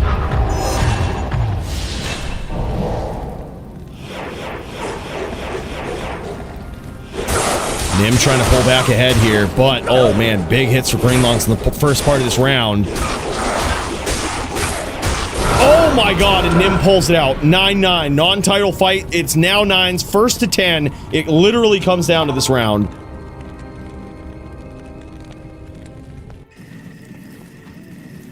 That's so crazy.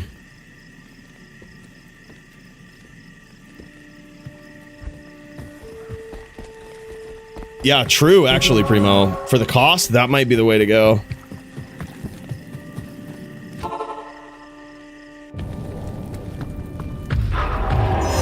Alright, and here we go. It literally comes down to this. 9-9 between these guys. Green Lungs versus Nimrod. The primal duel of the century. Back and forth between these guys. Big hits for Green Lungs right out the gate. Uh-oh, Nim is in trouble. Help me! Praying to those RNG gods, and there it is, though. Green Lungs gets there and turns the tides back in favor of the shape-shifting droids, them wolfies. Holy shit, man. What a close duel. What a back-and-forth one. That was so neck and neck for the entirety of the duel. That was nuts.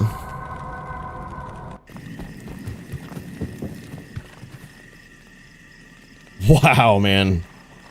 EBOTD, that fortitude, and look at this, man. Lycan coming in with an F hammer. It looks like a Vizzo hammer that he's got there. Man, and Jalal's too. Jesus. 40-15 in that, along with a Zod rune. An interesting hammer, I gotta say. Fortitude Archon plate. And 100 AR 15 IAS jewel in the Storm Shield. Same thing in the Jalal's. Upped to a Dream Spirit. Perfect Jalal's up to Dream Spirit. Look at those bow gloves he's got. AR on those, 20 IAS, dual stat. Those are beautiful. 36 20s, and just a plethora of absolutely savage items. These guys were meant to step out into the arena and stand toe-to-toe with one another, and damn, didn't it pay off. Thank you so much, Nim, for mousing over this gear slow enough for us to see it, understand it, read it. Appreciate you, man.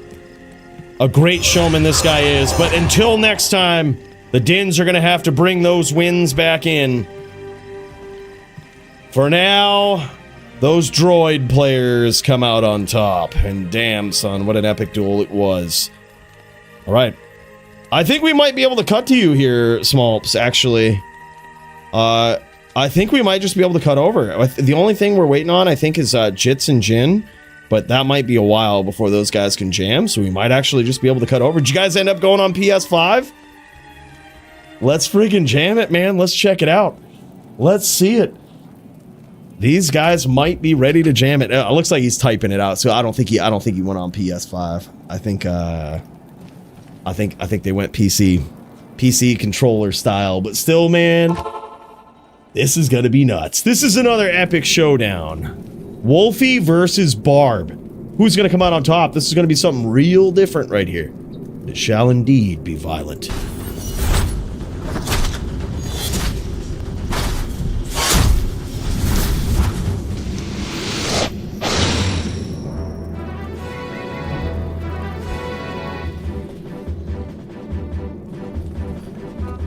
Smalps, this guy has an incredible channel on YouTube where he shows off some incredible builds. He makes insane shorts. Definitely worth checking this guy out. Very entertaining creator, and he is also quite a fan of the PvP world. This guy's making some big waves in the melee division, throwing down with this Wolfie that he certainly has a guide out there about, and a few of them shorts are based around this character. But how will he hold up versus this savage barbarian player, Cat? Oh man, close round between these guys. You can't help but root for the Barb, the Cats, Gats, Tats up in here, because man, they are so rare. It is such a rare build to see, and I gotta say it's refreshing. It is refreshing to see a barbarian in melee. They are so historically behind the 8 ball when it comes to power levels, you know, compared to these other classes. It's kind of crazy, man. But here's Cats just making it happen. 1-0 in favor of Cats. Now I say that, but this duel is still early. The point is, he makes it look good, but how long can he keep the win streak up? Big hits from both players. It's a very close round. Smalps pulling ahead here on the Wolfie Drew. But damn, some big hits there from Cats. Holy shit, now 2-0 in his favor. That is wild. Ruthless, Toothless, and Green Lungs ready to go soon. All right, GG, man. We'll throw you in there. Ruthless v... Green Lungs. Hell yeah, man. Yeah, y'all are up next if you want to jam. Pretty open queue tonight. It's been a weird night with the expansion. All right, and here we go. Smalps is off to a good start in this round as Cat struggles to try to get some hits and return fire here. Smalps pulls ahead, and down goes Cats. The Barb is felled for 1 round, and now we've got Smalps on the board. This one could be close all the way through. No durability loss on F items. GG, good to know. Very good to know.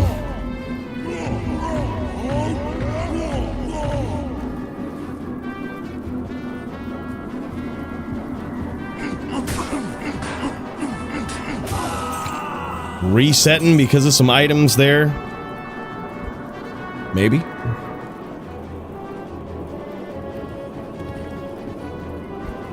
Do you know which items are in? What do you mean?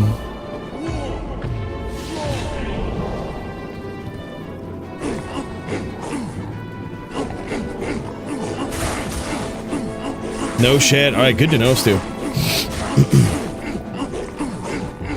I'm going, dude. I'm gonna make a fucking F last wish after this. That's what we doing. We going for it. Cats pulls ahead 3-1 here. Very dominant start here for the Barb player. Very surprising, honestly. You never know how it's going to go. Barbs certainly have their back against the ropes in just about any division they're in, maybe besides with the exception of LLD. Level 30, they are a pretty big powerhouse in that division. But they certainly still do have their tough matchups there. But it is probably their best showing of any of the PvP divisions. But Melee, they certainly rarely stand out and rarely climb up the ranks like Cats has done here. And certainly don't show the prowess that this guy has on the Barb. This thing is looking promising. It's just such a sexy, smashing Barb here with this concentration. With this concentrate just coming down. But then, as we say that, our boy Smalps comes in and lays them paws on him. He says, these paws, you can catch them for a free 99. Now, making the score 3-2. Very close one back and forth between these guys. Yeah, we got some testing to do, Max.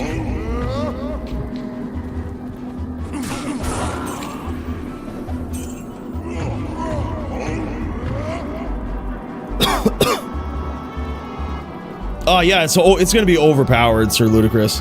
It's certainly just going to be overpowered. We were dueling earlier with Warlocks that had absolute shit noobish gear, and they just go toe-to-toe with top-tier decked-out builds. And some people are like, yay, I can play on a budget. No, you will still get smashed if you don't do PvP, no matter what. But, like, the point is, the build is, like, the class is extremely powerful. Yeah, like, it contends with decked out builds with absolute shit gear, yeah. Nobody's muled over good gear, nobody has good gear for the Warlock yet, so.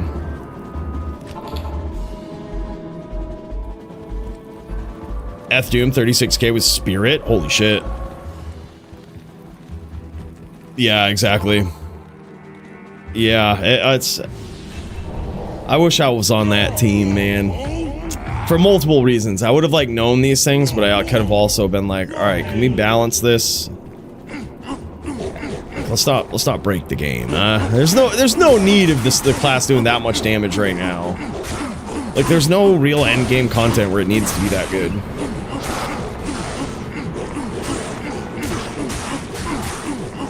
Close round. That one could have gone either way, and literally it looks like Cat might actually he was almost won here. He caught some of that open wounds at the end. It's now 5-2 in favor of the Barb player Cats here. But some of these rounds have been super close.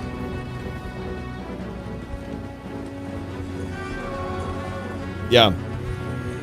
Yeah, that's basically what I did. I'm slowly moving them over, but I really do think that the day's gonna come where PvP is probably gonna take place on Wrath of the Warlock, so we're probably gonna take the best ones.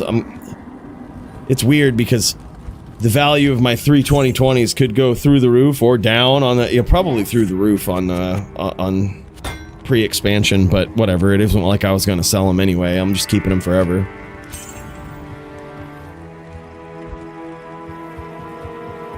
Yeah, I was gonna say, I think we could do it, Max. I actually have faith that by the end of the night, we're gonna break 100k.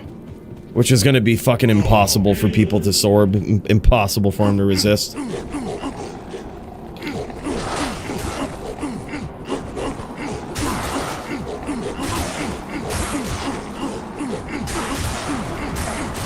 It'll probably happen soon, Bruno. You could still show off the beast in. We can always do an exhibition, no matter what. We can always make an exception for you, brother. But I think it's probably headed in that direction. There's pressure from, you know, different sides of the community. It's like this isn't the only place people PvP, right? So, you know, it's hard. You can token your build for different formats and different roles, but you can't unconvert it. So...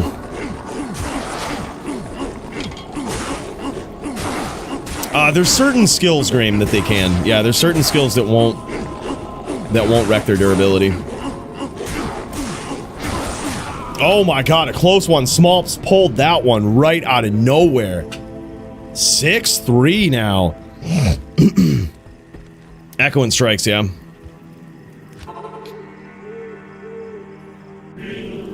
Smolp says he's sweating over here. He was definitely low on that one. Holy shit. He was definitely low on that one. Yeah, that's what we're gonna try, Slim Dizzy. That's on my mind next. I think I'm gonna push 100k damage on it. So that's the goal. Me and Max, we trying to do it. We trying to get there. We can do it. Fuck, dude. I'll mule over my 32020s. Fuck it. We'll make it happen.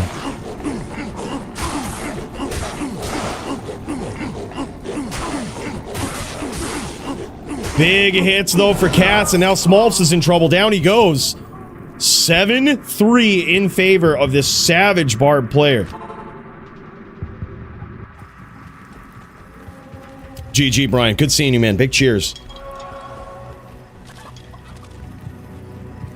Yeah, it's gonna be crazy, Slim. It's gonna be crazy. We're gonna do some theory crafting here.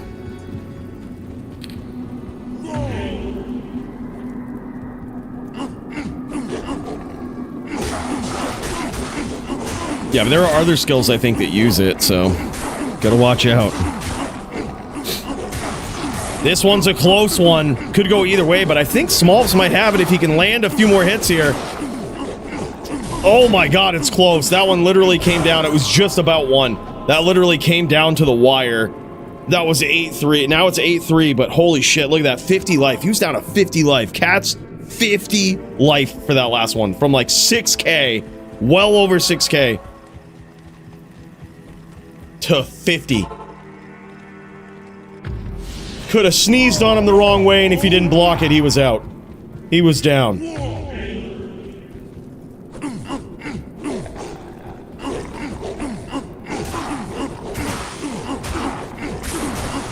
Big hits for both players, back and forth in this round. Cat's pulling ahead slightly. Oh my god, and there it is. Now 9-3 in his favor. This is wild. Well, we've seen bigger comebacks. It's totally possible. It's totally possible. But can Smolps do it? Can he pull this one out? He's gonna need everything he's got. He's gonna need to do it. Let's see what he's got, man. The cinematic zoom in as we go.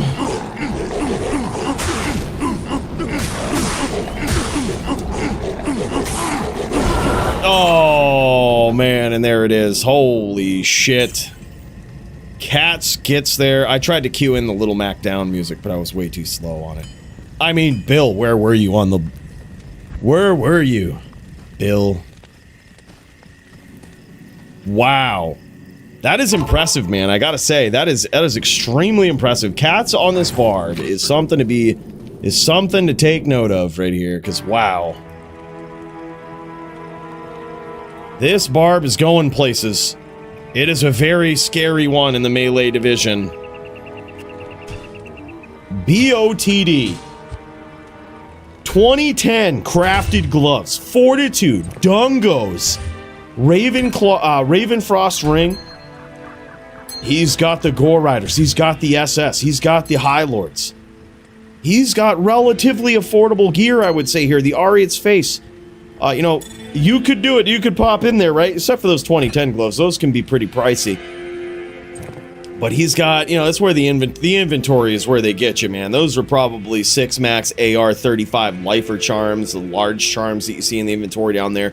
Probably had some, you know, 3 max AR lifers as well for the small charms. Just a plethora of max damage AR life all over the place. Yeah, look at those gloves. 29s is what they are. 193 ED, some big strength buff as well. The inherent life on the craft, it's pretty insane, man. This barb, the charm inventory is where they get you. Yeah, 646 35s right there. Those are nice. I think so, Slim Diz. I think so. Yep, I think you do.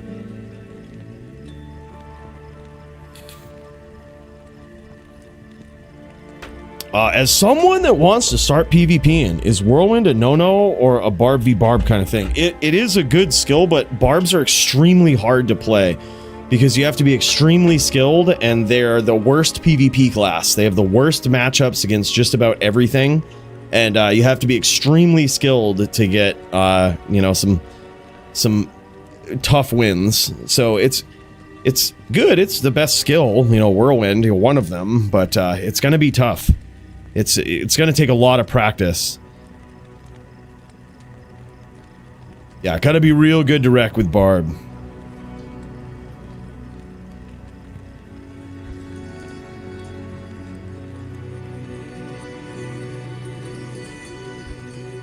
Damn, son. Absolutely epic. Wow, man. Savage. Savage bout between these guys. We've also got Ruthless, Toothless versus Green Lungs. These guys about ready to throw down, I think. Oh, let's pop in, man. I think this one's going to be a violent one. Good duel from Smolps and Cats. Really cool to see. Such an epic showdown between the Wolfy droid and the barb. Crazy to see a barb coming out against such a savage player, such a savage build. It is impressive, man, I gotta say. All right, Ruthless, Toothless. I think these guys, this is LLD, right? Let me see. Yeah, Ruthless, Toothless versus Greenlongs. This is LLD. I think it was supposed to be Sorky Sork, but nah, these guys just have fun with it. That's what I say. Ah, these guys are chat bug. This account is under review. Please wait a few hours before we're starting the application and trying again. The account can continue to play, but don't try to fucking chat. Who do you think you are? And PS5 gang, even though we were on PC. Yeah, I see that, man. That was crazy. I was wondering if you guys were gonna go with the PS5 approach, but then as soon as I dial in, I saw the typing and I was like, oh yeah, they're on PC. But still though, really cool, man. Epic bout between you guys. Nice shot there. That was a little PvP swap right there to proc that open wounds from Ruthless. This guy literally getting Ruthless on Greenlungs here. Doing those swaps, procking that open wounds. He almost is certainly cut open here. And Greenlungs has got an added challenge of trying to cut him off, close the distance, deal some damage, but man, it ain't looking good. It ain't looking good in this first round. When he does score some damage though, that's some big hits. He's almost undoubtedly got hit by some big arrow shots from Ruthless and cut open, which is gonna mean that he's probably pretty low. He's probably pretty low at this point. So he's regenning mana right now. That's what Greenlungs is doing. He's regenning mana as he's gonna come back in probably with a big push, just like this. I actually like this approach from Greenlungs. He's coming in. I thought he was gonna come in and treat it like an HLD Necro for a minute. Come in, throw a fireball or two, get out before the Zon can set up. Nice hit there.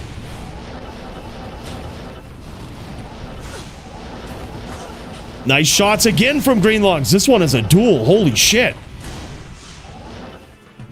Greenlungs is looking healthy, dude. Way healthier than I thought. He's actually in good shape here.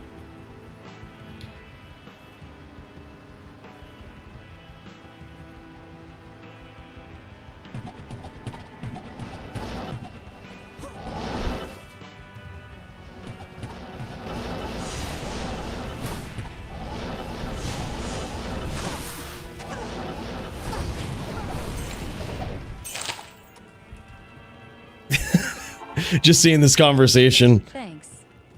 For have tool Trackamp, LOL. Dude, yeah, you gotta do. I would take them all out of beauty. I'd go health, intelligence, good parents. That's what I would do. The wealth will come. You know? Just be smart.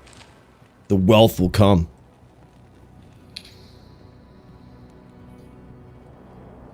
Good parents gives you a good start. Dump like 1 point, 2 points maybe into good parents. You don't need him too overprotective.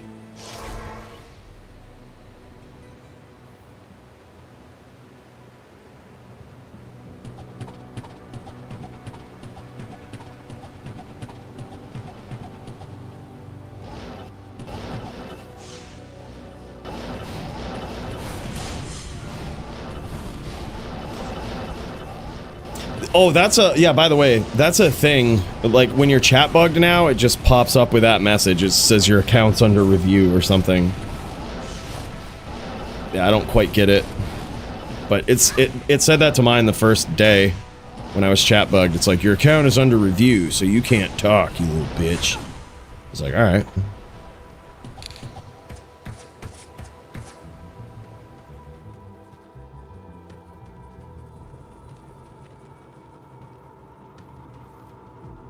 This time I think Greenlungs is in trouble. He's regenning some mana. He's gonna come back in, close the distance. There it is. Oh, nice stomp, actually. Very nice stomp. And it appears as though, this is interesting, because it appears as though Ruthless has kind of skimped out on the CBF, on Cannot Be Frozen. So when Greenlungs stomps and these arrows try to attack through that chilling armor, it will actually proc and throw these ice bolts directly at Ruthless, which will freeze him.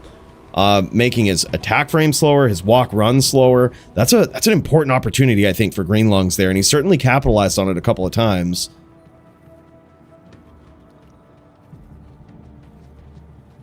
Cat's working his way up. I took the L to heart, yeah.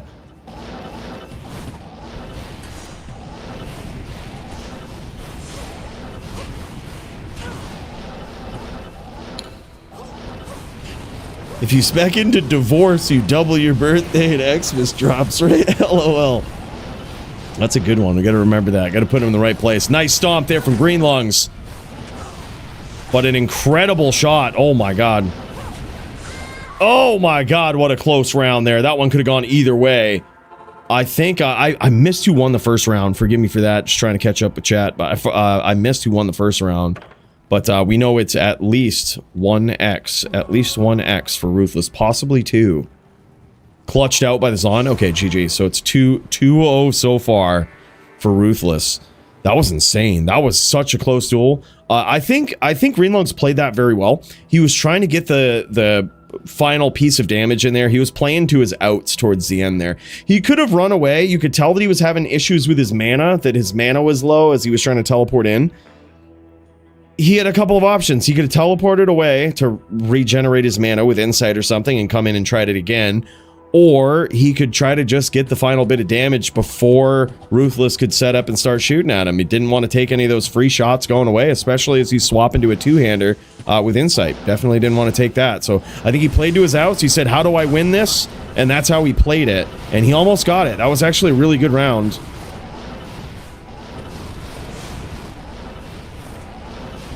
Great timing here from Green Lungs. Incredible timing on those stomps. Yeah, and it looks like he might be out of mana. Or yeah. He might actually have dropped. Yeah, he might have dropped. Damn. Damn, son. Yeah, he might have crashed. Might have dropped. I think it's 1-1. Could be wrong. No shit. It's at least 1-1. Okay. I see. All right. All right, no worries. Yeah, it looks like Green Lungs might have dropped. What a gentleman here, though. Look at this. Look at this. Ruthless Toothless says, that's alright, I see you dropping, bro. I got you. Not living up to the name. Go kiss a car.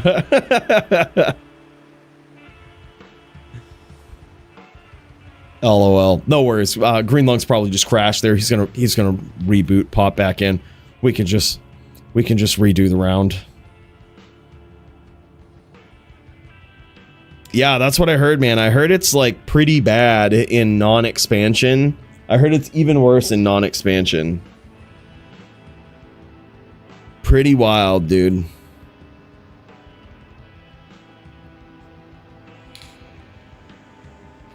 Yeah, reduel, man. Yep, good stuff, good stuff. Good sportsmanship and a big cheers to these guys. What a savage. What a savage that, you know, not only a savage dueler, but a savage gentleman here. Ruthless Toothless on the Zan. I shall purge this land of the shadow. That's it. That's how he rolls.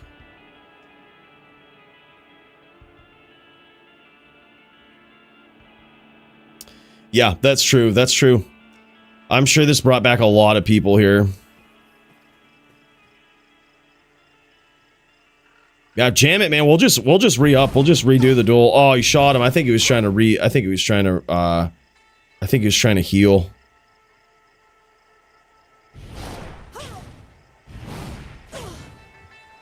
It's alright, we can reduel. Yeah, exactly, right? Or like an Android update after a while, too. They all do the same thing. And who knows? I thought they would all be on the same server. It is kind of weird about, it is kind of weird that they're crashing on one and not the other, but what do I know? What do I know?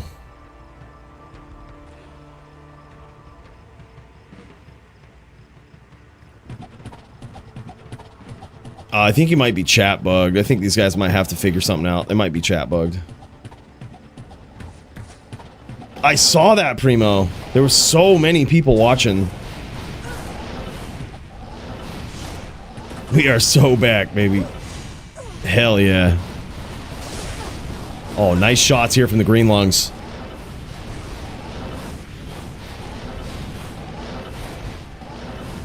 Incredible pressure from Green Lungs here. And oh my god, and it looks like Ruthless Tooth is having trouble setting up here. And as Greenlungs goes out, tries to re-up that mana.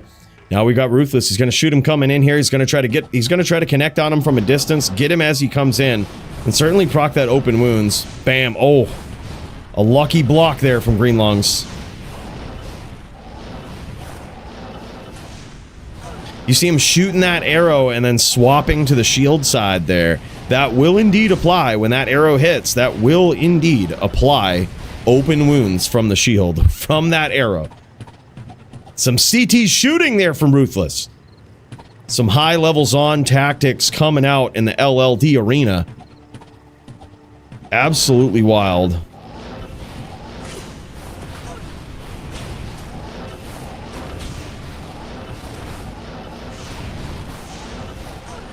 Nice shots though from Greenlungs. He's doing a great job staying on the outside. As, oh my god, he's very low though. This one could go either way. Nice stomp, and there it is. Greenlungs gets there. I think it might be 2-1 now. Holy shit, bro. Oh my god. LLD level 30 duels, boys. This is what's up.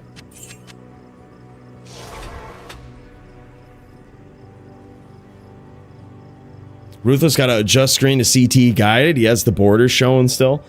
Yeah, you can still have the borders showing. The only thing that, the only benefit that gives you is if you switch it to that viewpoint, you essentially just make it so that you can click past the UI and you don't have to drag your cursor past it.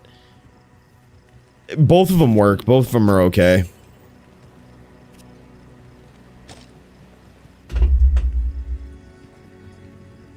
Two-1 to the ruthlessly kind Zan. Exactly, man.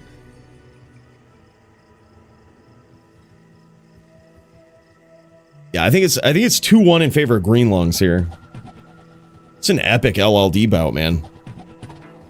All right, here we go. These guys going after it. Looks like they both are chat bugged here.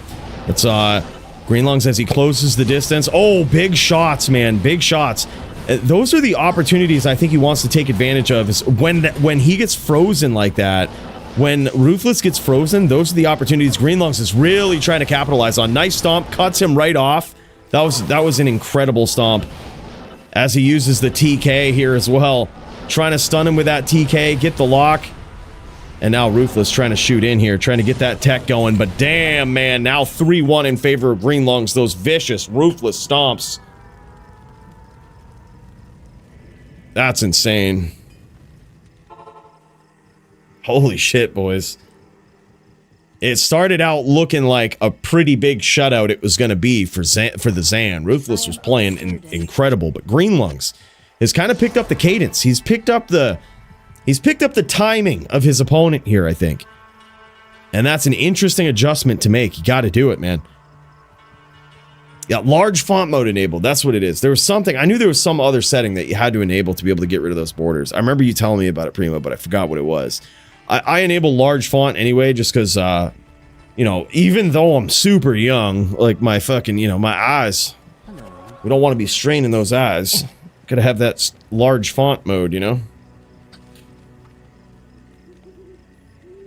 And apparently that's the hidden tech. The hidden feature. Gets rid of those borders on the UI.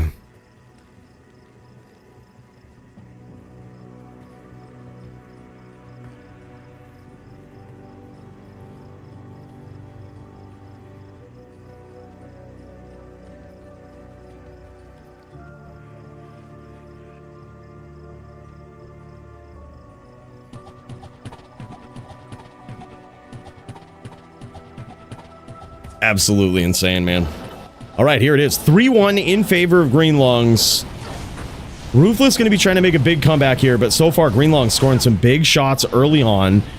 Ruthless trying to work that open wounds tech, but he's in trouble now. Incredible stomp right on the puddles there from Greenlungs as he takes this round and absolutely shuts down a savage Zon player in Ruthless Toothless. Ruthless was playing real good there, I gotta say. Like, that was looking clean, man. But Greenlungs gets in there, cinches it out just like that. That was some incredible Green Lungs play. This guy is really coming in. He's really becoming a triple division threat, this Green Lungs guy. He is a force to be reckoned with, let me tell you.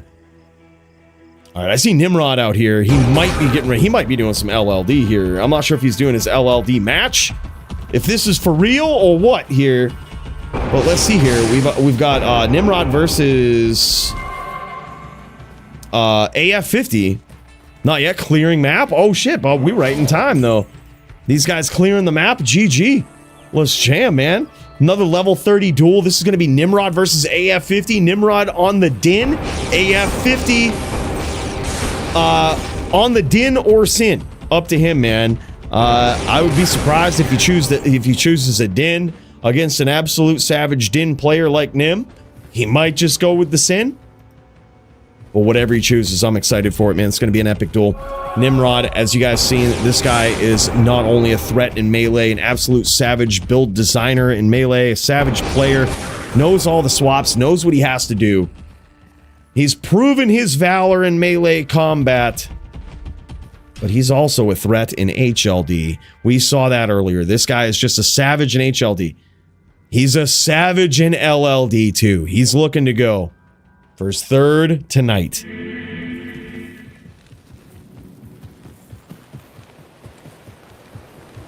His third match tonight against an absolute savage. AF50 is a very seasoned LLD player.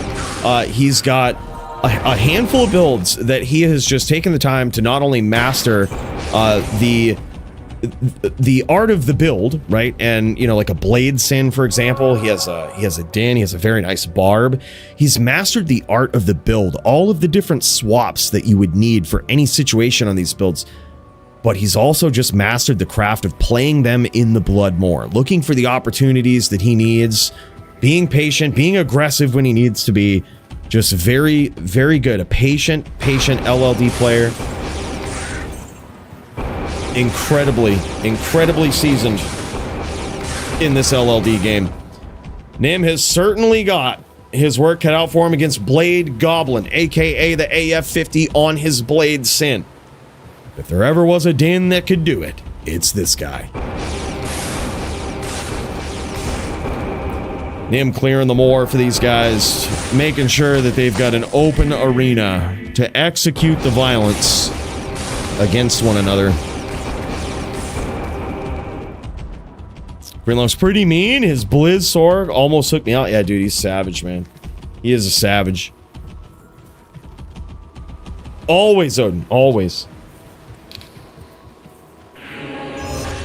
Yeah, I was pumped that Greenlungs made an appearance in HLD. Actually did surprisingly well, dude. See, this is the thing, and I can speak from experience on this, that it's actually really hard to go from, if you're like a mainly LLD player, it's hard to go from LLD to HLD.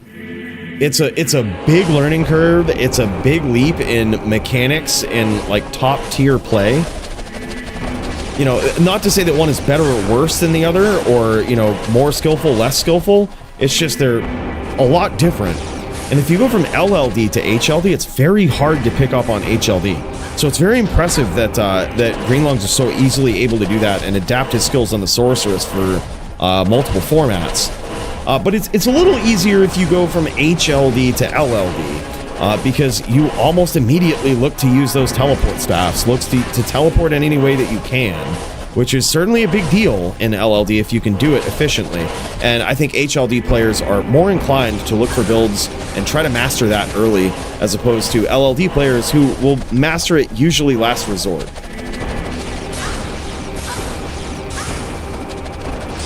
So a little easier to go from HLD to LLD, but still very different divisions, very difficult in their own ways.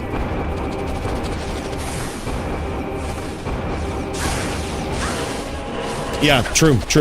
And I think really everyone does. Like, if you are used to teleporting with Enigma, oh, nice shots there from Nim. Absolutely incredible placement. Took advantage of the situation, that D-flight right there. He caught AF50 in it, and he kept him in that hammer field. That was incredible. Yeah, I mean, we all struggle with it, I think, because the timing of it is very awkward. You know, you have to teleport and then swap weapons with nearly like frame perfect timing. You know, and at first it seems like, oh no, I've got plenty of time. I can teleport, swap weapons, whirlwind, or teleport, swap weapons, you know, insert your attack here, right? But it's like when you realize you have some really skilled players that are getting out of the way, that are making that hard for you, that are attacking you while you have your staff out, it's like you really do need to be frame perfect with it. It's a skill you've got to practice. It's almost like CT casting. Like, you have to practice it. You have to practice the timing. No matter who you are, man. It's not something anyone's born with, that's for sure. Nice angle there from Nim as he lands some hammers, some big damage. Now he's going to harass from the outside. He's going to try to get AF50 to telly stomp him again with that dragon flight. That's why he's harassing with that FOH. He's trying to bait him into a stomp here. Oh, big hits though from the Blade Goblin from way on the outside. And now you see why Nim is keeping that distance. Those blades, man, those things fucking hurt. Those things can KO you, and it is very, very hard to stack up DR in LLD. Very, very hard. Nim continuing to harass from the outside here, trying to bait AF50 in. He's gonna need to re-up some of that mana. He's getting a little tired out there, leaving all his mana in the blood more. As Nim cuts an angle, tries to get that hammer in there, catches another ninja star though. Blade Fury is insane. Incredible aim there from AF50, and down goes Nim from way on the outside. Now it's ones. Holy shit, what a duel in the level 30 division here. This one is close.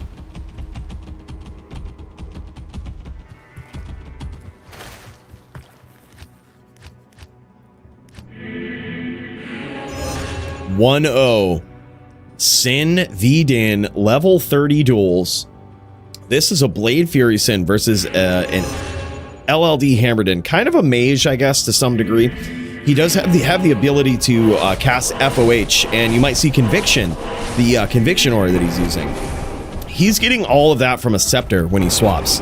That's not something that he statted. At level 30, there's only so many skill points that you have, and you have to use them very intelligently. So you can't just willy-nilly stat your way down to Conviction, wasting 5-6 skill points. And the same is true for FOH. You're going to be wasting just about as much statting down that side of the tree, and those are precious skill points that could go into synergies. There's a lot of things you got to be able to do with those, and you can't just be throwing them away. So it makes more sense to just get the 1 point from a Scepter, right? You can only put 1 hard point into him anyway at level 30. Nim harassing from the outside. I kind of like this strategy.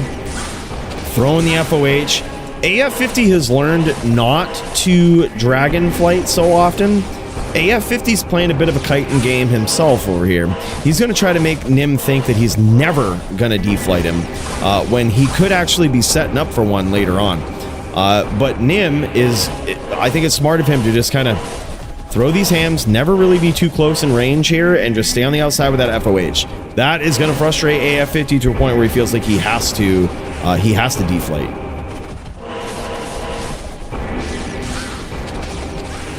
He's landed some shots.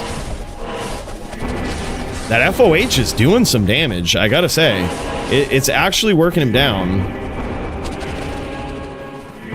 Nim's got to be very careful.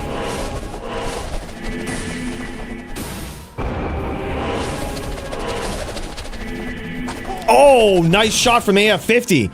Hid that one right behind the trees.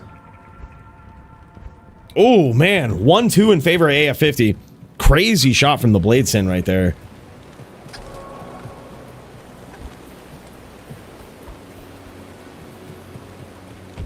That was another build right there that really only became a thing when D2R came out and had ensuing patches that made those blade skills better than they ever were.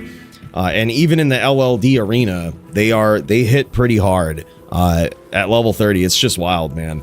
And they certainly do hit pretty hard at the high level as well, but they're not as reliable. They certainly can be blocked. The defense really comes into play. and they freeze you in place. So you often see blade skills used in HLD as like a supplement to some other build, be it a ghost or rarely see it on a trapper, but some sort of hybrid sin and or ghost might use them. Might sneak them in there if they have a really high damage claw.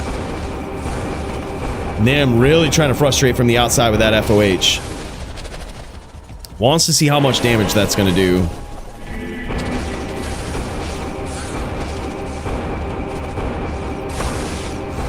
Yeah, that FOH is actually tearing him apart.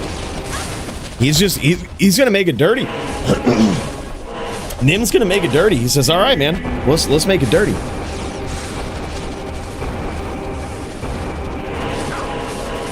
And AF50 says, all right, man, dirty is my middle name. Gets in there, lands some of those ninja stars, Half-Life's Nimrod from way across the map like that. Those are insane.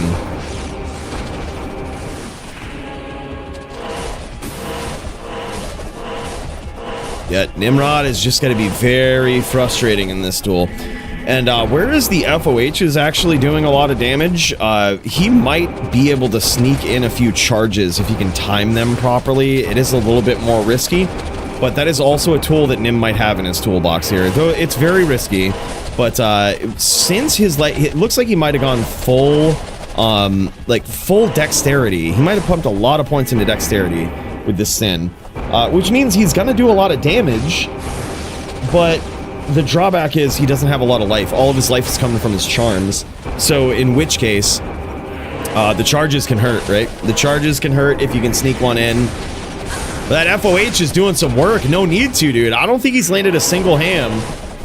And that FOH is just doing work. But look at that. That's the risk. One hit there and he's just so low. It can all be over so quickly.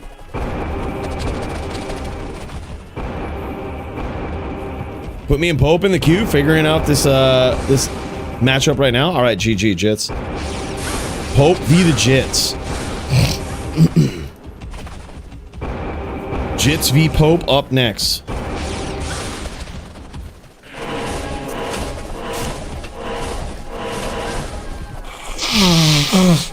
And he gets there. Nim says so gay. He's like, I had to play it so gay. You can technically get there with charge too. It's just you have to. It's a dance. Like when you're playing a charger, it's kind of like a barb where it's so much of a mind game. But Nim's not even on a charger. He would just be sneaking a charge in as an H-den, which is way less of a payoff. This is 1 sec, daughter freaking out. Yeah, no worries, man. Take your time. Take your time, brother. Yeah, we can cut over too while we wait to Jits and Pope if you guys are ready. Y'all are figuring out that matchup, you say. We can pop in, man. The queue isn't too long, so yeah, no worries. Just let me know if y'all are ready. We'll jam it.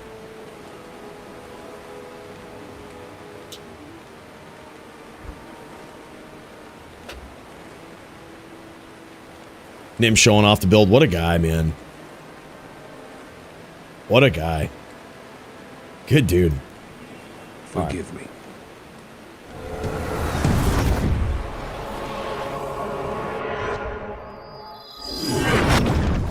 Oh man, looks like we got kicked out of that one right there. We got that game dropped up on us right there. Let's see. We've got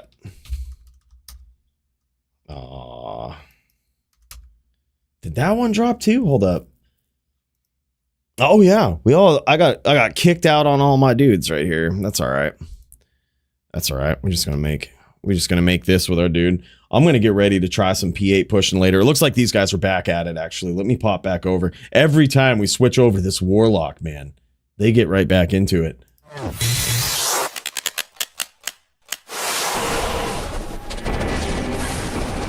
And here we go.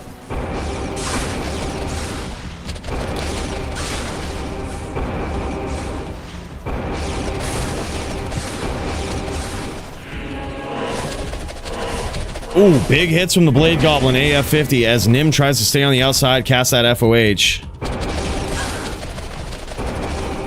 He isn't happy about it, but sometimes you gotta play to your outs, right? If he does that FOH and keeps doing it, it will essentially force AF50 out of that. I mean, that's why we do things. That's why we give them the gay, right?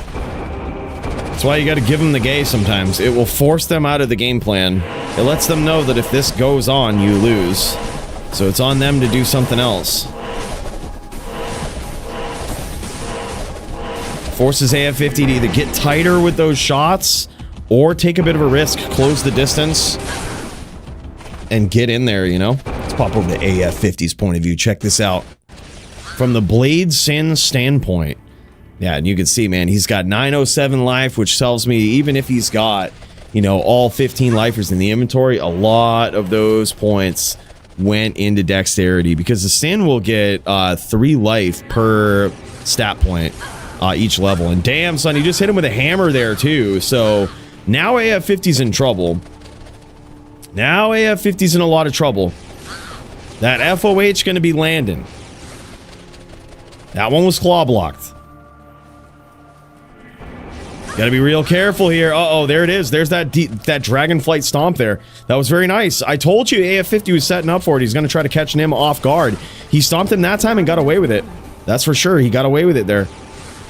But will he continue to get away with it as Nim throws these hams? AF50 real low on mana here. That's not going to be good for him.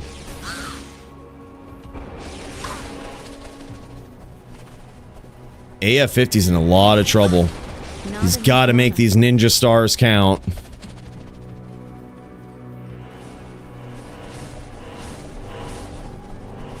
I was going to say he might be running right into hammers, though. Ooh, and there it is. That hammer hit. Nice hammer placement there from Nim. Actually incredible.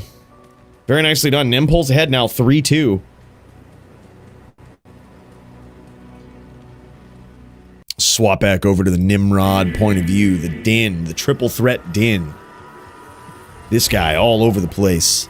All over every format. Threatening fools. In the Bloodmoor. In the World Stone Keep. In the River of Flame. Everywhere. This guy don't mess around.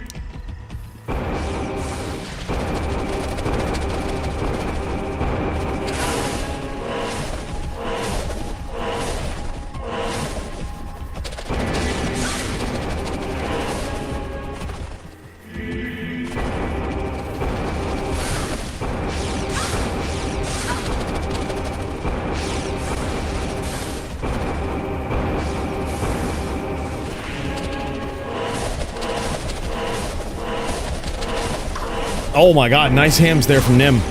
Very nice placement there, making it very hard for AF50 to get on the outside, but holy shit, look at that. Look at that, dude. One hit from those ninja stars, and bam, he is almost dead. That was like a quick 1-2 from the Blade Fury. AF50 almost certainly will try to close the distance here. He does not want to come into this, another situation where he runs out of mana, and he's kind of fighting from behind. I say he will almost certainly try to close the distance, and Nim did a great job of capitalizing on that there.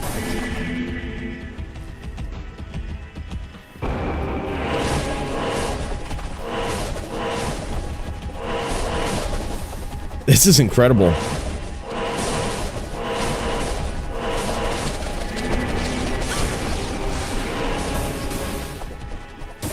Nim trying to rep to full.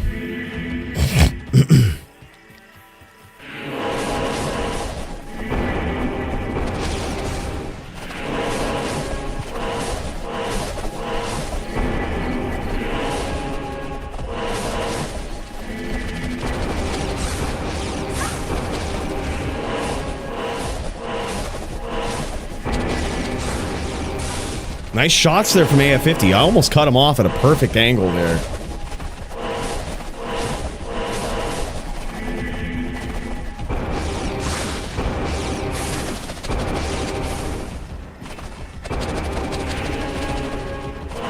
This is a big mind game here. Both of these guys being very patient. Even AF50 having Nim so low. He doesn't want to get caught trying to close the distance and just eat hams. It's happened to him before.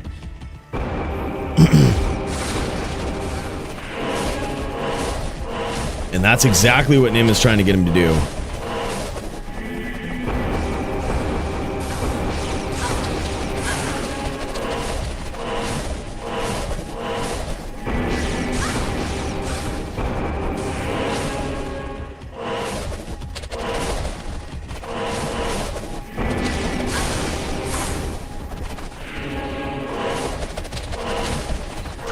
Oh my god, he got hit by another blade there and somehow survived it. He repped back just enough to survive that blade hit there. That was impressive. He was literally 50 life during that first exchange, and he repped back to like almost 300. Now he's trying to rep back some mana. AF50 ain't trying to let him have it. Uh-oh. Nice hit there with that ham from Nim. That one connected.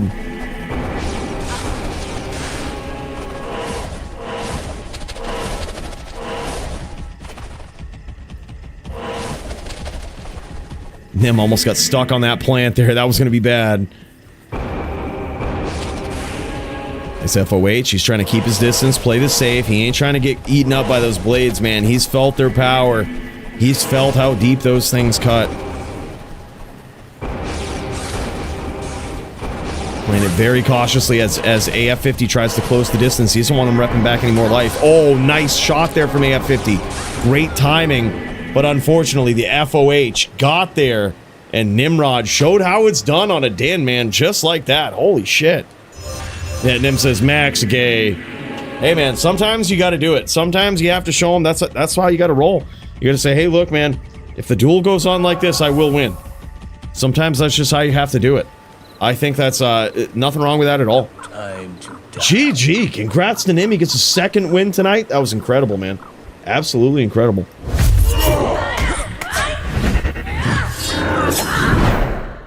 Alright, what have we got here? Smolp's jamming. He's on his Warlock. This guy is jamming, bro. Holy shit. Alright, didn't we have, hold up. Didn't we have somebody in the queue? Didn't we have, Ruthless, Toothless, Green Lungs? Or, no, we saw that one. Jits v Pope? Do we got some Jits v Pope going on? Look at this. We got Smolps leveling up. I can't wait for the content on the Warlock from this guy, man.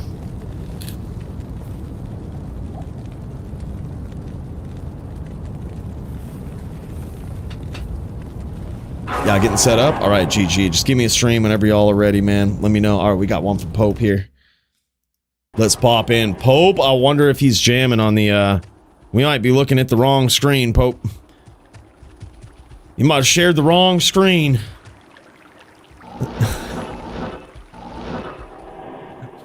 We've got the Diablo 2 winder. This fucking guy. This fucking guy. All right, we should make some notes. I actually got, let me get my planner back up here because now I see that these guys are allowing us to make Warlocks on max roll. This was not the case the other night. I think it took them a while to roll this out. But now, let's just see what we've got here. While we wait, let's get this put together, huh? Let's get it to jamming. I say we figure it out. We were gonna throw a last wish in here. So theoretically, this can be in a Thunder Maul? Yeah, it can be. Holy shit. Alright, last wish in a Thunder Maul. This is obviously going to be Enigma. We need some cast. This has got Pally cast frames. So let's figure this out.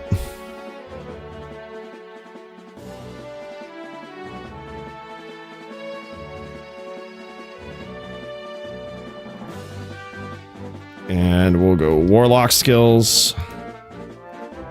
Faster cast.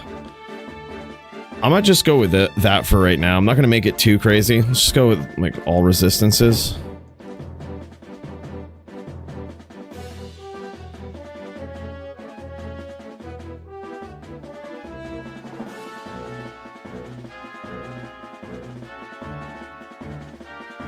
I think this is meant to say all res. Yeah, it's just labeled wrong. Alright, we're not gonna make it too crazy for right now. Fixed? Alright, GG, dude. Alright, we'll pop over. Let's jam it. We're gonna get this figured out, though. And here it is. The Pope. The Pope versus the Charge. Did these guys convert over? Or is this no? This is old school, right? This is old school. Damn, son. Oh, I fixed it. All right, all right. All right, boys. Let's friggin' do this. This right here is Pope on the Din versus Jits on the Din. This is a very interesting one right here. We got a Din v Din showdown between two savage players, and it's a Smite VTPK type shit. Oh yeah, this is VTPK. These guys busting out the Holy Freeze aura and everything. Now, whenever you see two Dins and they're dueling each other and they bust out that Holy Freeze aura, there is a good chance you're watching yourself some VTPK. A VT is an FOHer and a Smiter sort of combined into one character. Both of those attacks are kind of a main attack for that type of Paladin. But Smite is the big one, right? FOH is the harasser. Smite is the big one. So in a skillful VT versus VT duel, a well-timed Holy Freeze flash can really fuck up the breakpoints of your opponent, giving you that extra second or two to get up in there and land your smites at a faster pace than they can land theirs. And damn, man, Jits gets in there, slain by the Charge PK. Holy shit. I'm in another world right now. Nim, you did great, man. You did great, brother. Time to level that Warlock. Hell yeah, man. That's probably what I'm gonna be doing after this. I got to get that thing figured out, man. I got to get that damage. We got to get a build that just wrecks. That's the goal. Get a build that wrecks. That's what I'm gonna be working on.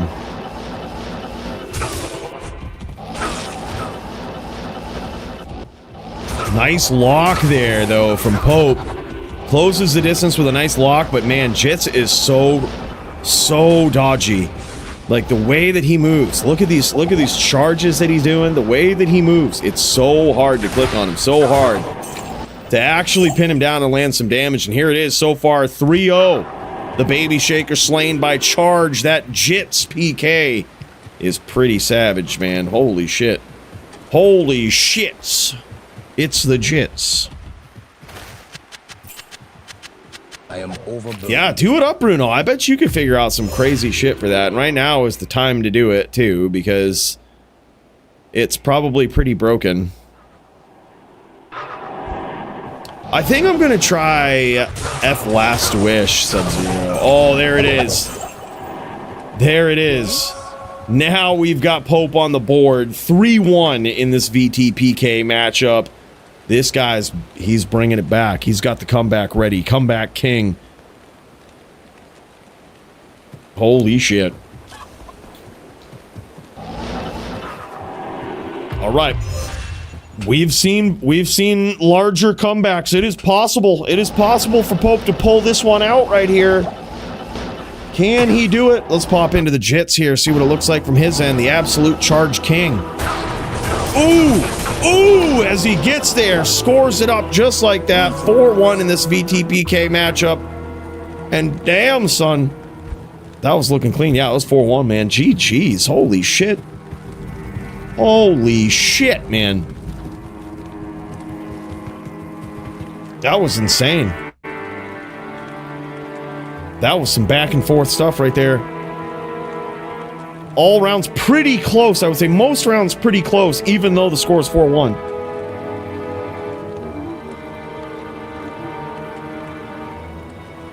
Oh, did he really? Yeah. Hafasto from the Forge.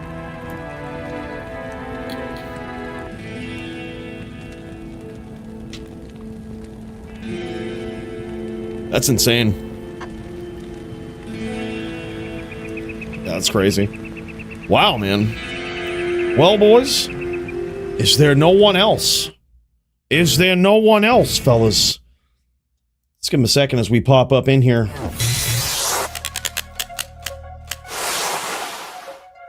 Oh, that's sick, man. No way. That's awesome. Probably worth something. I would hold on to it for sure. If you're ever curious about the price, you could just try to sell it on either JSP or go on Tradery, see what people are selling similar ones for, if there even are similar ones. Yeah, check it out, man. That's crazy. We got Dirty One up in here. Oh shit, we got Dirty One up in here. We got the Dirty One ready to throw down. It's the Dirty One, boys. As he loads up on his barb. Oh man, this is gonna get savage. This is Dirty One versus Riz. No friggin' way. Riz on the way. Holy shit. All right. Well, keep me posted as we figure this one out.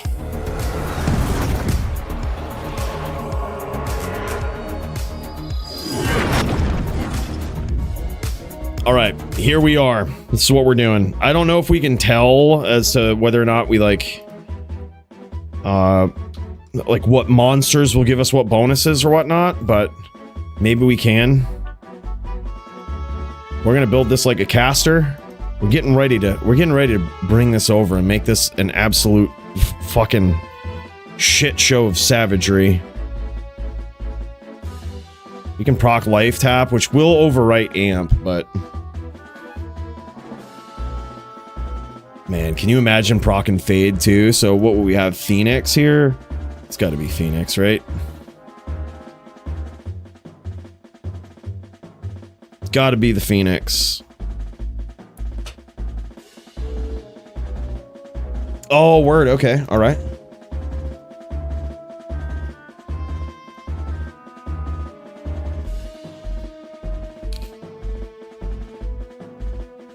Ladder PK will only cost me 2 hell runes. Oh my god, I can't wait.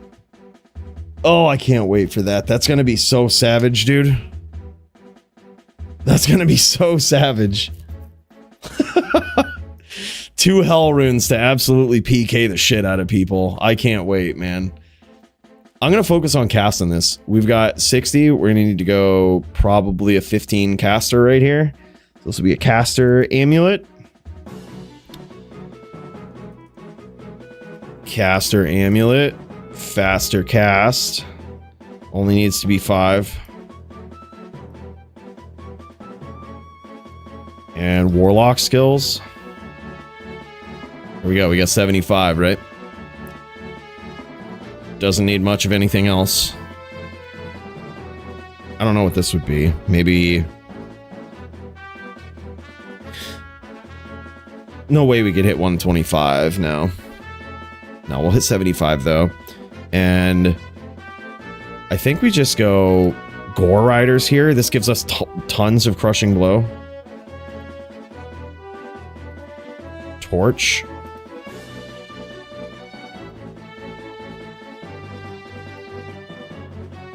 Annie.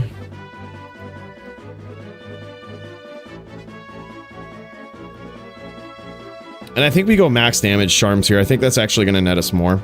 Let's go, I'm thinking PVM for right now, but I'm pretty sure this could convert pretty easily to PvP. Could also have one of these be a caster ring and not need a crafted amulet. 2 of them be caster rings and just need skills. Oh, really? Oh, shit. Yep, you're wrong. I'm wrong. Yep, you're right. Let's do this right. Shit. Thanks for the heads up, dude. That's alright. I was keeping it a surprise. I was keeping it a surprise for you guys. Alright? This is what we're building here. We're building something. Let's test out, like... What would this be? Chaos? No. Eldritch skills? No, it's a... Grand Charm.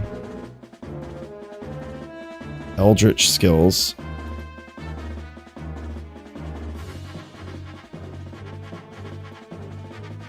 Let's do this. And we're gonna test max damage AR Lifer too.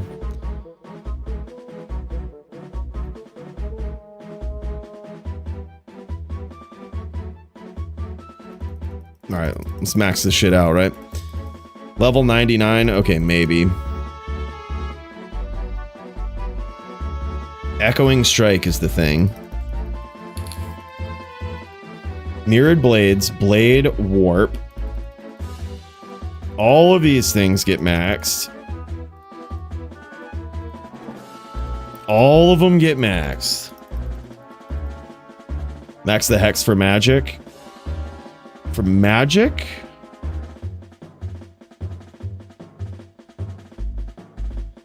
Magic, this one? Hex Purge?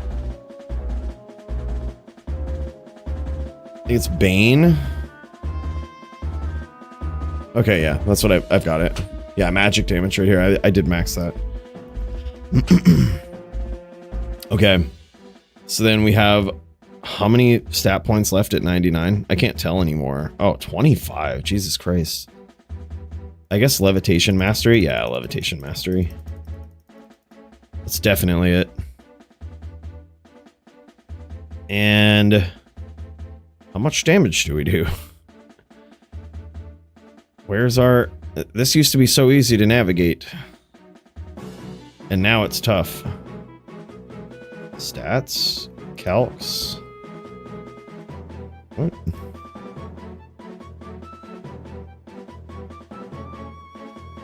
You used to be able to tell the damage that you could do, but apparently you can't do that anymore.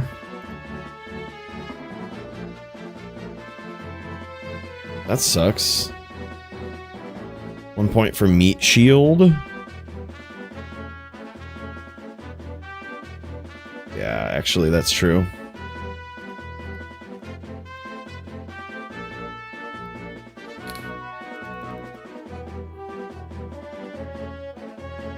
Yeah, I think that's the way. That's 99, though. We're 99 at that point. I don't even know if this is necessary. Maybe it is, but critical strike chance, 32%. I think we need that.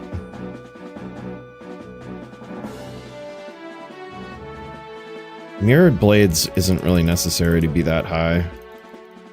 So that's where we could take skill points out of it early on if we're not level 99.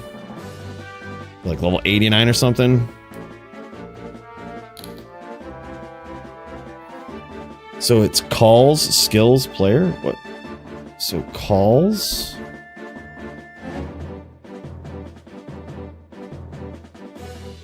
Calcs? Skills. Oh, player, right here. Alright. Thanks, Primo. Alright. We're looking good. Echo and strikes. Damage. This doesn't look right. This doesn't look right. Oh. Activate skill. Okay, there we go. Might should be active. What happens if we just Venom? No, it doesn't do anything.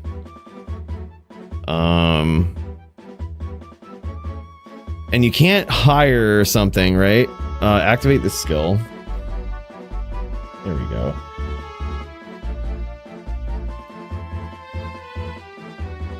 Apply buff.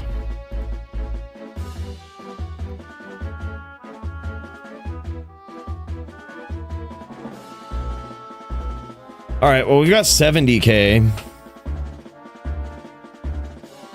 Yeah, those numbers are wrong. Yeah, it doesn't look right, but whatever. I think this is probably the best approach.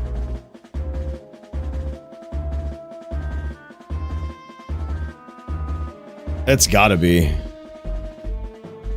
The crushing blow is just where it's at. Maybe we do focus on maxing out the number of blades. I guess maybe we only need 3, but is it hard points? That is what dictates the number of blades that we get. 3 echoes.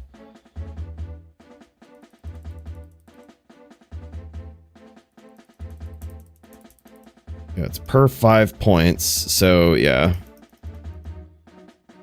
1, 2, 3, 4, 5. 1, 2, 3, 4, 5. 4 echoes. 5 echoes. Okay, yeah. It is hard points. Need to apply the buff. All right, hold up. So, player.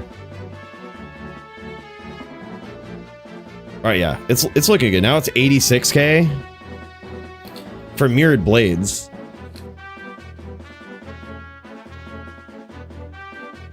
All right. Well, we'll jam it. That's what we need to do. I just need to get some of this shit. I don't really know how... Well, let's figure it out. How important are the skills here? So we do, on Mirrored Blades, 86k, and Echoing Strike is 28k. If we just rip out... If we just take this off... Right, what does it go down to?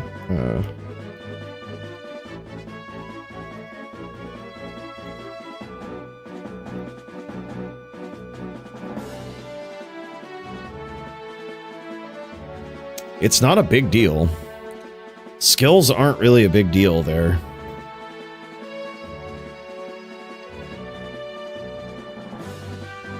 So...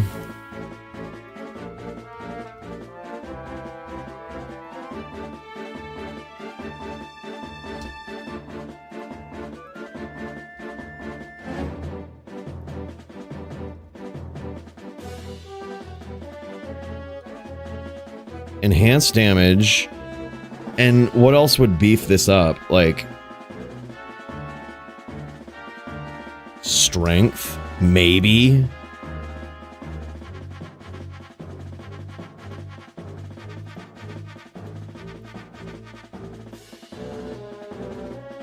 Let's see. See if that beefed up our calculations here.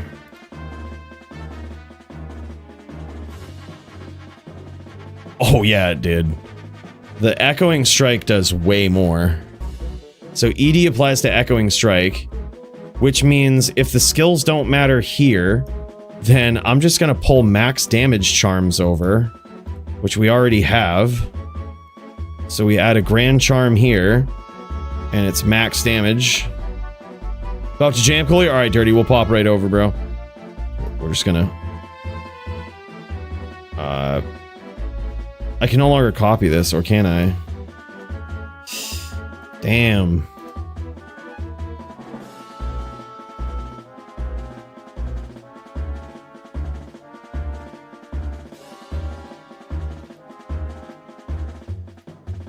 There we go. Okay, it's, I guess, kind of good.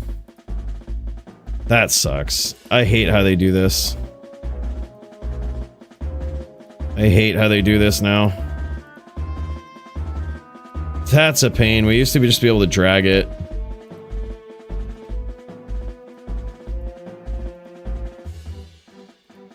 So we could do that, and then check out the calcs. And, yeah, actually that didn't really help that much. That really didn't bring us up that much. So, Echoing Strike... The Mirrored Blades does almost 90k now, which is kind of crazy, but I think Echoing Strike is the big thing to focus on. I don't know. We're gonna figure this out. We're gonna figure it out. I feel like we're pretty close here. Put some strength points into strength on the right. Good idea. So we'll put like 450. It does indeed affect Echoing Strike. Oh my god, we can get to 100k. I did it, guys. I did it. I did it.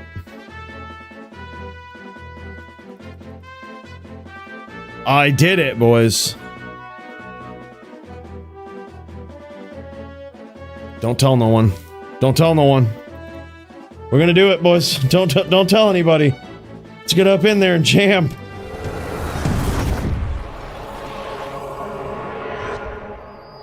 We got the 100k, Max. We did it. We did it.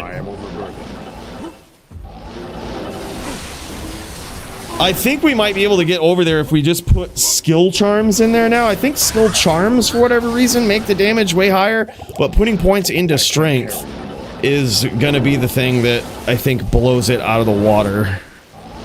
And honestly, the survivability of that build is so fucking good anyway. I can't carry it.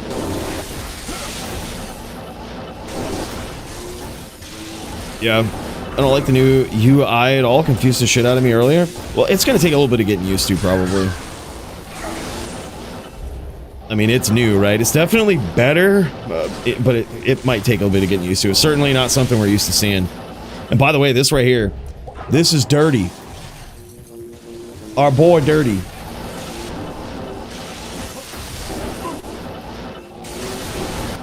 Dirty on the Barb, and he is going up against Riz on the Sin. Riz is one of the most savage Sin players, one of the most aggressive, most savage Sin players, and Diablo 2 PvP players of all time. And he is going up against Dirty here, who is also previous champion Savage on so many different classes. We've seen this guy on a Sin, we've seen him on a Necro, and now he is dabbling into the tough life of a Barb against an absolute legend. But so far, he's actually scored some big damage on him. Riz is actually pretty low. But so is Dirty. Nice, now PvP with it. Yeah, we're gonna do it, Max. We're gonna do it. We broke it. We got it, 100K. We're gonna do it. We're going full strength Warlock here soon. I think I might be able to toy with the survivability a little bit too. We might be able to skimp out on some things, and yeah, we're gonna play with it. It's gonna get wild, boys. Yeah, jam it, Winject. Jam it. I'm gonna go with the Last Wish. See how that works. I'll actually play around with different items there too, different weapons, see what works best. Maybe the Might Aura doesn't matter. It's gotta matter, but... Oh my god, nice catch there from Dirty. Holy shit. Very good duel. That was a nice last-minute catch right there. Holy shit. Greetings.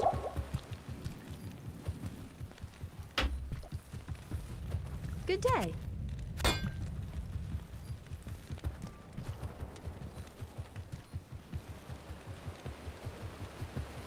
I don't think there ever was a damage cap.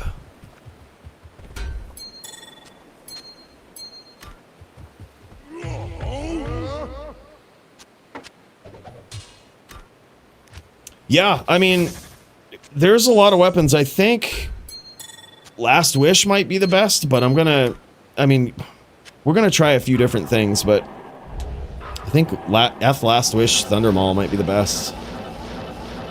Maybe even a War Pike. We're gonna fuck with it. I'm like so blown away by it. I wanna learn. Gotta figure these things out.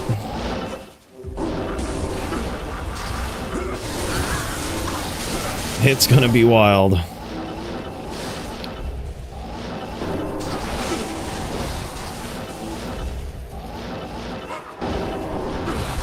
Ribcracker Rex PVM? It probably does. It probably does. There's something where one of those attacks doesn't take the durability away, and I'm not sure if it's one or both, but one of them doesn't.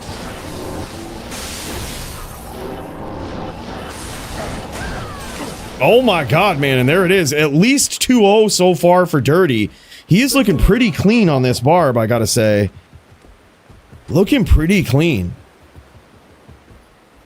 I don't think it's ready yet. I don't know of any way to hero edit in there, which it's really too bad.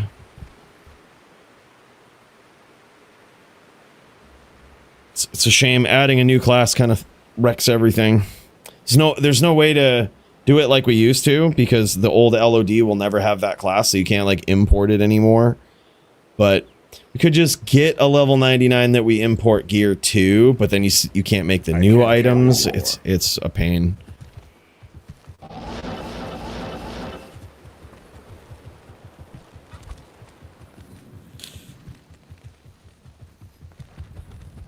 What you need?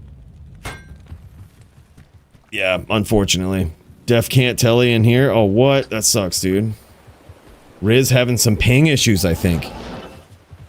whereas it's a barb advantage game here, he might be a little pingy. Hard for him to get out of the way of these telly stomps.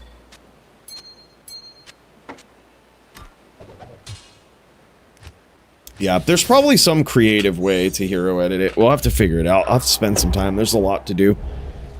There's a lot to do.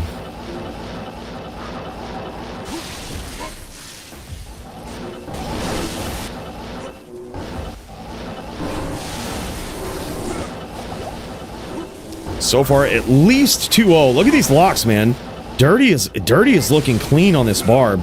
He is constantly closing the distance and looking for very quick name grabs, very quick name locks. I am overburdened. That is a skill that you have to master as a barb player. You've got to be extremely quick.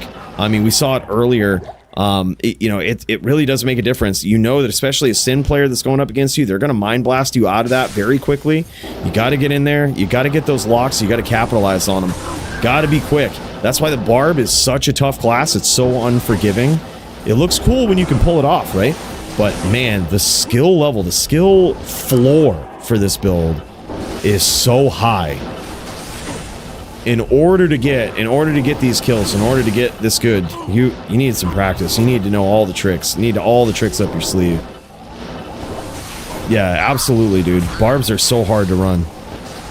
Now, granted, Riz does have a little bit of a ping disadvantage, I think. Based on what he's saying, it's hard for him to tally in this game. Now, with the DFC, we do give, basically, whereas Barbs have the bad matchup, really, versus anything, if there's ever a question of, like, ping advantage or ping disadvantage, if people are playing from different parts of the country or sometimes even the world, we tend to give the advantage, more of the advantage, slightly, to the Barb in these instances, just because they statistically just don't have as good of matchups as anything. So you give them the benefit of the doubt, give them the best possible chance they can have, right? And sometimes you run into this where it might make a difference in this matchup, because Riz is also really good, incredibly fast, incredibly quick, and absolute top tier Sin skills. So it could make a difference here.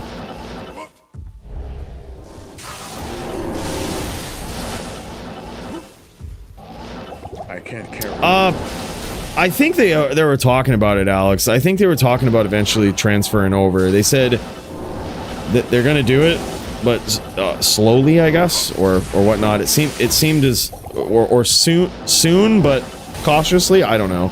It seemed as though they were interested in doing it. That's for sure. I mean, worst case scenario. This is where the Melee community differs, right? Worst case scenario, they'll just ban Warlock from Melee, and I would totally get it. Would totally make sense. I mean, being able to use two-handers in the first place is kind of fucking wild. Like, it's like a wannabe. I want to jump into Melee here, but I don't want to be fair.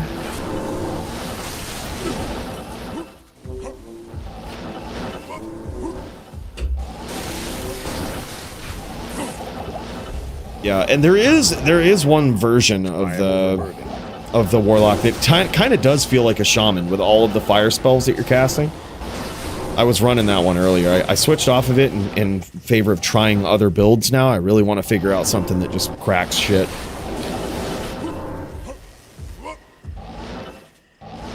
It really is, Bruno. It really is.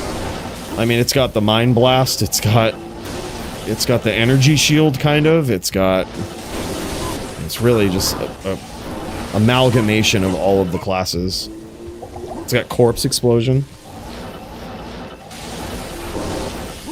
Good so far, honestly, but it's I think the Warlock is a little broken. Like, I think that they've, in typical Blizzard fashion, have just overdone the damage on everything, and I can't carry anymore. I don't think a lot of balance was. I don't think balance was really at the forefront of just making cool, good-looking skills that feel good.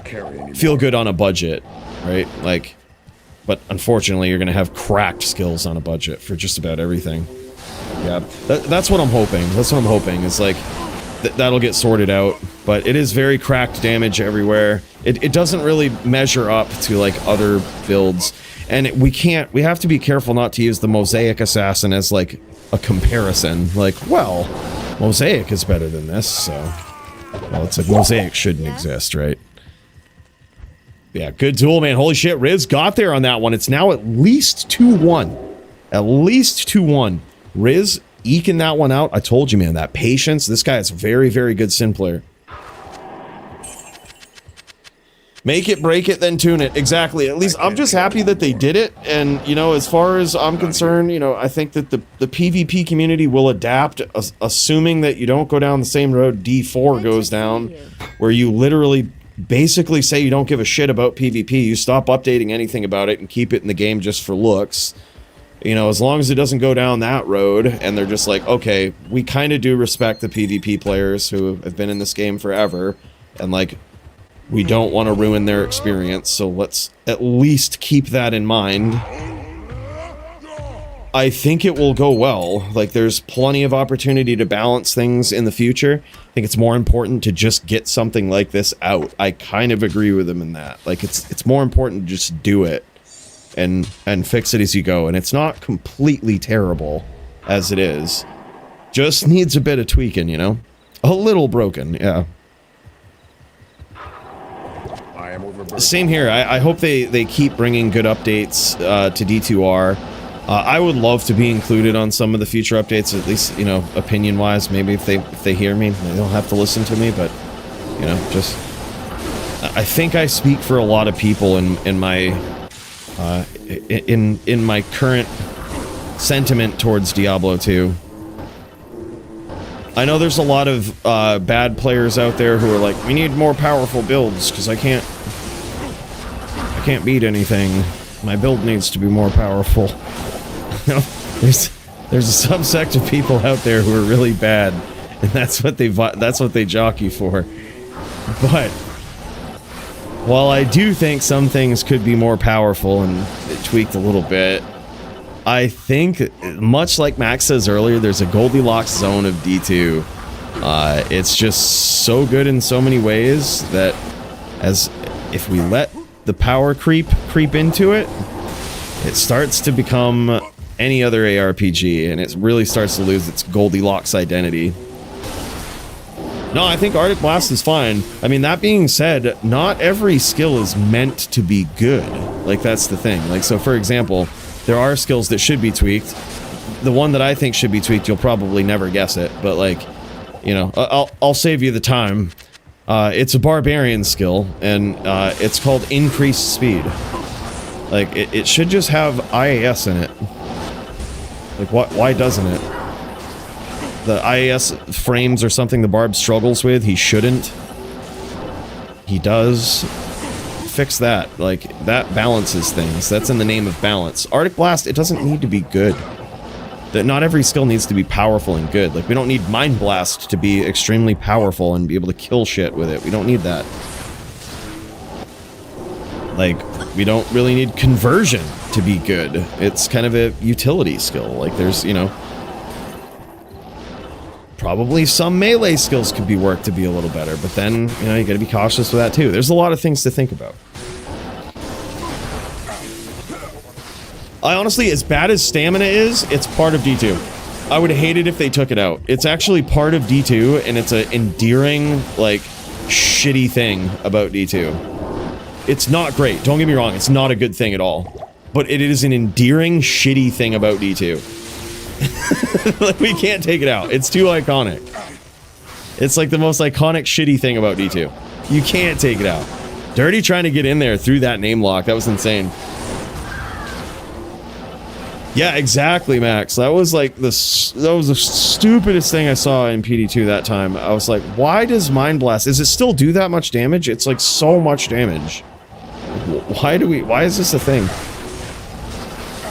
Oh my god, nice setup there from Riz as he ties the score, man. 2-2 between these titans. Yeah, exactly. You couldn't run. Stamina was a new thing in D2. Yeah. Yeah, it's crazy. Oh, improved stamina. I see what you mean. My bad. Yeah, improved stamina. Yeah, I think that's an interesting one. Here's the other thing, though, with the Barbarian skill where I think it actually kind of pans out all right. The Barbarian actually gets a lot of stamina per level. I noticed that in one of the most recent challenge runs that I did. What can I The do? barbarian actually gets pretty adequate stamina per level, so this, by the time you can put 1 point into increased stamina, it's probably good enough. You'll never run out. Like, it's... And yeah, there probably should be something else with it. I don't know what. Maybe increased mana recovery as well. Sure. I wouldn't hate it, but does it need to change? No. Is it a useless skill? Yeah. But maybe mana recovery or increased mana maybe too. Like increased stamina gives you stamina and mana. That would actually be kind of cool.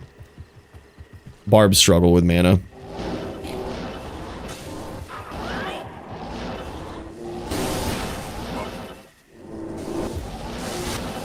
Yeah, I say leave the run toggle for vanilla B, but remove it for future iterations. No, no. No, fuck that, man. Keep it.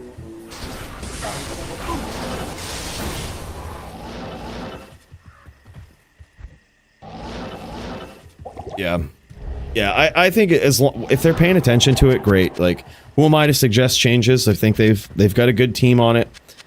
They're doing good. I just think that I would love to be included in such things. Like, they probably didn't want to include me, maybe for a reason. I also am not so full of myself where I think I'm on these guys' level. But I did win all of the trivia challenges. Alright, I did win all. I won them. Alright, I done earned my spot. Or most of them. Alright, I know a bit about the game. I would appreciate being heard, but if it is what it is, you know, I'm not going to be upset either way, but I would appreciate it. I think if they hear what I'm saying, at least take it into account, I think it would be beneficial.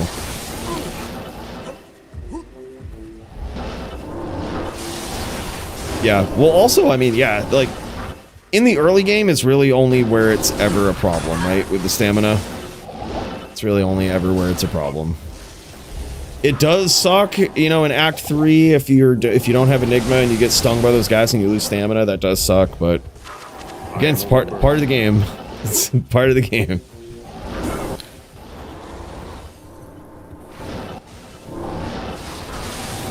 Is indeed an endearing shitty part of D2.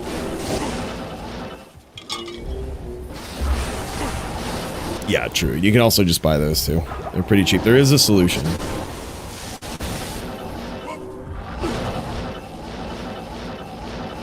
Dude, Riz is making a comeback here. From a pretty rough start, he's making a comeback. 30 is looking good on this barb.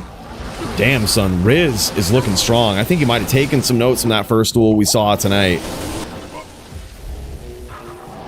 With how to get in here. How to keep these sins, how to keep these barbs at bay. It was from the Jewel Van duel. He was looking clean on that, man. Jewel Van GoGators. That was looking clean, man. That was a clean duel. Oh my god. Nice stomp there. Incredible damage. Nice sneaky name lock there from Dirty. That was so sneaky.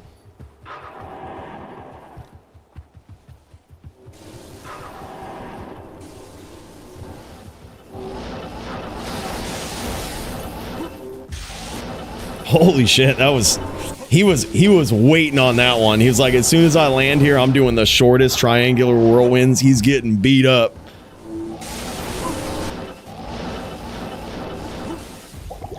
Hey, did I win my 1,000? I didn't make a bet. I bet that it would happen.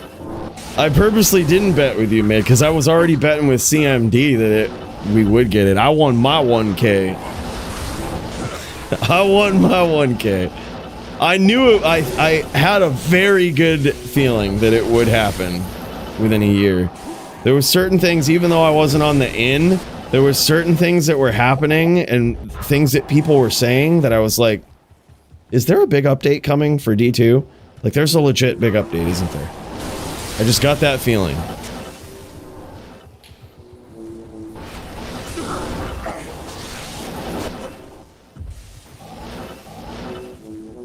Barb with weapon block? That would kind of be wild. That would kind of be wild, man.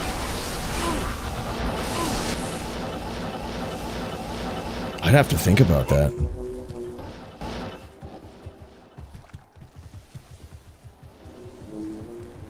Yeah, I do too, CMC.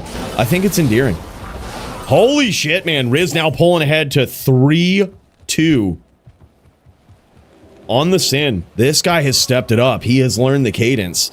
Dirty's gonna have to really pull it out here. He's now got his back against the ropes. Not in town. Yes? Yeah. I don't even think they need to try that hard either, too. Like, R2 Culture, like, I don't think they need to try that hard to do that. You can already make, and they're kind of starting to move in that direction with this update. You can add, like, you can have monsters spawn with certain abilities. They did it in Terror Zones, like extra fast, that just makes everything more intense. Like, that's insane. All the monsters are extra fast. Like, okay. All right, here we go. These guys are doing a mirror, actually. This is insane. I love this. So that was a 3-2. These guys doing a mirror 3-2. This is sick. We get the best of both here. I love it.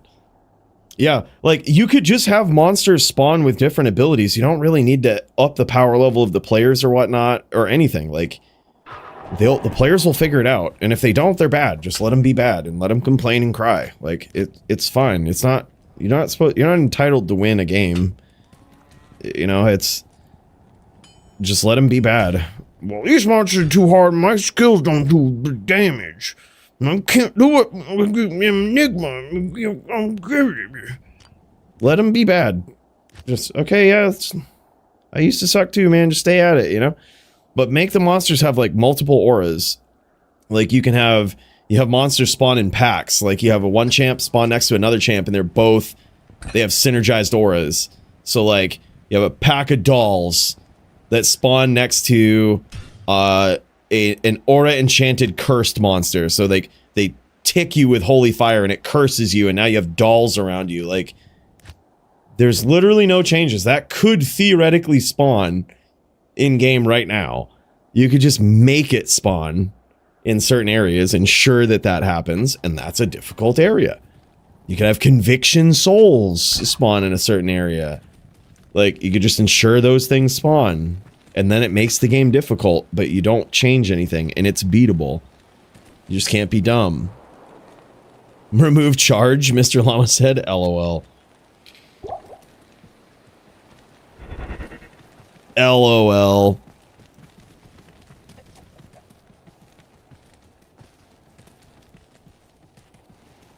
What things would be willing to part with so that they could bring in more players and game. Good day. Part with.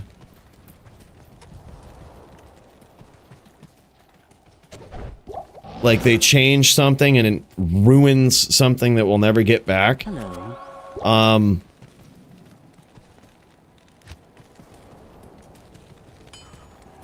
It's a good question, because there's a lot to unpack with it too. Like, that would bring in more players. I think some sort of... I think I would be okay with a little bit of power creep, as long as, you know, everything still remains tradable. I think things staying tradable is a non-negotiable. No matter how many people cry about it, everything must be tradable in D2. That's the one thing we can't lose. Order welcomes you. And that will ensure that there's still this value surrounding the game that is unlike any other game. PvP, yes, cannot lose that. It is such an endearing thing that has existed for decades and really has carried the game through its darkest hours. It's all PvP, right? Like, as much as the crying few out there would have you believe it's not, they're wrong. It is. They just don't understand how it is. They're like, well, no, it's all this item. It's all us hunting items and stuff. Well, where do you think those get value from? It's the PvP players. It's such an integral part of the community. I don't think that can go. But I think power creep to some degree, you know, not to an infinite degree, but is cool as long as those things are at least thought about to some reasonable degree. Like, it's almost inevitable, and power creep will definitely bring in players like, wow, I can do this really powerful thing. But just as long as there's some voice to be like, okay, well, let's think about this just for a second. Like, how about, you know, how about we do this to counteract it in PvP? Or how about, you know, granted, those things can always be banned in GM dueling, but there's always going to be shitheads in pubs, and that's how people get into PvP. That's the gateway to PvP. So while rule sets can ban them, pub games can become shitty. And if pub games are really shitty, filled with trolls and retards, no one's ever going to PvP. No one's ever going to look further to get into PvP. So, like, you can't completely break it. You know, that's all I'm saying. Like, power creep, to some degree, is what brings people in. But I think, yeah, that's kind of what we have to think about, right?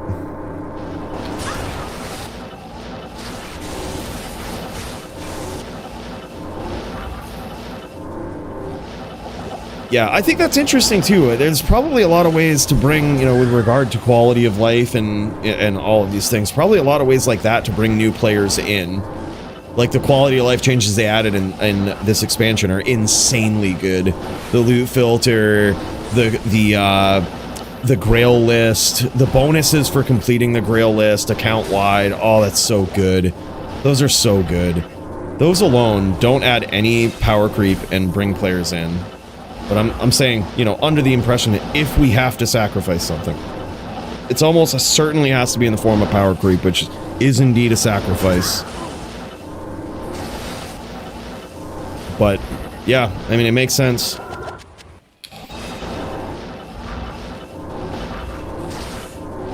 Yeah, WASDA would help. I think it would be cool if they could get it right. For sure.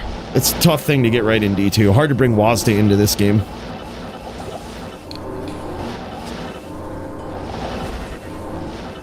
Yeah, Bruno's a success story, man. Yeah, I agree, Jits. One of the most important aspects, and trading exists because of PvP. Like, it's, I mean, you can even see that in PD2. Like, they paid a lot of attention to PvP. Regardless of, like, what percentage of the community did it. It might have been 10%, 10, 15%. But it was big, and therefore trading was big, and therefore the community thrives to this day. It's like, it's important, whether a majority of people do it or not. It's like one of those important things that has an effect on trade. It affects the entire feel of the game, the entire value of items, everything. So, alright, just to give an update on this duel, though, to get back on the topic here, right? We've got, we're now looking at Dirty on the Sin. Dirty is playing on the Sin. He has been known, he has taken the title on a Sin before, and now he's going up against Riz. Savage, one of the most aggressive D2 players of all time. Riz on the Barb this time. These guys have switched it up for a Sin v Barb mirror. The first match went 3-2, which means this one is going the distance. It's insane. So far, 0-0 in this, in the second half of this. But 3-2 was the first part. It's crazy.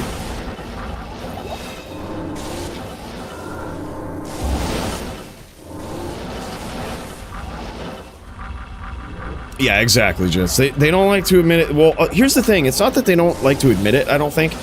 It's just that many players can't connect the two. They can't...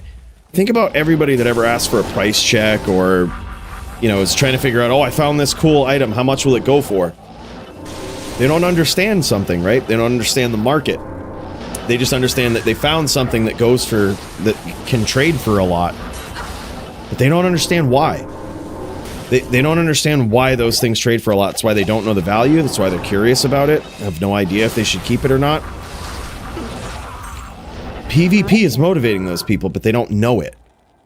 They're trading in this economy, and like this in-game economy, because PvP players drive the price of those items that push these end-game builds to duel each other, that essentially dictate the value. Without that, there is no value. There is nobody grinding for shit. You see it in D4. Like, a lot of stuff is tradable, not everything, but there's no PvP, and no one cares about the items anymore. Like, no one cares about trading. They just want to maybe they do a little bit to get summoning materials, then they quit for the season. It's like there's no staying power in the game. By the way, what up, Enigma? Exactly. It's a good point, Bruno. Like, you find a 32020 as a PVM player, you think, wow, this is worth a lot. You might not understand why that's worth a lot. It's because of PvP players. Oh no, it's people trying to deck out their builds with the best gear. No, it's not. It's PvP players. Well, yeah, it is, but it's PvP players doing that. Otherwise, that 32020 isn't really going to be worth much. No one really cares in PVM. Yeah, so, like, that's what I mean. It's like they... Isn't that they don't want to admit it, they just don't understand. They don't realize that, oh, I don't PvP, so therefore it's not important. They don't understand that, oh, I do magic find and trade, and I do get excited when my item is worth this much, and that's what that's the game to me. They don't understand the veil that they can't see past.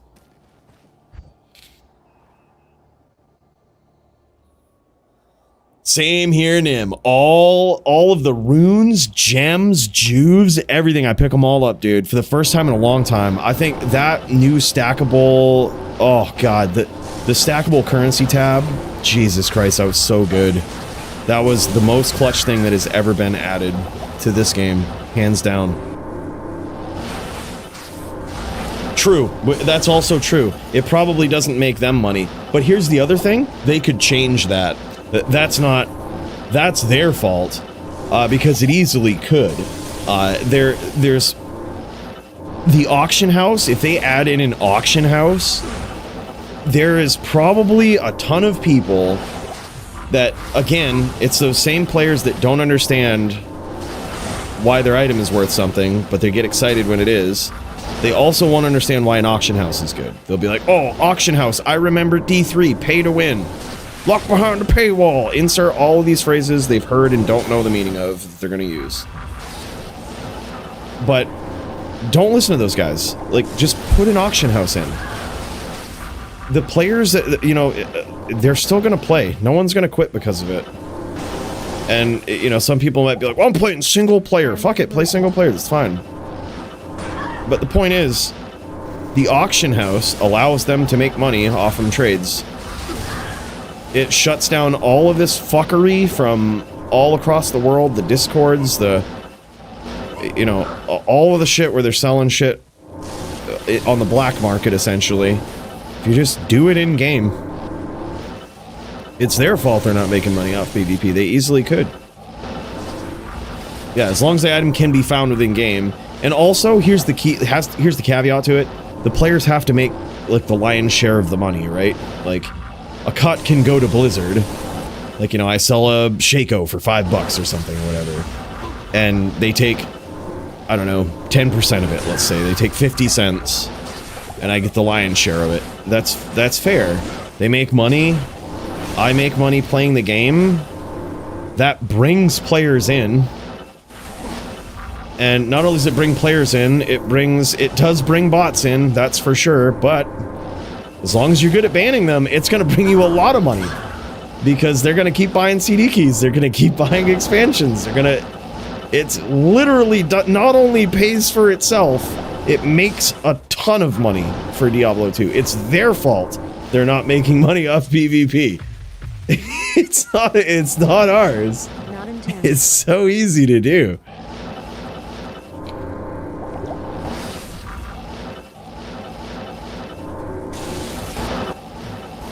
Yeah, true, they will, but they will still play, and they will still play single player.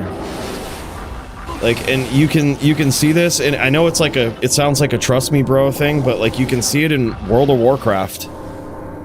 You can see it in what was I'm gonna forget this game too, but there's another ARPG style game that's like really big where they have an auction house. You can sell shit in game for money. You get the money. What is that? It's built into the game. I forget what it is. Terraria? That's not Terraria.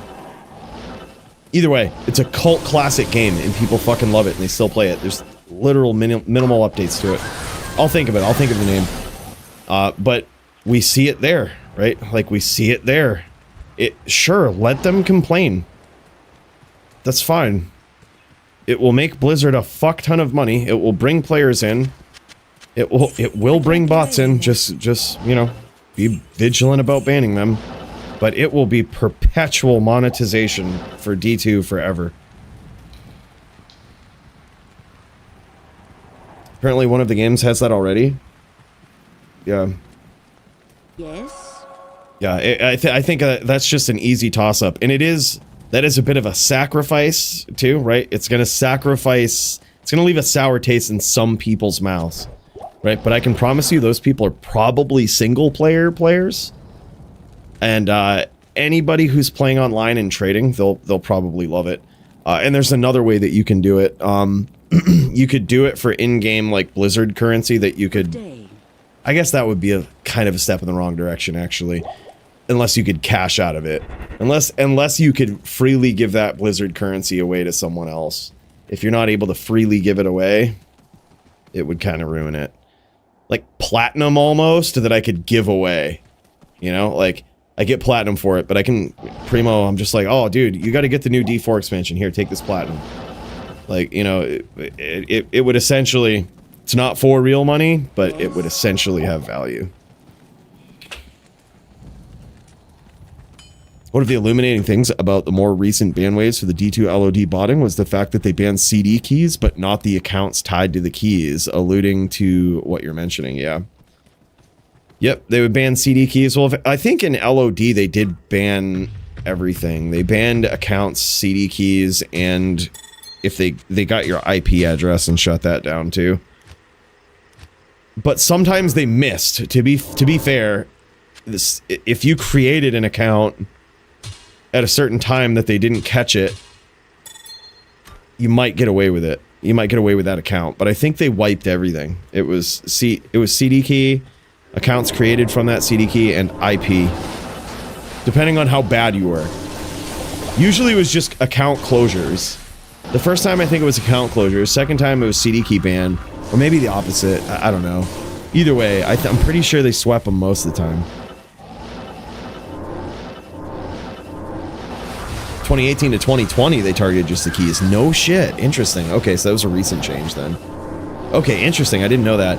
I only knew it because of experience when I got banned prior to 2017 for botting way back in the day. CD key, all accounts wiped. IP address. It's like, nope, fuck you. They got me. Yeah, good old etal. Yep, Project etal.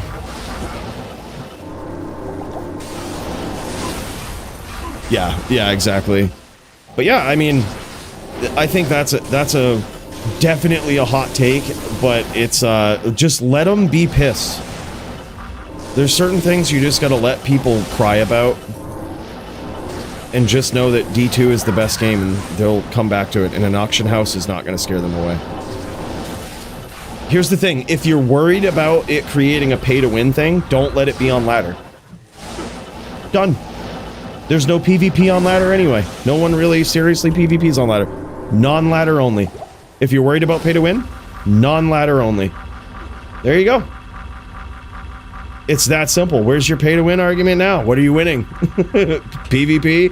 Great, that's exactly what it's meant for. Blizzard to Coooley back in the day. Ladies and gentlemen, we got him. I was banned in Rust Storm too. Item duping? No shit, dude. Yep. I got banned for using an item dupe hack back in the day. Yep. Definitely did that. It got patched. I still got the SOJs out of it though. And they banned me like 3 months later after I'd sold all of them.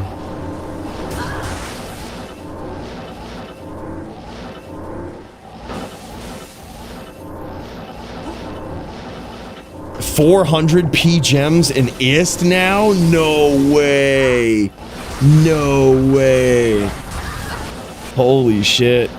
Big hits there. Riz's bow has run out here. Or I'm sorry, Dirty's bow has run out here. And Riz is trying to punish him for it. No, actually, no. He let him bow. He let him bow there. That's GG. I think Riz is actually up a bit here. I think Riz is actually up 2-0. I'm pretty sure. If so, if Riz goes 3-0 here, that's a Riz win, man. That's a Riz win on this mirror. Nice name lock there from Dirty. Trade screen hacking. Did you use the trade screen hack, Nim, where you spoofed an item and it automatically appeared in the trade window but wasn't really there. Did you use that one? I certainly did. I got so rich off that. It spoofed an item, and it was really sketchy because it was just as soon as you entered the trade screen, it was there. It wasn't like no sound to it or anything, it was just there. It was really sketchy. I think it's 2-0-1 right now. Is that what it, I think? I'm kind of passively paying attention as we talk about this. It's getting late. But, yeah. Yeah, it was crazy. And it wouldn't actually be there. It would just be a picture of it there. And they would see it, and it wouldn't really be there. So they would hit accept trade, and nothing would technically be on your side, and they would put up their items for it. And you would scam them. And bam, that was it. Yeah, I used that one too, Nim.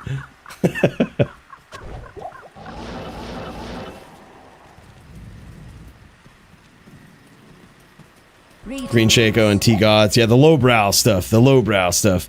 I did the drop hack. I did the account stealing. I stole so many accounts in so many different ways. Of course, I did the public thievery too. That was how I made most of my wealth in D2. Public transfer game thievery. I made probably the equivalent back in the day. I never sold it because I wasn't really familiar too much with JSP, but it was probably the equivalent of about 100,000 forum gold worth of shit I just stole from pub games that that I had on so many different accounts. Yeah, D&D wasn't...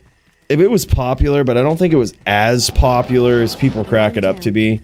It was so obvious even back then. You had to be literal IQ 20 to fall for that. Like, literal... You had to be so stupid to fall for that. I think that was one of the lowbrow ones. It definitely wasn't like top tier thievery, top tier gotcha. It was just one of the scams. It's like the scams going around right now. It's just like the scams going around right now where people are like, oh, can you link this to me in the message chat? And they'll stand by you. And they're like, yeah, just bring up the chat log and hit control click. Send it to me in a message. And it drops it on the ground. It's like the same, it's the same shit. Like, you kind of have to be really dumb to do that.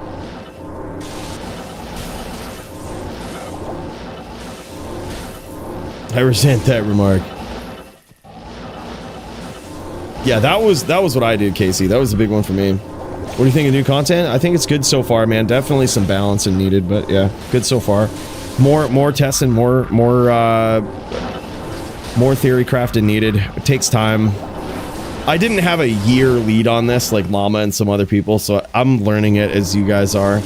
So my opinion is, as of right now, I'm just learning it, figuring things out. There's a lot of broken stuff that obviously needed some testing, but there were some people who had a year-long heads up on it, and they knew all about all this stuff, and I didn't. I wasn't one of those people. I'm just learning. Just learning it.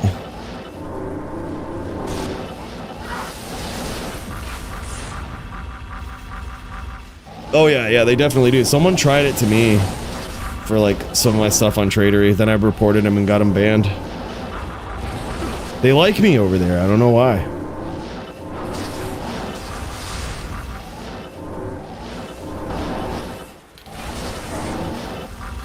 Dude was literal retard. He's just like, he saw that it was me too, and he's like, oh, I love your stuff, I love your videos, blah blah blah. Yeah, link it to me in a message. I'm like, do you think I am gonna fall for that? Like, you know me at this point. Like, you know who I am. Do you really think I am gonna fall for that? Fucking got him banned, dude. Good, fuck him. Fuck him. I would've, if I was him, I'd be like, oh shit, it's Coooley. Or, oh shit, it's Llama. Like, this guy's not a retard. He kind of knows a bit about it. He'll know what I'm doing. He knows, he's gonna know what I'm up to. Oh shit, I forgot my item. Alright, I'll be right back. Leave. Press Alt F4 to ban him? That's all it takes? Fucking A. Do it right now. I'll do it right now. Oh, my game just closed. What the fuck? I just dropped all my stuff on the ground, too. This week's DFC brought to you by Tradery. LOL. Yeah. Warcraft 2 taught me about the Alt F4 thing. I scammed a couple of people with that, but it was still... It was like... You would get 1 out of like every 10 people you tried to scam with that. And then the one person you would get had terrible gear. They would drop like a Shaco. And you'd be like, yeah, I got him! And it's like, alright, well you just wasted like hours of your time to go do that.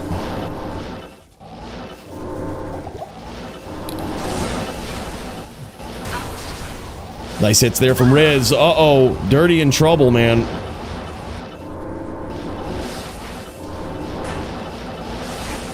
Yeah. Alt F4 to refresh, right?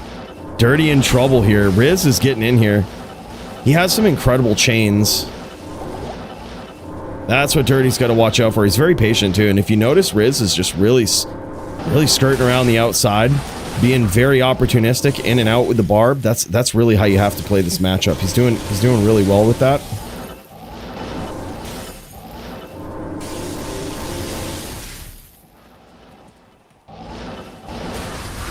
Nice hit there from Dirty. That was incredible. That was actually Dirty. That was actual Dirty right there.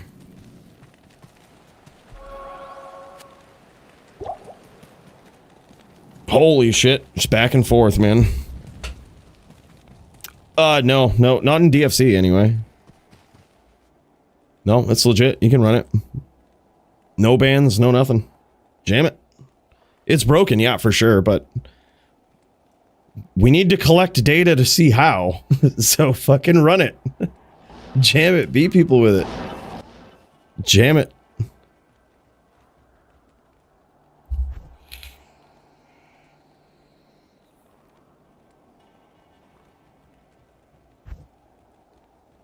Yeah, exactly, Casey. It was tough to get in there. It's 3-2-2-3. Oh shit.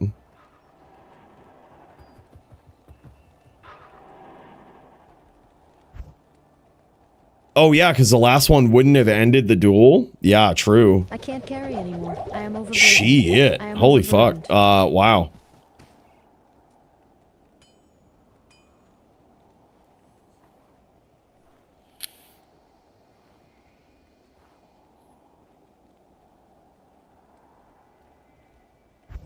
One more for it all? Yeah, do you guys want to roll for class? You guys want me to flip a coin for class?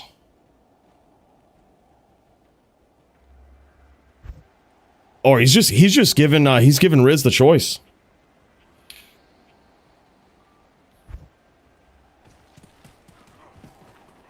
If I sin, I'll whirl, LOL.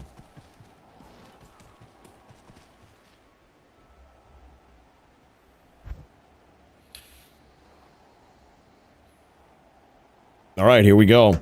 I think, yeah, Riz is going to barb it. These guys are going to do it. All right, here we go. One more round to rule them all right here. It's final round between Riz and Dirty. What an epic fight this has been. We've kind of been talking game tech over this, but there has actually been a really good duel going on in the background. Order welcomes you. It's actually been pretty sick. Jam it, slam it, Alabama it. Whoop, whoop. That's what it is.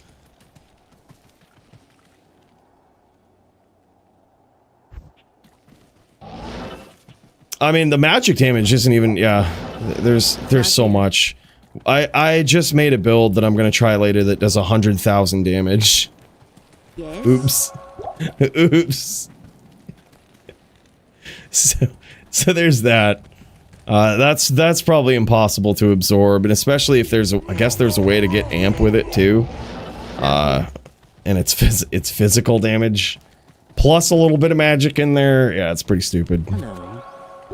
Only 30k more than Sork, yeah. But it's actual physical damage. Not like lightning damage that you resist 75% of. It's like, you can at best resist 50% of it. Not like, reduce it, sorb it, all of this stuff. And then you can have minus res. Oh, it's so bad. It's so bad. We're gonna shit can people, dude, yeah. Yeah, we're gonna shit can people with it. I'm gonna build it. I'm gonna do it. I'm gonna toy around with it a little more later. I mean, I hate racing to get builds out and stuff. It's not my style of content. I hate it. It makes content creation feel like a rat race. But, and I also am kind of leery about doing it, because if I do something like that, then they're just like, oh, look at that Coooley video, you put all the work in, and they just fucking fix it. It's part of me just like wants to take my time, master it, test it out. Then when everybody's done cranking their shit out, I'd be like, alright, so here's what I figured out. It's like, let the season start. Let the season start and just fucking, alright, so here it is. Yeah, hoping to see heavy-handed nerfs. Probably on the, maybe before then? Maybe we know before then, Jits? Maybe a day before or so? Yeah, into D3 numbers now. Not quite D4 yet, but we're getting there. Yeah, I think I can make it do more, too. I'm gonna experiment with it. I'm pretty sure there's a way to make it do more than 100k. I don't feel great about magic res being in the game in general, and minus magic res. I think they had an option with the magic sunder charm to either get rid of it or to double down on their mistake, and they doubled down on the mistake and started adding minus magic res and added magic damage. They went the real wrong way with that, I think. But that was the charm of magic. It couldn't be resisted. That was the, you know, it's the charm of magic damage. It was the power of it. It was kind of this sacred form of damage. Now it's not so sacred. It's like any other. Riz getting in there in this tie game, trying to end it. Oh, nice lock there from Riz. PVMers asked for Magic Sunder. Exactly, that's true. Let's remind ourselves of that. The useless Magic Sunder that was made, that was a PVMer. They need to get rid of them. Get rid of that magic immunity. Not realizing that it's shit without minus res. Just found out another way to kill the magic immunes. Riz is relatively healthy here. So what Dirty's got... Oh my god. Dirty got way too close and personal with that one. But what he's going to try to do is just set these nasty traps and catch Riz in them as he comes in. Holy shit, man. Riz cut open. Riz, I'm sorry, Dirty cut open, getting real low here. He's poisoned. That's working his life total down. He's just one nick of a whirlwind away, but he's trying to catch Riz in these traps.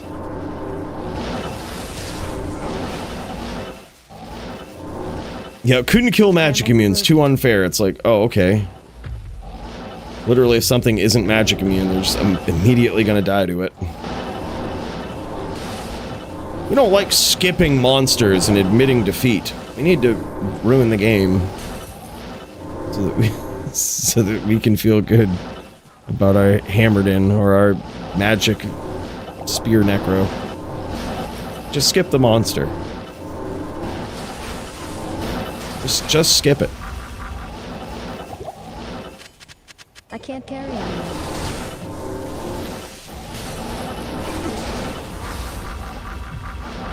Ooh! Riz just closed the distance there. He was so close. If he would have whirled, I think Dirty would have been done.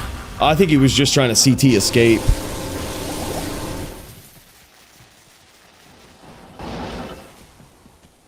To be fair, boys, think of it this way. The devs are doing a good job of, like, look at all of the stuff they did. Let's not get hung up on that mistake, right? Like, they're doing great things. Like, let that not go unnoticed. And there it is, man. Riz pulled it out. Very good duels. Holy shit. But they don't know the game. They know the mechanics of the game, but they don't play it like we do, right? Like, they don't play... They don't do PvP. They don't try to break builds. They're not familiar with all of the items that have been broken or been waiting to be broken for the longest time like we are, you know? They haven't an appreciation for the game for a long time, and they're good at designing things, but they haven't played it in the way that we have, I don't think. A lot of them. And, you know, these devs, some of them might have, and they've done a great job at they've done a lot of good things, but that shit's gonna slip through. It happens. It happens with any game. If you're gonna add an update to D2, it's gonna happen too, you know? It's inevitable. But as long as they're on board admitting it and being like, okay, yeah, all right, yep. Yeah, you're right. That probably wasn't intended. Let's fix that. I think that's the key. That's all you can hope for, right? That shit's gonna happen. Yep, I love immunes, though. They promote team play. They promote creativity. Just need to lean into that. Those immunes, man, they're a thing. Holy shit, man. What a night, though. This has been absolutely wild. I gotta get the fook up out of here, boys. We gotta jam it. It's getting late, man. It has been a long 48 hours since this update was thrown out there, sprung upon all of us. Yeah, that's what I say, man. At least we got attention. This is really good. We can't hate that. I don't hold any ill will or bad sentiment towards these devs, man. They're doing great. Mistakes happen. That's what it is. We'll get them fixed. We'll get them fixed, man. Ain't no thing. It's a good thing all around. Yeah, it's a good thing all around. Boys, hey, thank you so much for joining me tonight, man. Really appreciate you. Let's bring them out of here in style, Bill. We will likely not have DFC next week. We got an upcoming ladder reset. I'll keep you posted with the next one. It might be a little bit, but we'll be back. All right. There's a lot on the plate of a Diablo creator these days. Let me tell you that much. There's a lot. But boys, we will see you soon. See you in the Discord. Make sure you're there if you want to be a part of the next DFC, man. Fun duels. We'll certainly have some more rulings around the Warlock by then, and we'll all be climbing that ladder soon, boys. Let's jam this. Let's get up out of here. That's the one, Bill. Give me that beat. It's a new era for Diablo 2, boys. Welcome to it.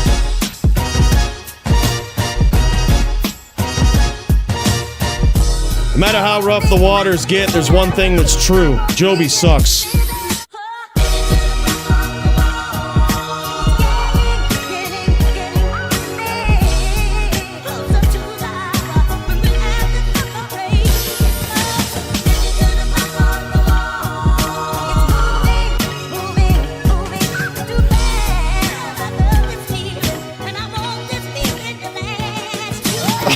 Hey, Joby. What's up? I hope you do. Thanks for stopping by. Well, see you soon, brother.